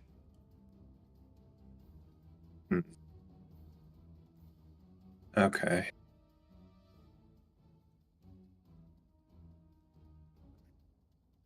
Oh wait, she's heading for here. Yes. Yeah, through up here. Yeah, she's bailing through this door here. That means Bulldog's gonna see her. Yes. Yeah, also a quick question. This is just like a general convention center, right? It's not specific for this festival. Yeah, it's meant Cool. that it can do this. It can do this event, and maybe in part it was built with this in mind because this is a long-running electronic fair. But it's not the electronic fair. It is an all-purpose one that conveniently allows for the electronic fair to be expected to be run every year. But there's all sorts of other stuff that can be run. I was just wondering, an explosion just did go off. Explosions, fire. Fire means sprinkler systems. Yes. Yeah, the alarm's going off. And there's if the sprinklers go off, that means all these electronics are going to be ruined. So, sure hope they got... It's a real bad day for Segotari in that case. Electronics and water don't go together. It's probably not, because of that, it's probably not water sprinklers, it's probably retardant. It might be, but you never know. Especially with this being Night City. Corners are cut very often, and water is much cheaper to stock. You are in Pacifica. There's this awesome new desalination plant that's providing the city with water. So, because I know there's that because I know there is that like special thing they use for like server rooms and congressional libraries. But I don't know if they would fill an entire building's sprinkler system with that. Or they would. They do so in data centers. They do, yeah, but I don't know if they would have paid for that. So if sprinklers start going off, well, rest in peace, everyone's electronics. I mean, we had that in the Halloween episode, remember? Where we popped up that the sprinkler systems were filled with that retardant. Because that's why we were worried about the fact that it's like, yeah, if they turn the sprinkler systems on us, we're dead. Yeah, because vampires don't need to breathe, and you do, and so they fill the chamber with gas that suffocates fire and living beings. much smaller room though. And it's a lot easier to build, like traps and a chamber like that with commercially available gases for reasonable I'm installations not, as vampires. So yeah. Also, I'm not really worried about all these mega corporations' electronics. I'm just saying. yeah. Well, so what the- are you doing then in the stuff for aftermath here? Secretary. Are you wanting to sprint somewhere in the confusion? Do you want to swipe something? Like, what do you want to do? You want to be a hero and get your job back in front of Bulldog? Anything I would want to steal is over at Arasaka. Nothing against Dead Ink and EBM, but they have nothing I would want to steal. You're right. You're right. I mean, I guess Sega Atari might, but I mean, what am I going to do with a gaming cabinet? Yeah, I the old Caldos. I mean, maybe. I mean, fucking Bulldog's not going to give me my job back, and I'm not going to want it back after that. He might say he fired me, but I know I walked out. So, let's see. Well, anything like, even if they're probably not slacking on fire safety, so there's probably fire extinguishers. So I will just go, if the sprinklers haven't gone off already, go over that way, grab any fire extinguisher I see on the way, and just try and prevent fires. Okay, sure. Yep, you can grab a fire extinguisher. You know, there'd be one on the wall here. You can definitely see the flaming ruins of a cart in the corner here, and you can go and start running up to suppress the fire. As you're doing this, you're correct in some ways. There is a sprinkler system. It does use water, and in this case, though, the whole place isn't flooded with water. As you know, it is an economical thing to just treat zones, and so the sprinklers in the demo stage, like quadrant or whatever, in that area, those are going off. And then, of course, if the fire spreads, the sprinklers will expand with the fire to suppress it. But for right now, the majority of the water or water damage is in the demo stage area. This is such a cursed electronics fair. Very. We had Very we had a sound attack. Now we had a bomb threat. Mm-hmm. I'm almost glad I quit. I quit before the bomb threat happened, and that will be noted. So I am going to not be interrogated about this. All right then. Oh wait, but I was fired, and then a bomb off. They might think I did it. Out of revenge. Disgruntled ex-employee. Bye. Witnesses say he talked to the sole victim of the bomb.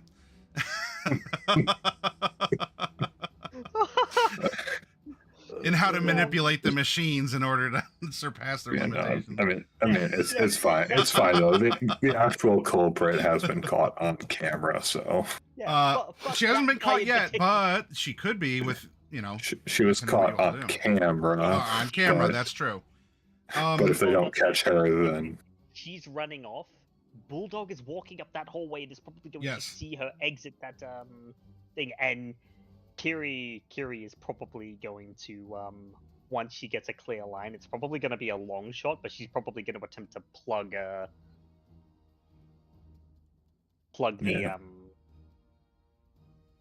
escaping not Jen. Yeah. So and I also imagine that with the two security guards cowering in the thing, Kiri just kind of stares at them, flicks the lights into red, flicks up her hood, points and goes, "After her, you fucking idiots!" Oof. All right. Just really want to know, like, cyberware or body sculpt, because if it's the first, then this is an attack of opportunity. If it's the second, this is a deeply planned thing. All right. And this is also taking, I'm adding in a modifier too because of tactics employed around the demo stage area.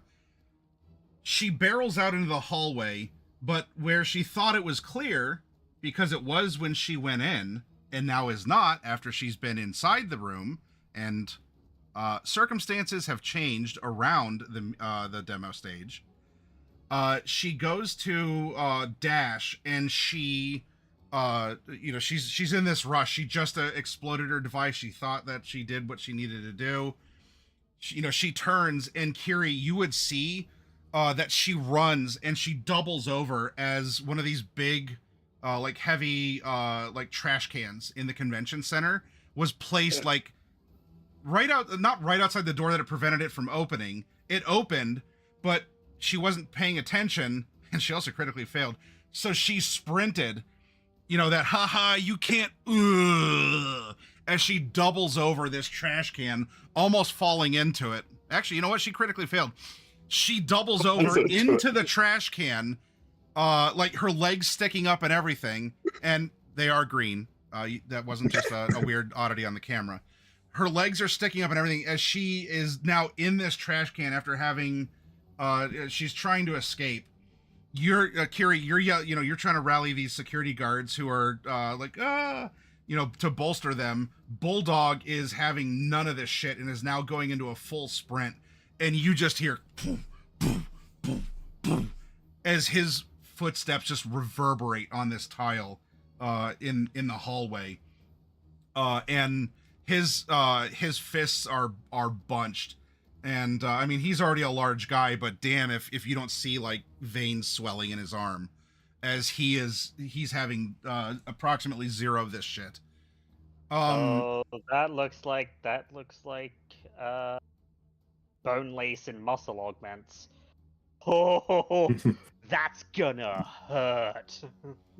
Well, at least the trash took itself out.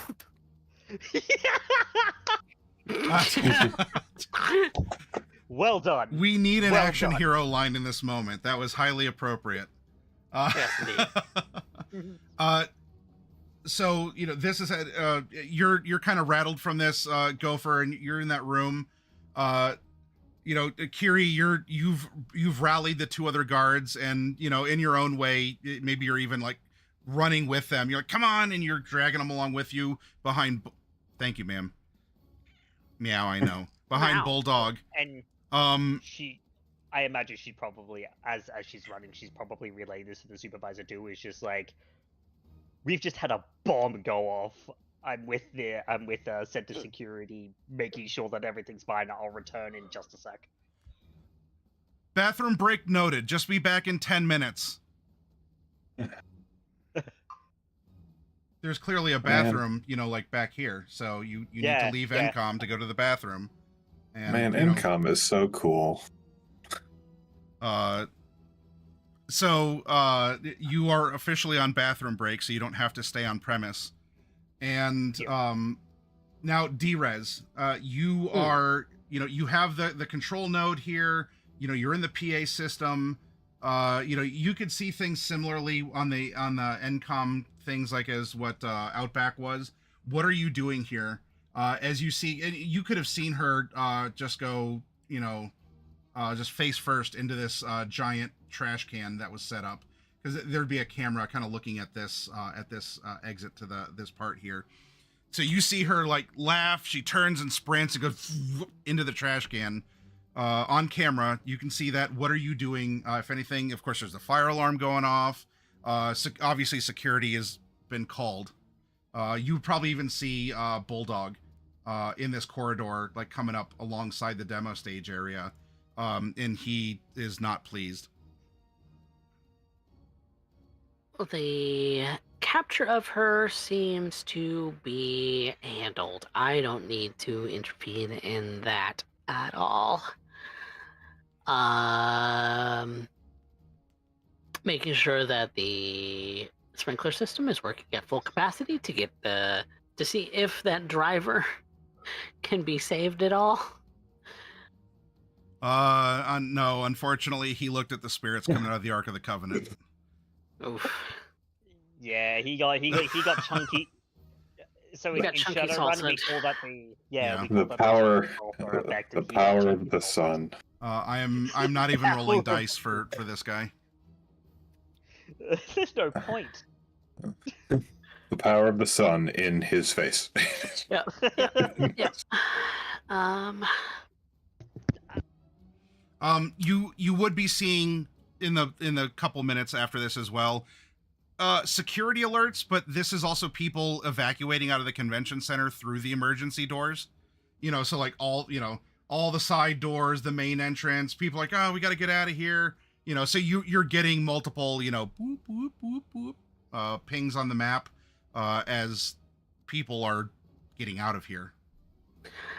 I think that's also going to be my cue to go and find Cutie. Okay. I'm going to get up from my seat. You see Kiri on the camera walking Yeah. towards the trash can with the 2 security guards. Shock baton out. Yeah, I'm gonna get up from my seat. I'm going to make my way towards that way, because not a whole lot I can do from this chair right now. Okay. So yeah, you start making your way there. In the wrap up here, Bulldog will be the first on the scene, and he is going to he reaches in and grabs her by the neck. His big, almost like Looney Tunes, cartoonishly large hands, picks her up, and as he's squeezing, you start seeing some sparks coming off of her face. He reaches over and just like palms her head, seemingly rips her face off, but it seems to be some sort of a face covering that he crushes it and throws it to the side, and it turns into sort of like a sheer face mask.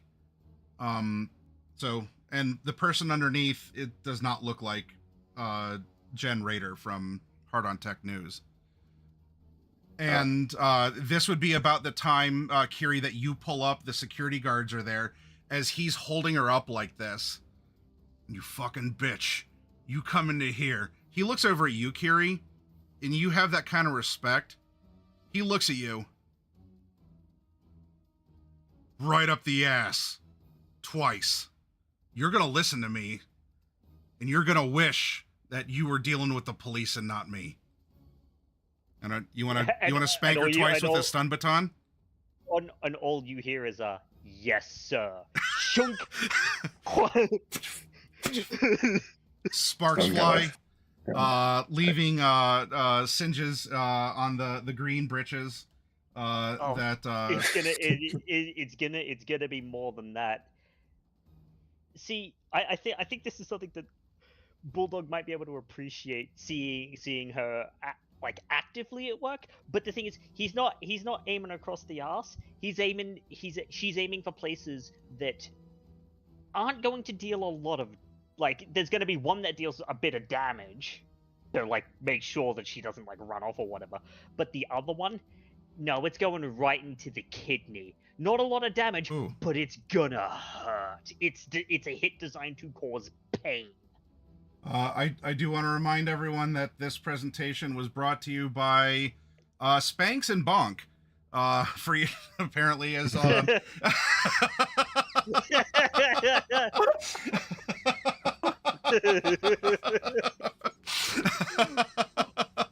what a twist of fate. So she is going to be subdued and harmed in very copious but non-lethal ways. As once again, the convention center is secured. All of you will be expected to fill out reports, though none of you will be held accountable. Outback, no one's necessarily looking for you, but if you wanted to show up and say something or do something, you are welcome to do so. But as Friday night concludes, we can shore stuff up either in our chat over the course of the week or something.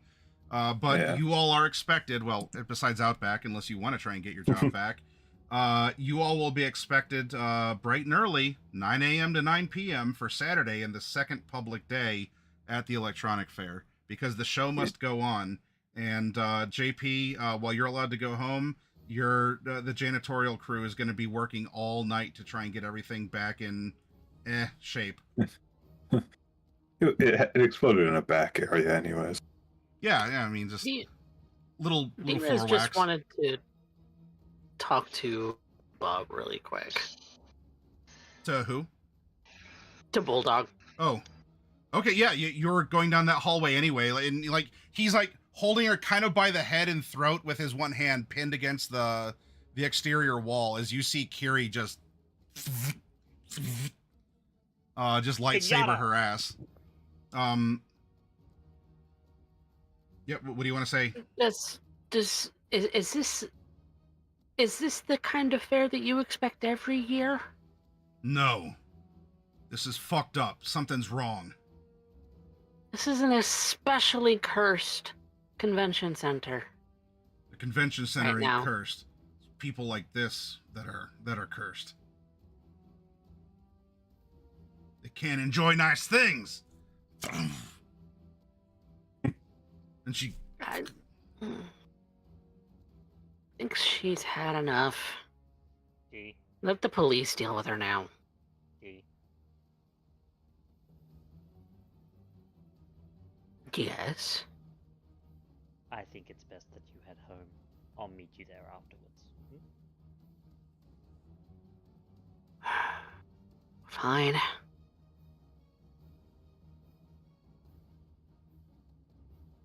And Just gonna start heading out. and just before she does, Kiri is gonna just gently put a hand on her head and just probably murmur something like affirmative and kind of sweet into her ear, and then let her go. And once D's out of earshot, if you want information, I can get you information from her.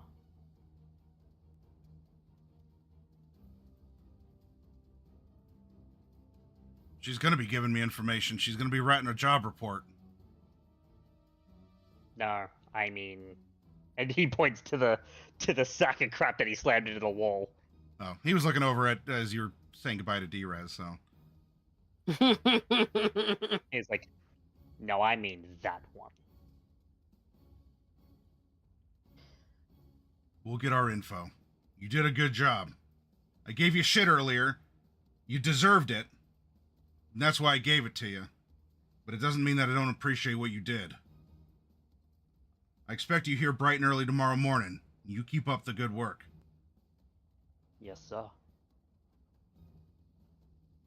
Now, I think I have this situation well under hand. And, like, he's, as quite literally, like, her face is, like, under his hand, and she's, like, being pinned against the, like, the concrete brick wall, like, the exterior wall in the back of the convention center here, like, by one hand by this guy. And Kiri would nod, and she'd go to leave, but she'd turn back and go, from one professional to another, she has a weak solar plexus. And she just walks away, basically like, yeah, you wanna focus, that's where you wanna focus. Punch her there. I mean, hey, if we're bringing up fun facts, it only takes about 80 to 100 psi to dislocate your knees. The average professional boxer can put out 800 to 1,000. It's not a critical hit, which is really, or a critical miss, which was what I was fishing for. He simply just takes a finger and flicks her solar plexus, and you hear a muffled, like, under the hand as he just pink. I imagine he's just like, well, what do you know? But yeah, Bulldog looks around, tells everyone, "What are you looking at? Get back to work. Clean this fucking place up." As it's sort of business for him, and as he has the situation well in hand, as the NCPD once again arrive on the scene of the convention center, and you all have completed another night of the electronic fair. So for next Friday, we can have some nighttime downtime for whatever that might account for you all. Whether that's conversation or, you know, Outback is around, so he can give people rides, and you're like, wow, that was a day. What is tomorrow going to hold, if anything? hopefully nothing. Can we have a day of just like watching for petty theft and and that's it? That's 100% D-Rez's thought. We had a Can we not have a bomb threat? Could we not have our asses kicked? Yeah, we had a non-lethal sound-based attack. Then we had a single casualty bomb threat. Sounds like next time we're gonna have a mass murderer. Yeah, he's gonna that borged up our that borged up Arasaka guy is gonna go cyber psycho tomorrow. Yeah, borged up Arasaka guy paints his faceplate with Juggalo paint and grabs a hatchet and starts running around murdering people. There are clowns out there. You have fought them. As a I guess as the parting note here, especially because JP, you take the 210 to the convention center, from what I recall. You don't ride with Outback, right? Or do you? You arrive on your own? That is correct. I use the public metro. So while everyone else has gone home, JP, while you're doing the last little bit of cleanup, before you're told, all right, hey, go home. Overnight crew is going to take care of this. In the hallway, actually roll a, I guess basic tech can work. If you have cyber tech, I would take that as well.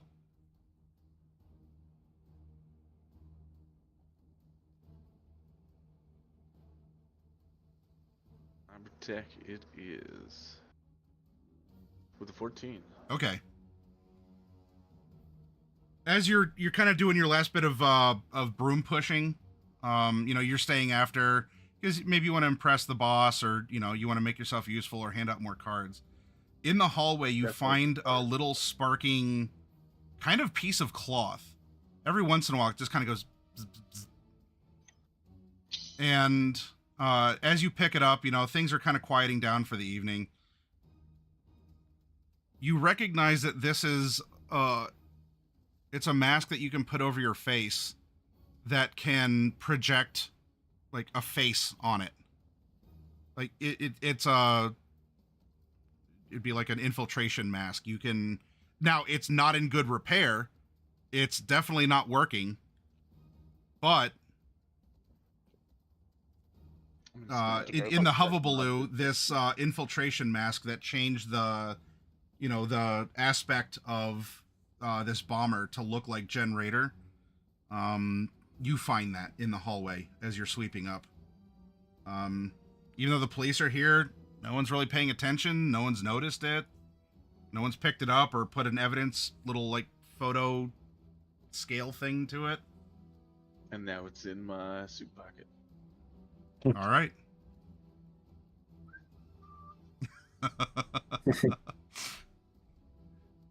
And you go home for the night, and there are no angry emails about what happened to the thing you picked up, because it was just, detritus in the hall. It was already filled with rubble and debris, and you're just cleaning up. So, all right. So yeah, you can add. I don't know if there's an official name for this item in Cyberpunk, but you have. Yeah, I just put a damaged infiltration mask. There you go. Or it'd be kind of like if any of you played. Phantom Liberty. Yeah, I think it was in Phantom Liberty. It was the octopus lady, I think, who had a hood you could put on that changed your face. Or was that in 3? No, that was in 4, right? Yeah. That's in 4. Yeah. Not